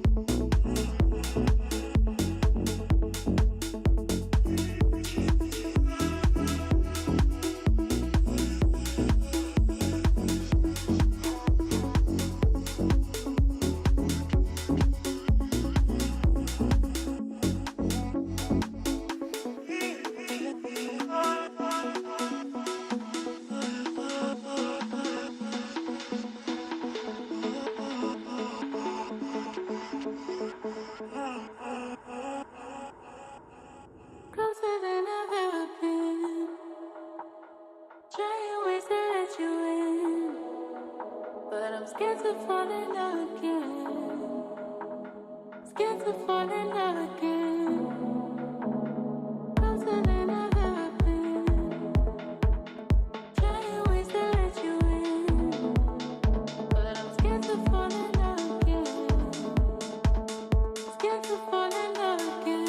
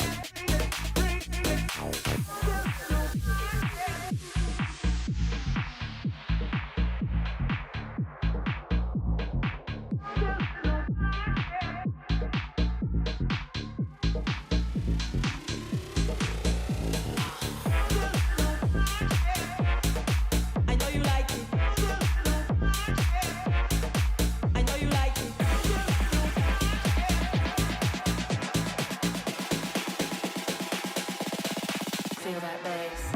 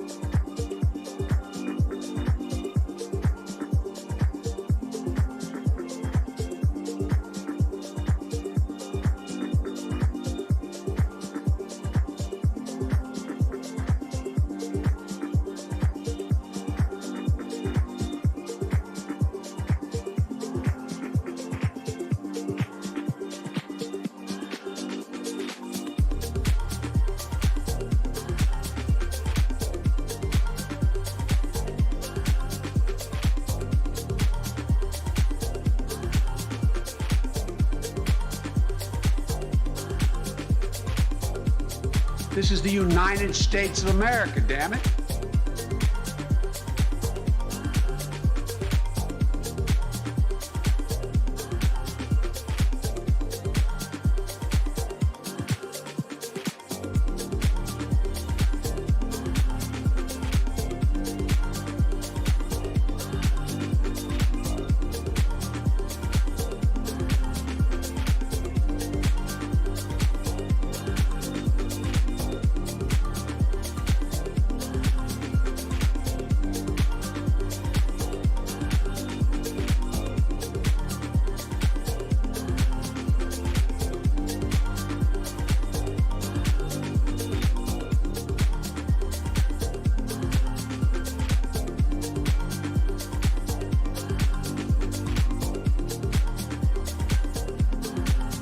Join the army, they said. See the world, they said. I'd rather be sailing.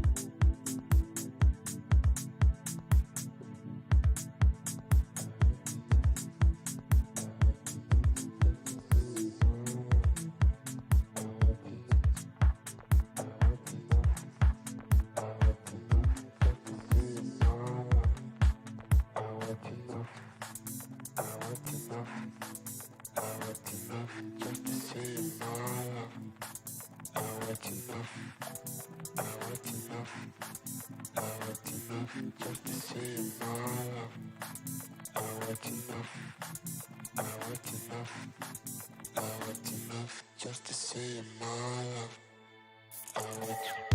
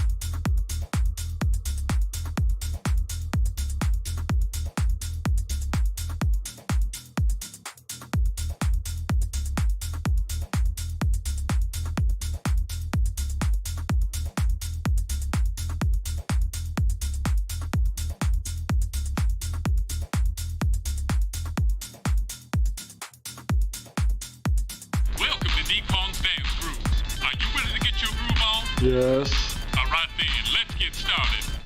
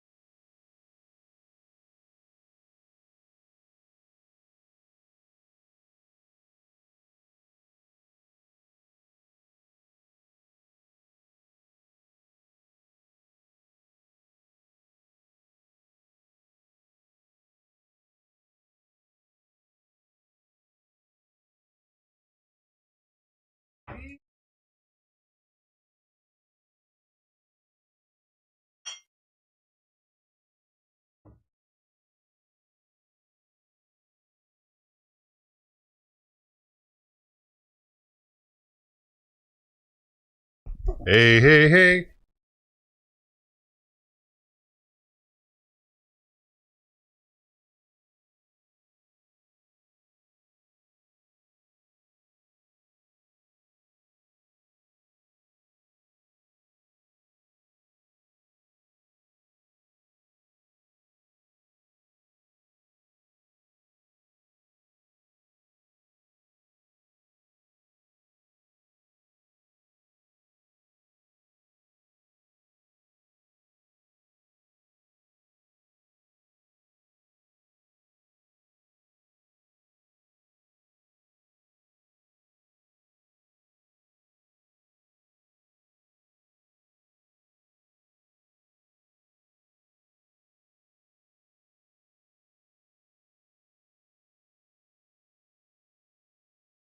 Good.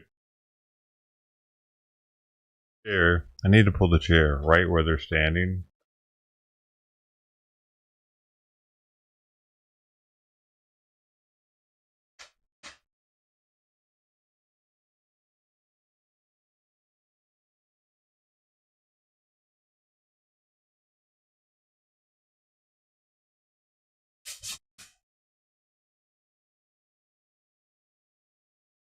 Fucking mutiny right now.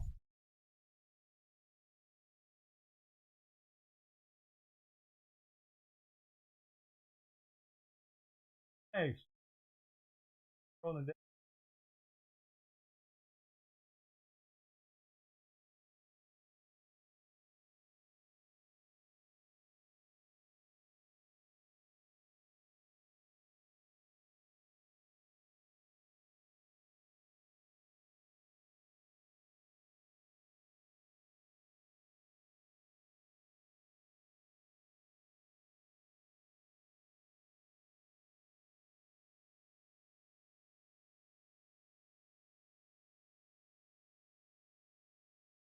Thing.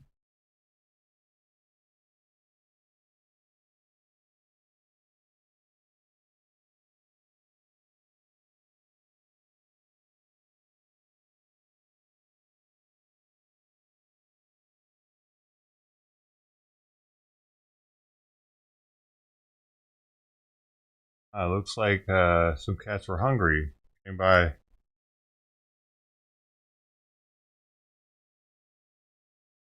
Really interesting. Got along.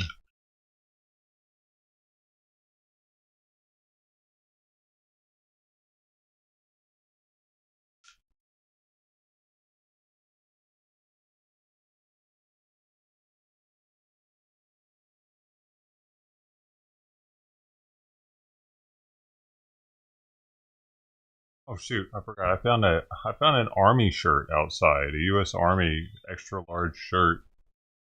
I was gonna I left it outside while I was shopping. I was right out front outright.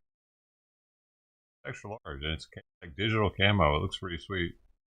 But I doubt it'll fit. Especially after washing it in hot water like I am. But I put it inside and I to park the car real fast. And I thought to myself to put it up a little higher. I didn't want Simon messing with it. And sure enough, I come back in and Simon is rubbing on the thing like he wants to fuck it. Like, like he's all in it. Like what the fuck, man? And then I sniffed it. I don't know what I was thinking with that shit. I probably got something now.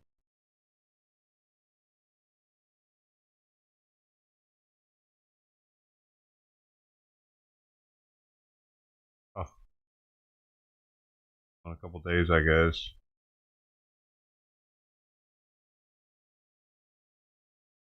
I gotta take it out of the. It's in hot water with detergent. I need to take it out of the sink. He was biting on himself. I gave him fish oil this morning. I gotta start getting fish oil again. Starting to bite on his all sores on his belly.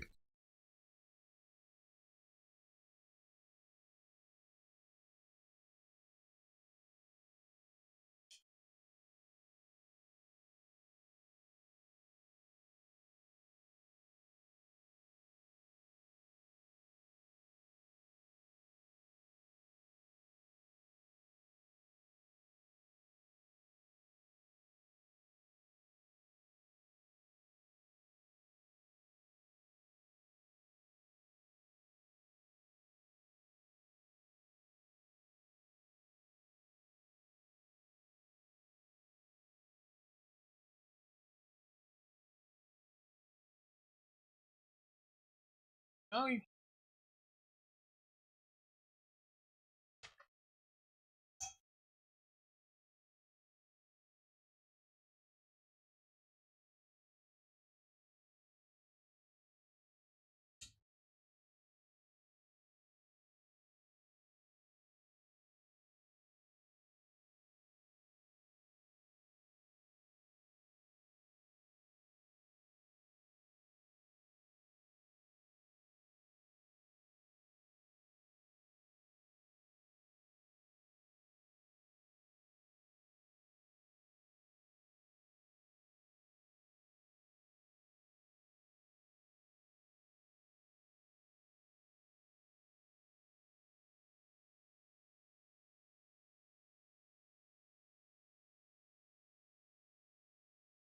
try to see the water that came out of it.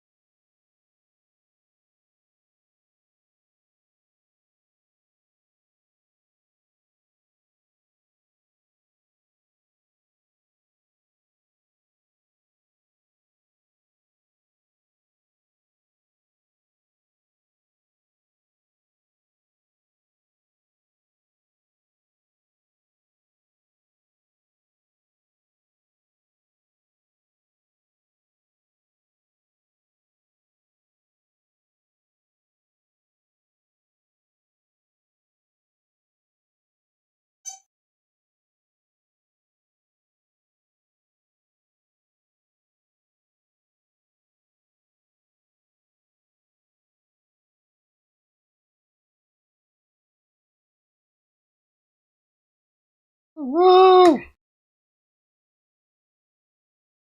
So you got the heat out there. Is the heat on President Trump out there? President Trump made a surprise appearance at the NCAA Men's Wrestling Championship.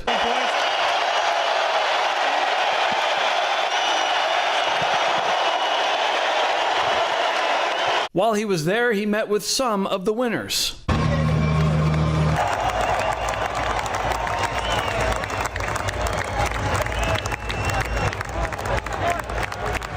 But no doubt the highlight of his night came when what some are calling the biggest upset in NCAA history happened. Second Lieutenant Wyatt Hendrickson came out wearing an American flag and a Jesus t-shirt. His opponent, Olympic gold medalist and two-time champion Gable Steveson, the overwhelming favorite to win, hadn't suffered a takedown the entire season. With 30 seconds left, Wyatt gave him his first and took the championship. Oh, we're gonna get big here.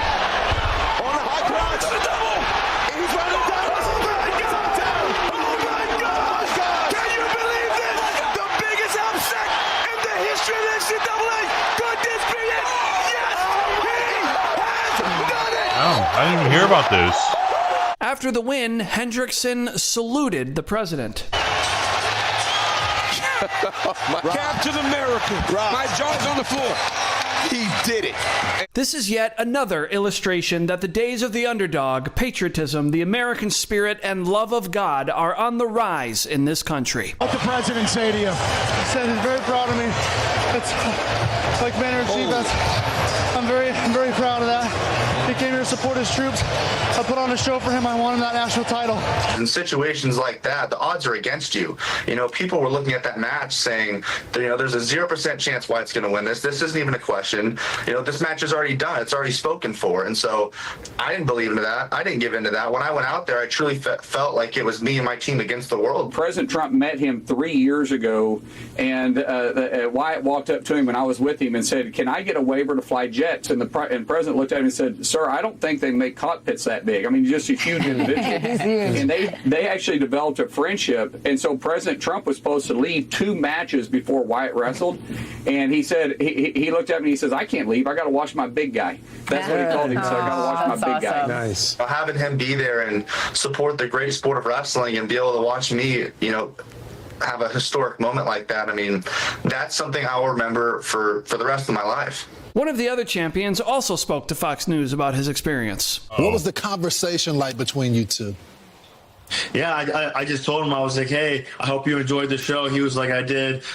You're one of my favorite wrestlers to watch in the world. I love your tenacity. I love your interviews." And then I told him I appreciated his persona as well. And then I told him the story too. I was like, "Hey, when I was warming up, they kind of made it a little hard for me because you're the big dog." And he laughed, and then he gave me like a nice coin to recognize me.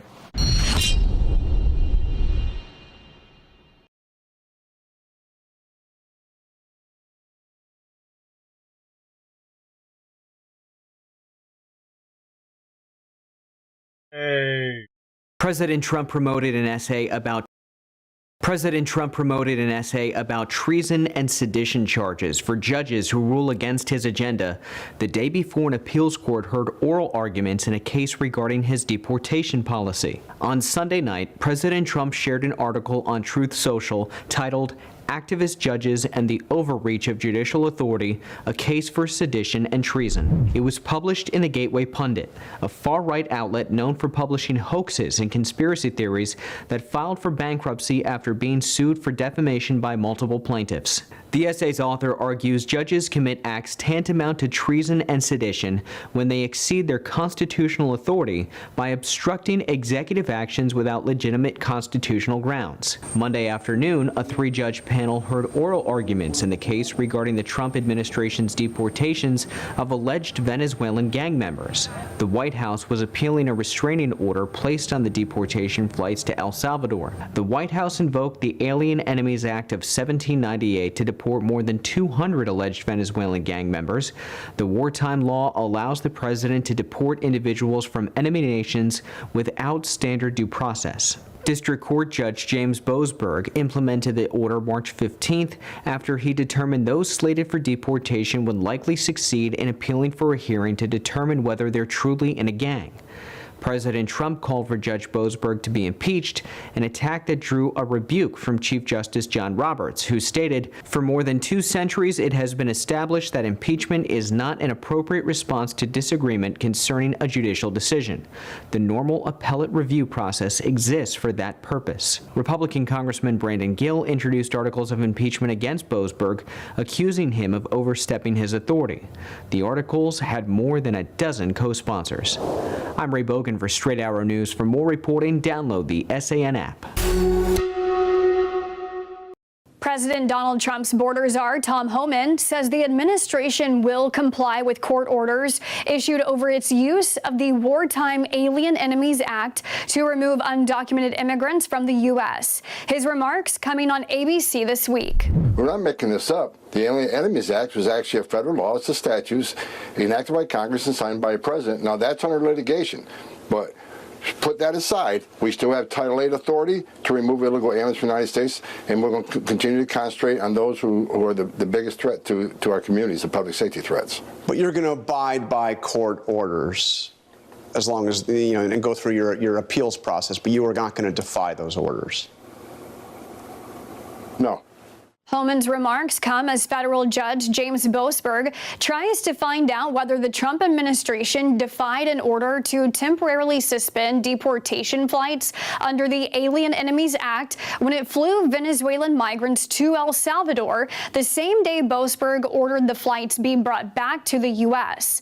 Homan said last week he didn't care what judges think in relation to the order, but clarified his comments on ABC News Sunday. No, I don't care what that judges think. As far as this case, we're going to continue to arrest public safety threats and national security threats. We're going to continue to deport them from the United States.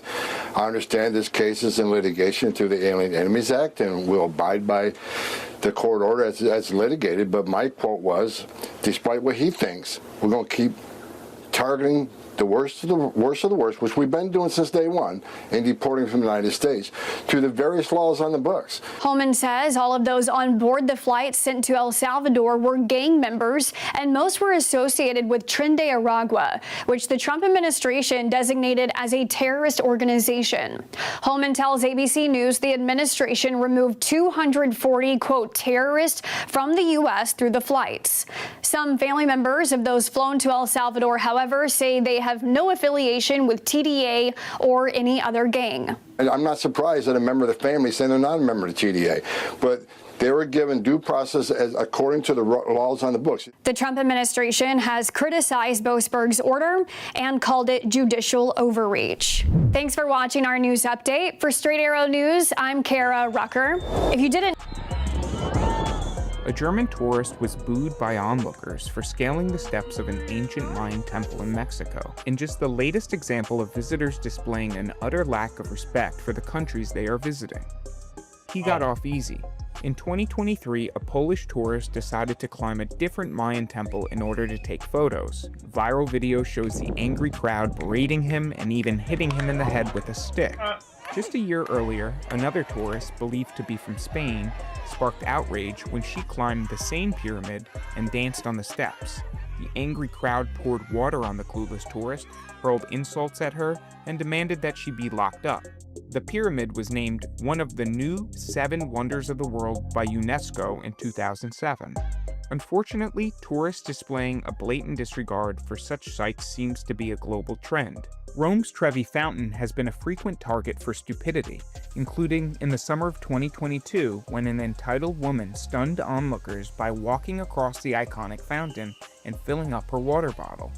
In 2022, tourists at an ancient temple in Bali, Indonesia, were blasted for their disgusting actions with holy water. Whether they're zipping down the Venice Canal on motorized surfboards, or drunkenly trying to ride a lion statue at Brussels Stock Exchange, causing $19,000 in damage, idiotic tourists seem to have increasingly less regard for sites of cultural significance, even engaging in vandalism. A 39-year-old man is under investigation for damaging cave paintings in Spain that are thousands of years old. He allegedly poured water on them to take a better photo, which he then uploaded to Facebook. In 2023, this upsetting video of a Swiss teenager carving her initials into the Colosseum also caused uproar. In Pompeii, a visitor was caught red-handed scrawling Ali on an ancient wall dating back to the 2nd century BC. He was forced to pay for the restoration. Archaeological protection has become such an issue in Pompeii that in 2022, a robot named Spot was called in. The four-legged watchdog monitors the city streets, looking out for illegal relic hunters and structural damage to the ruins. Here's a message to all the cultural vandals out there. Stay home.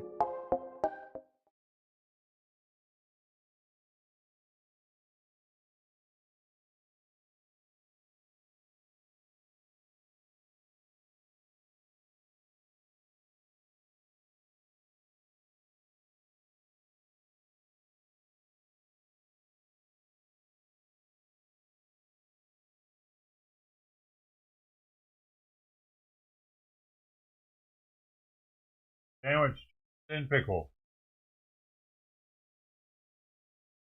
Eating.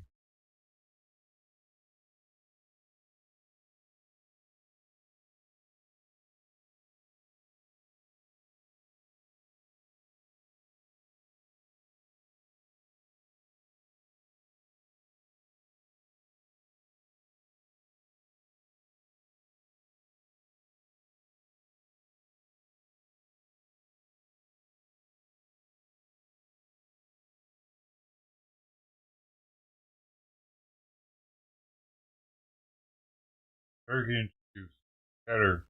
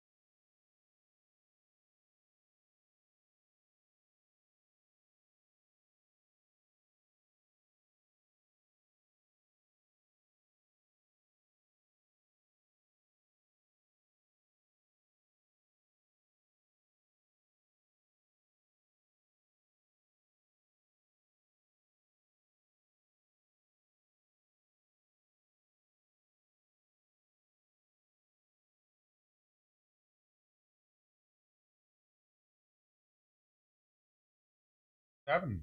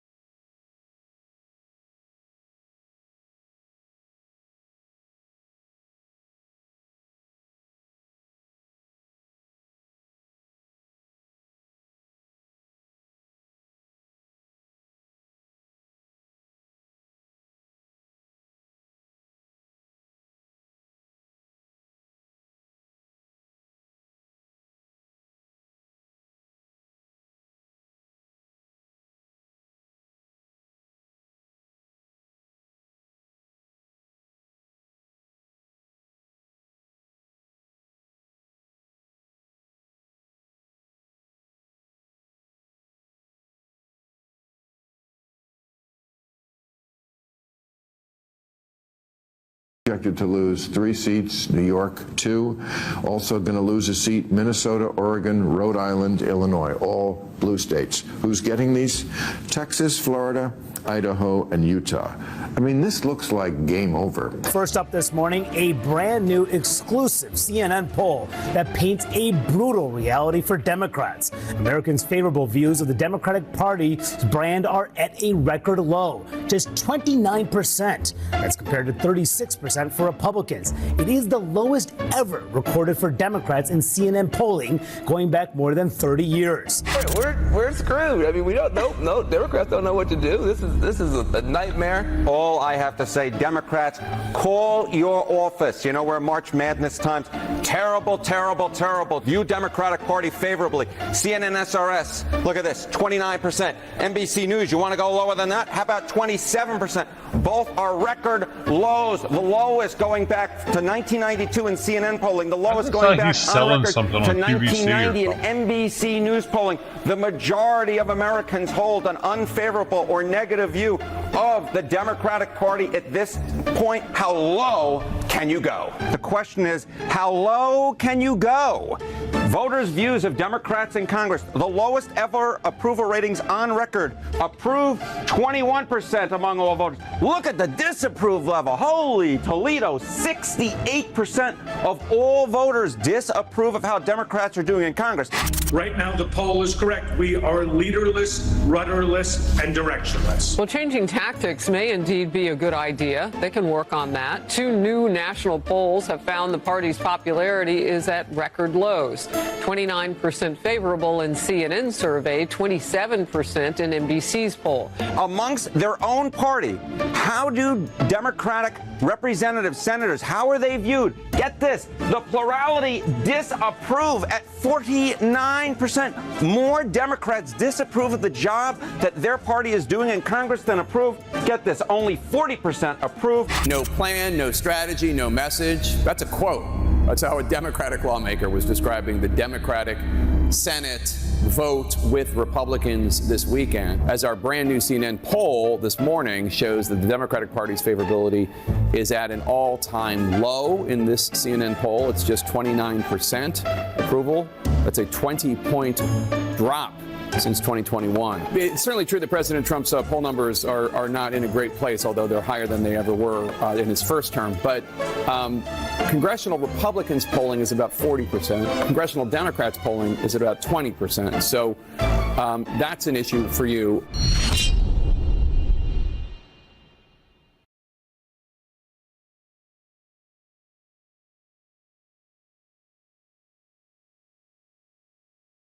Maybe they'll just stop being Democrats.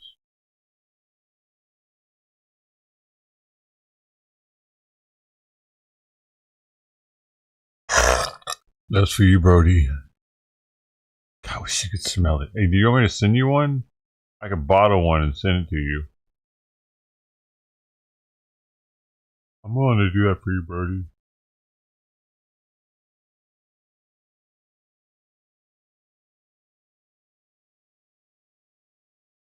Brody?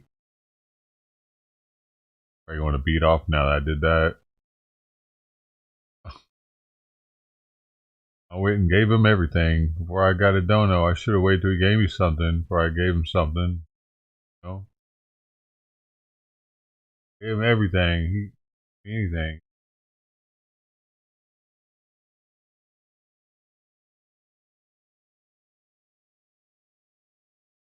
Saw my food. He heard my burp.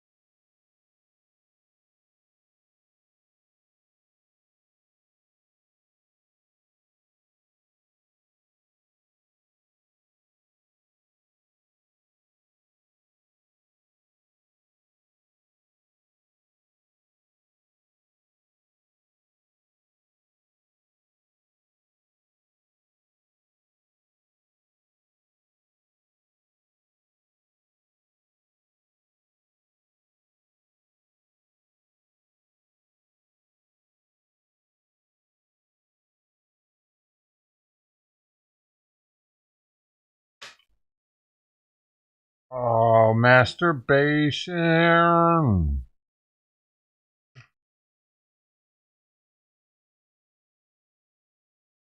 Whatever, dude.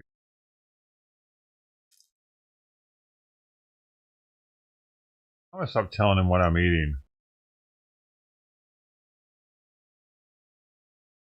I'll show him.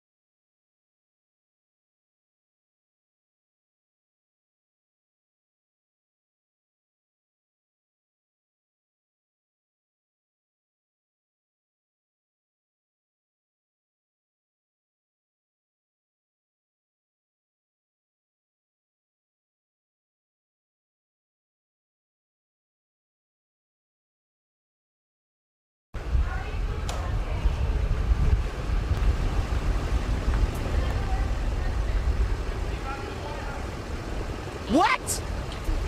What?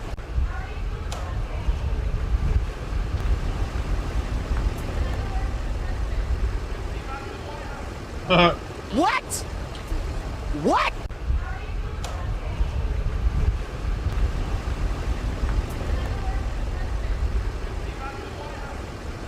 What? What? You see it? Oh, you don't need to see it.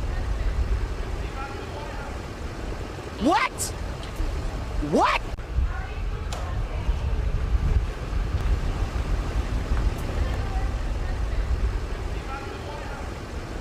What? What? Top secret.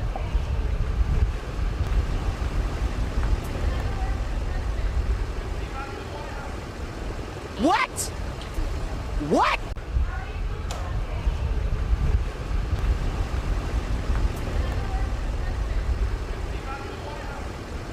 What? What?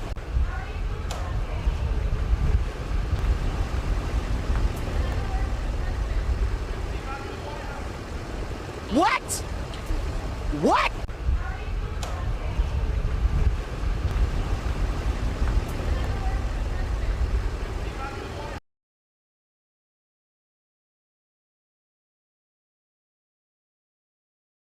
Article: the Trump administration accidentally texted me its war plans. Oh, oops. If you think we should do it, let's go. I just hate bailing Europe out again from JD Vance. Oh, fuck. So they leaked the group chat. Let's just make sure that our messaging is tight here. And if there are things we can do up front to minimize risk to Saudi oil facilities, we should do it. Those are our boys. I fully share your loathing of European freeloading. It's caps lock pathetic. But Mike is correct. We're the only ones on the planet who can do this. Nobody else is even close. Questions, timing. I feel like now is a good time to say, given President directive to reopen shipping lanes, I think we should go, but President still retains 24 hours of decision space. Houthi PCs. This is after they blew them up. Excellent. A good start. Bro fist, America flag, fire. Good job, Pete, and you and the team. Great work, all. Powerful start. And this is the reaction to blowing these dudes up. Oh, fuck. Brian Hughes, the spokesperson for the National Security Council, responded 2 hours later, confirming the veracity of the signal group. We are reviewing how an inadvertent number was added to the chain. So they even confirmed it as real. With emojis and about bailing Europe out. Man. You're saying that they had what? They were using Signal to coordinate on sensitive materials and having to do with what? Having to do with what? What were they talking about? With the Houthis. Well, it couldn't have been very effective because the attack was very effective. I can tell you that. I don't know anything about it. You're telling me about it for the first time. Hey, Sean Hannity here. Hey. I'm actually disappointed that there's not more dumb shit in here. Somebody like posting like a random meme and it's like Donald Trump like driving a race car. The thread is a demonstration of how deep and thoughtful policy coordination between senior officials are going on. Imagine if JD was posting a meme. JD posts a meme of himself. Oh God. Got some black shit on his teeth.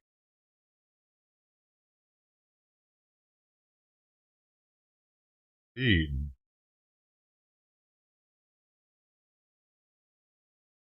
Crackers.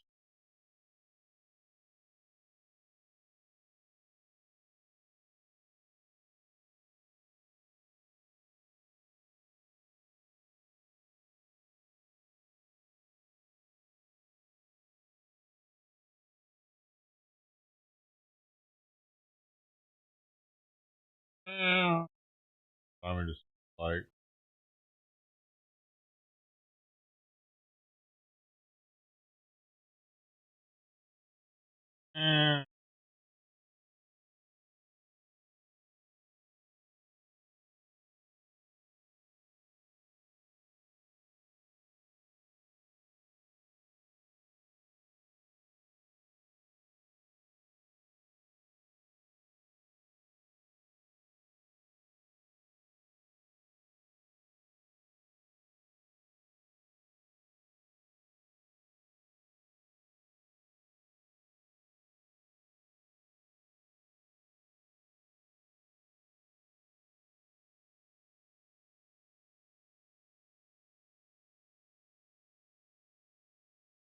Whoa.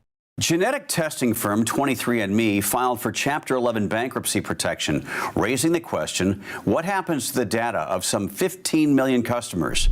In a statement announcing the bankruptcy on Sunday, the board's chair said they determined a court-supervised sale process is the best path forward, adding its CEO resigned effective immediately.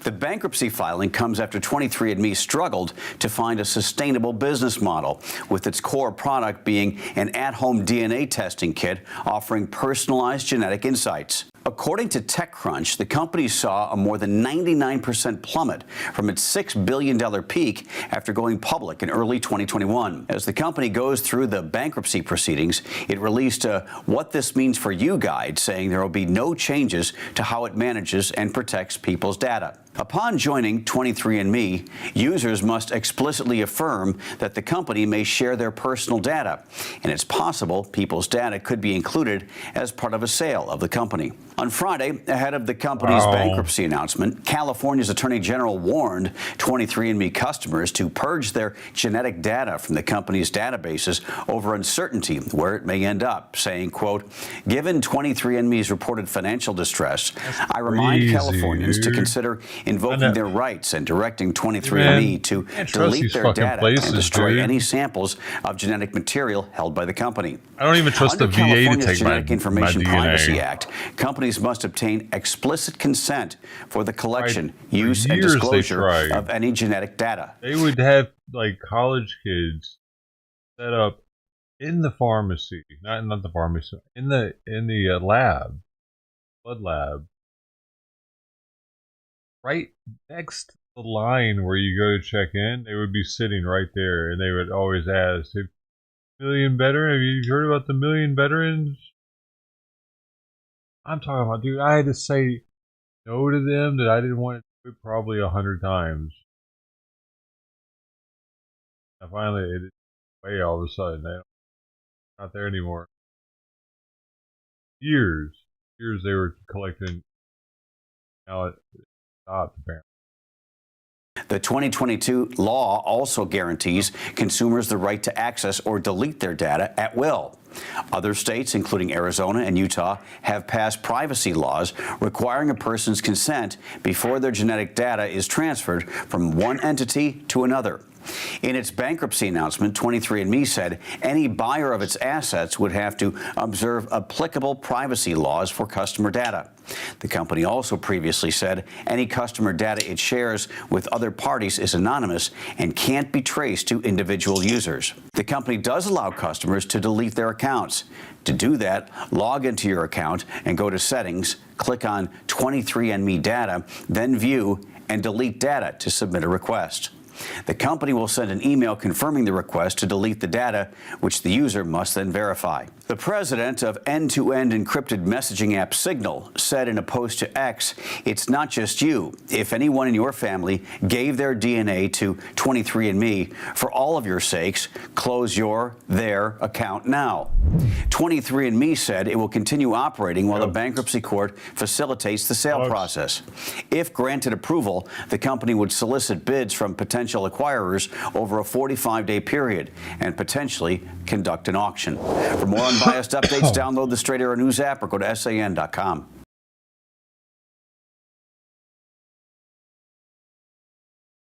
Somebody else is feeding these cats today, ain't they? Yeah.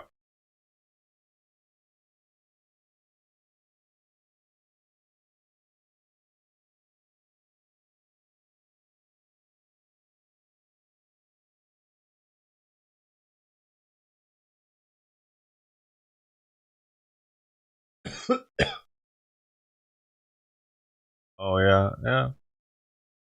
Bad.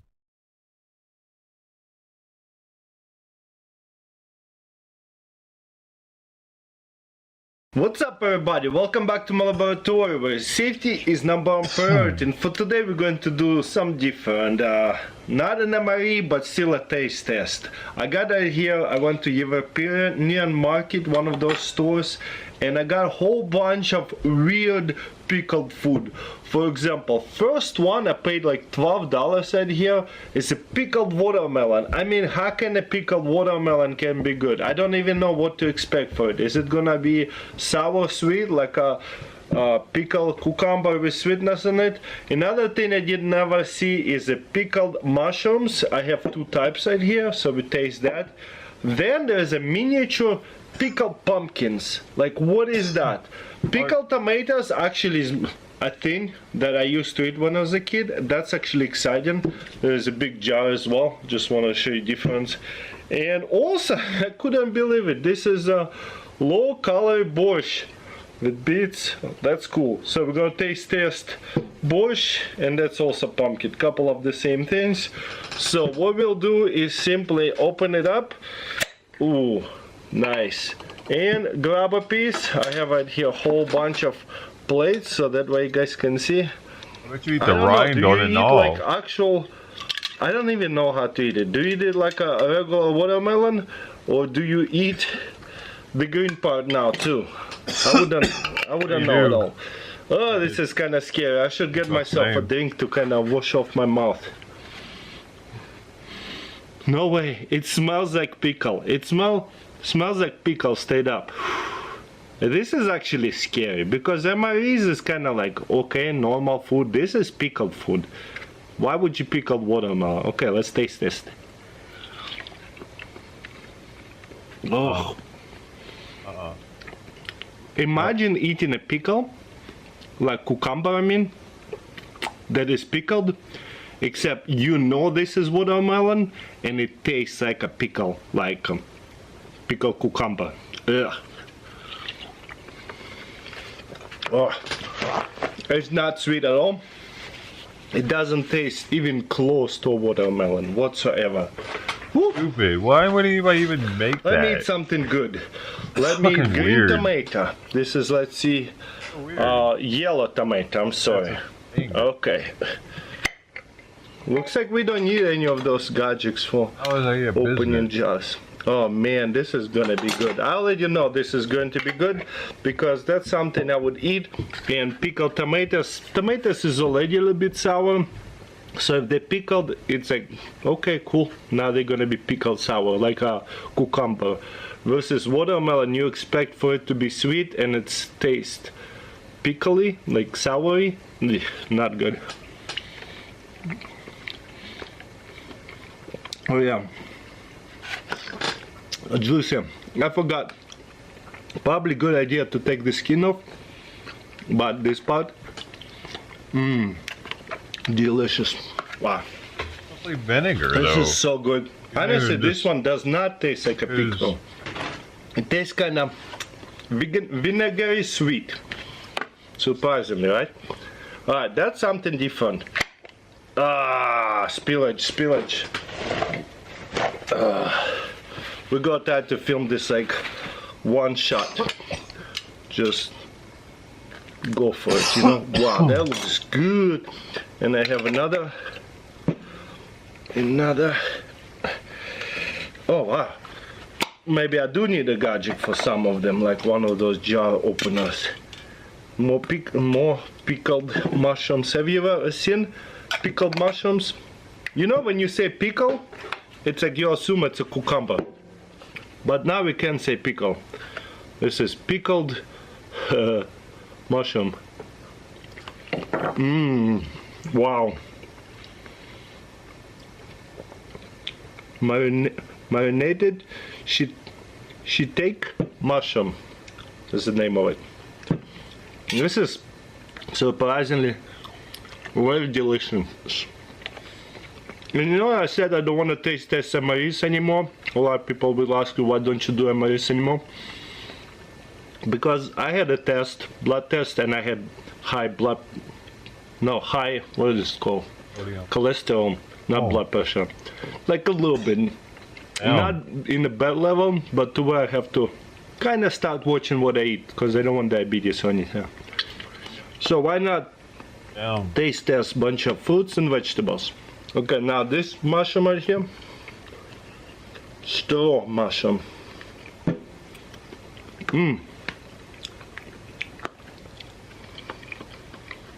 I like this one mushroom better, bigger one. It has this like better chewiness to it and sliminess to it. I like that better texture of that mushroom. Alright, clean up crew, clean up crew.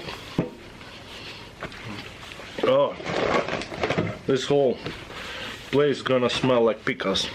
That's something right here I'm kinda scared tasting. Pickle baby patipan squash. So pickled squash, baby squash. Paid $7 for it. Oh, I'm kinda getting tired opening these things. Alright, let's get a tiny little baby one right here. Check this out. It's like one of those Halloween ones. Oh, it popped. This is actually really good.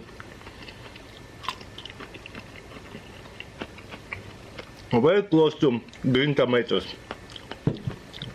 except has better texture to it. That one is like super soft. This one has crunchiness to it, but the same flavor. So this is actually really good. Surprisingly, really good. So what's going on here? I only don't like the. I only don't rapid like fire the in this shit. watermelon so far. Yeah, I'm not very picky. Oh man, I'm getting tired. Where's my can jars openers? Oh, this is when I need to bring in my jar openers gadgets. So that's cool. Wow, look at that. There's another tomato. Give me a plate. This is a red tomato, and what I learned is best to just take off this skin because it's pretty crunchy. I understand it. Why do people eat these? Aftertaste was weird. Green tomato is the goal. Woo! Maybe too much pickle juice. I'm gonna make me sick. Okay, borscht for the last. I should have got some dessert, like a jarred dessert. I don't know.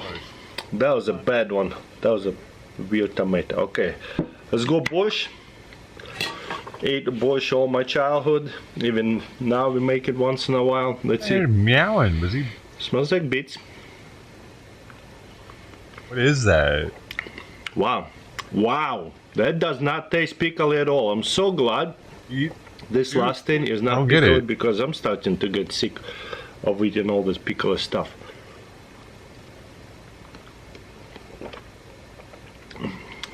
It tastes a little bit sour at first, then tastes like beet juice, or like like beets. When you eat beets, they taste pretty sweet, but it has like unique flavor to it, like beets. Beets? Ooh. Very healthy for you. I like it. Wow. I probably could assume all you can do is put it in a pot, put some cooked meat with it, and whatever add-ons to it. It's kind of like a base. You can pretty much, like, what is it? It's almost like a broth. But anyways, this is cool. Made from fresh beets. Low-calorie borscht soup. Because it doesn't have potatoes, it doesn't have like a lot of things. Usually you're supposed to have meat with it, but this is just beets, I think. Amazing. My favorite is like borscht, obviously. That was very surprisingly good. I never had that before. So it was very good. But anyways, let me know in comments below. Doesn't even have What do you vinegar think? in it, Have you does it? ever had It's not even watermelon, pickled. pickled watermelon? I don't recommend. But everything else was pretty awesome. Anyways, thank you for watching. get it. Don't forget to subscribe. Thumbs up this video. See you next time. Man, he rapid fired that one, boy.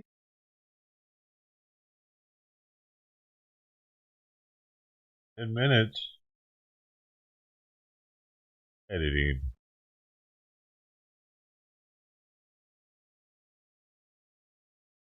That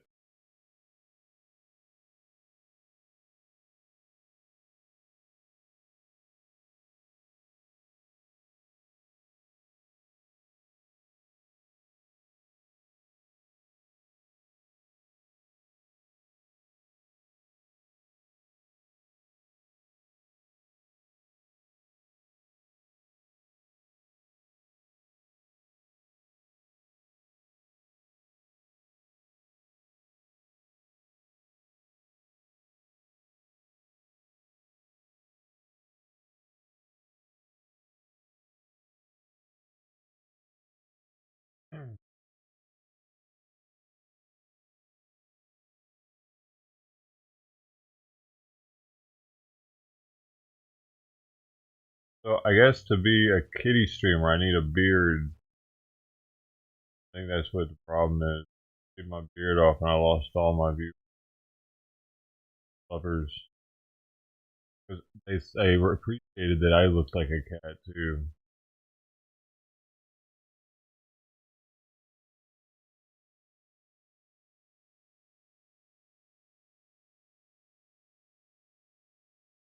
Lick me. Now they don't want to lick me. Hair, lick.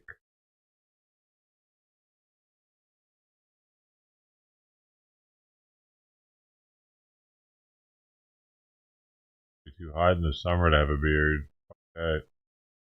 Dude, it's gonna be so hot. It's already hot in here right now.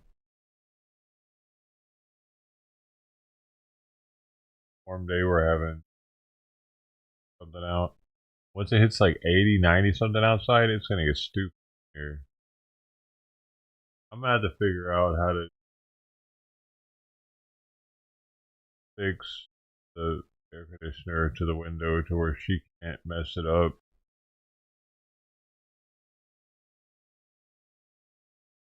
Duty tape.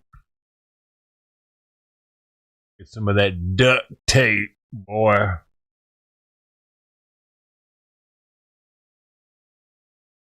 I don't know. Hey, it feels like it might have something to do with it. So weird. Else.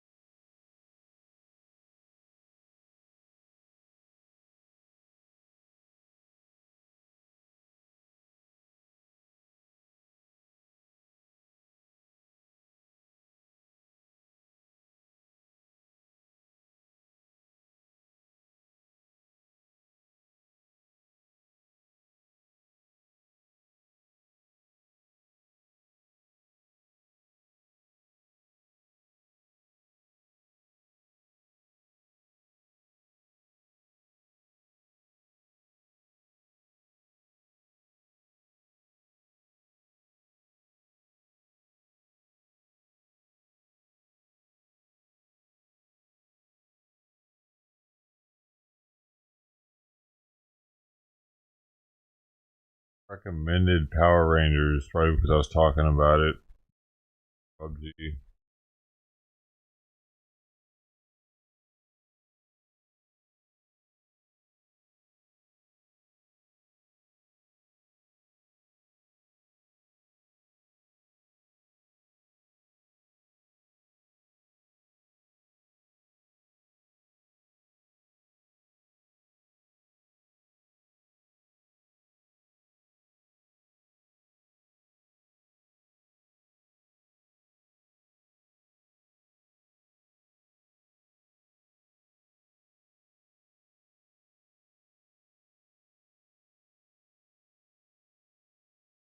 A group of ninth graders from Long Island recently won a highly competitive contest to make social media less harmful for teens. That's right. They created an AI.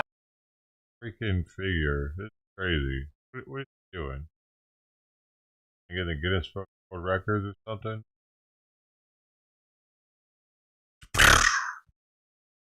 program to help with digital detoxing. Fox 5's Jody Goldberg introduces us to the Buddy Bot.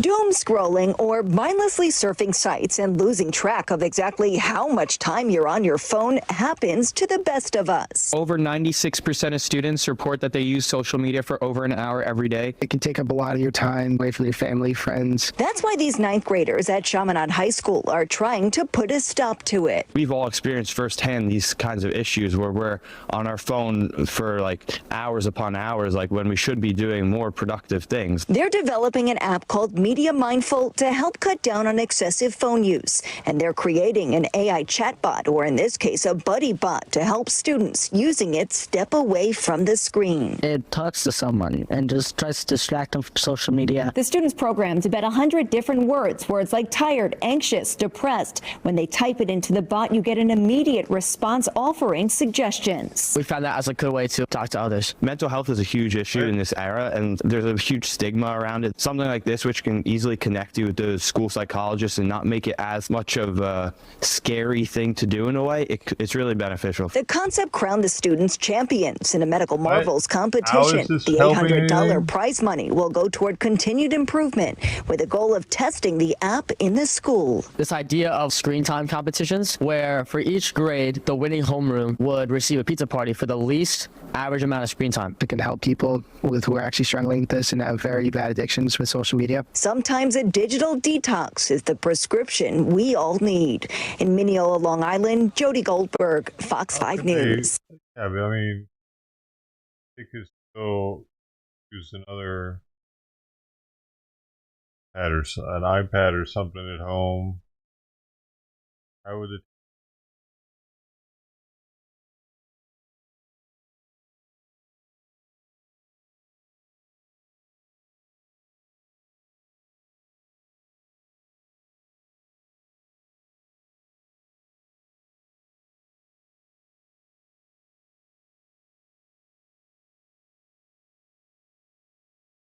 Or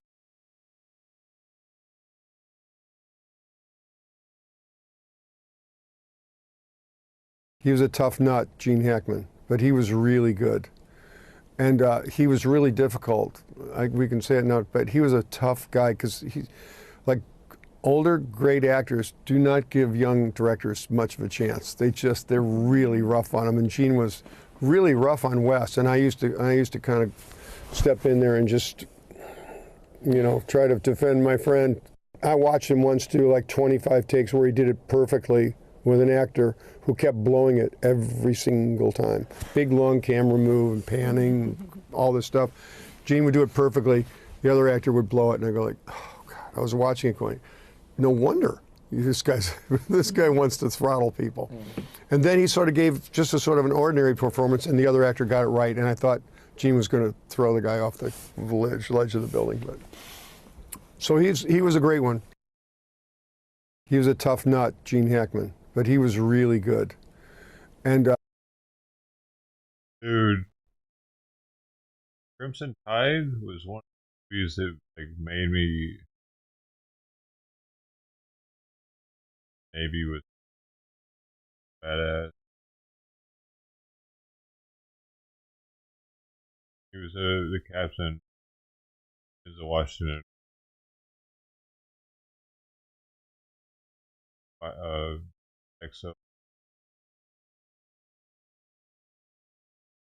executive officer, second in charge.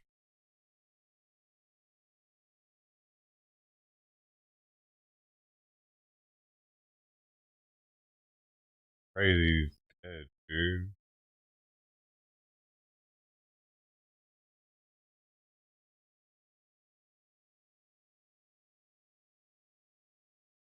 Hello. Oh.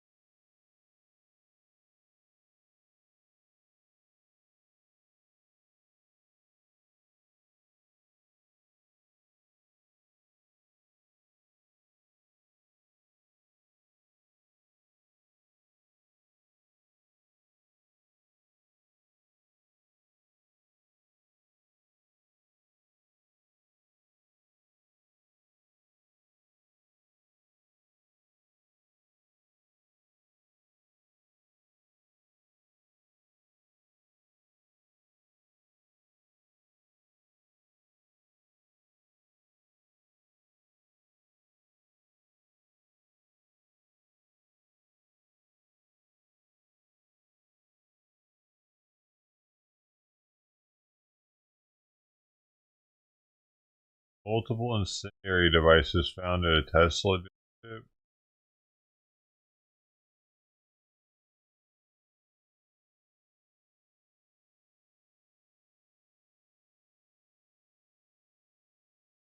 Shocking behavior by a high school girls basketball coach in New York State. Now Northville head coach Jim Zullo is out of a job after pulling a player's ponytail following the team's state championship loss. It was captured on the NFHS network. Northville head coach Jim State. Now Northville head coach Jim Zullo is out of a job after pulling a player's ponytail. New York State. Now Northville head coach Jim Zullo is out of a job. New York State. Now New York State. Shocking behavior by a high school girls basketball coach in New York State. Oh, he now, said something there Northville where she head was coach still talking Jim shit, Zullo I is guess. out of a job after pulling a player's ponytail following the team's state championship loss. That's It was pretty captured crazy. on the NFHS network live stream. You can see another Lost player his kind of mind. appearing there to come to that girl's defense. Zullo told the ABC station in Albany that the player cursed at him when he told her to shake hands with the winning team. The school district says it's deeply disturbed by Zullo's conduct, calling it completely unacceptable. Police now looking into whether charges will be filed. Shocking behavior by a high school girls basketball coach in New York State. Though, lost his damn mind. Bad enough it was a college kid. Like, you're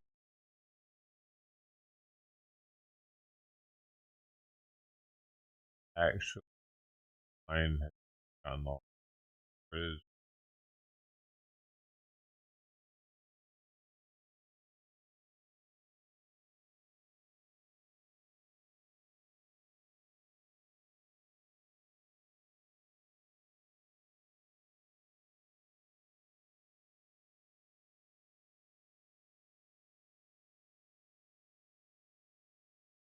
I don't either. I don't know what you're talking about.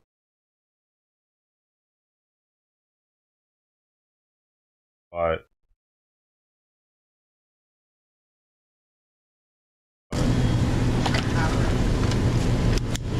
Commander versus expert Big Mac maker. What's up, buddy? Doing well. How are you?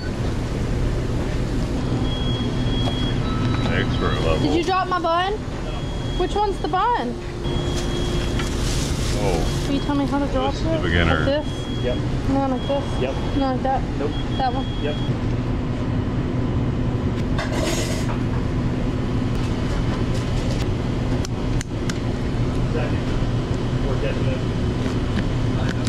This my God. Is, oh. No.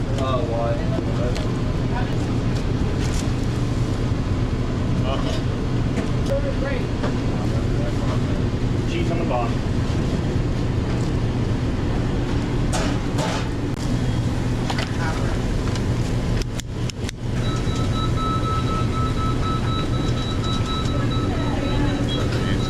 did it make it even Sorry, buddy. faster.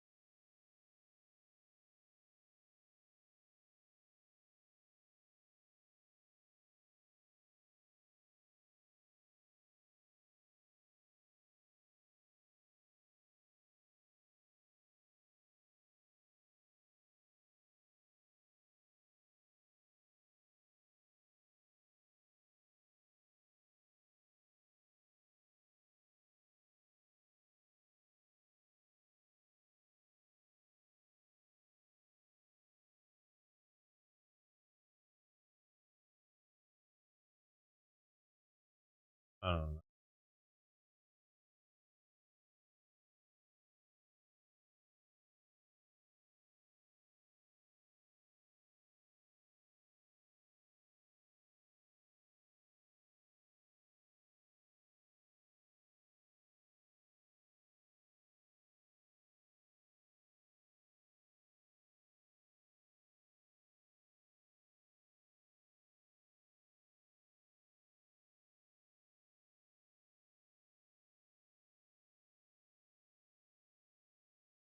Out of here though.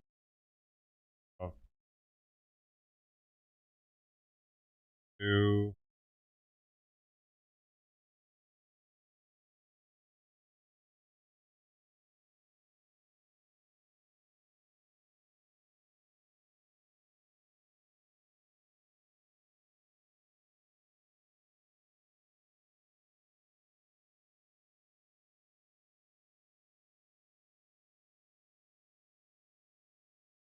Rolling it down, sister. Get out of here. Eye on the peak.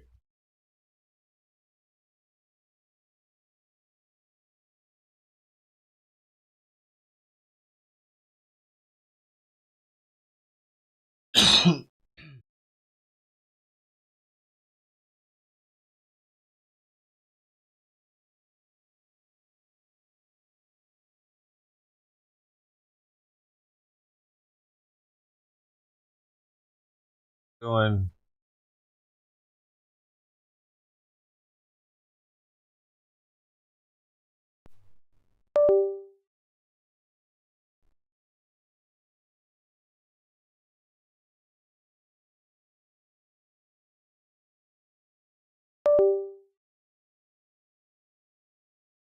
Another one.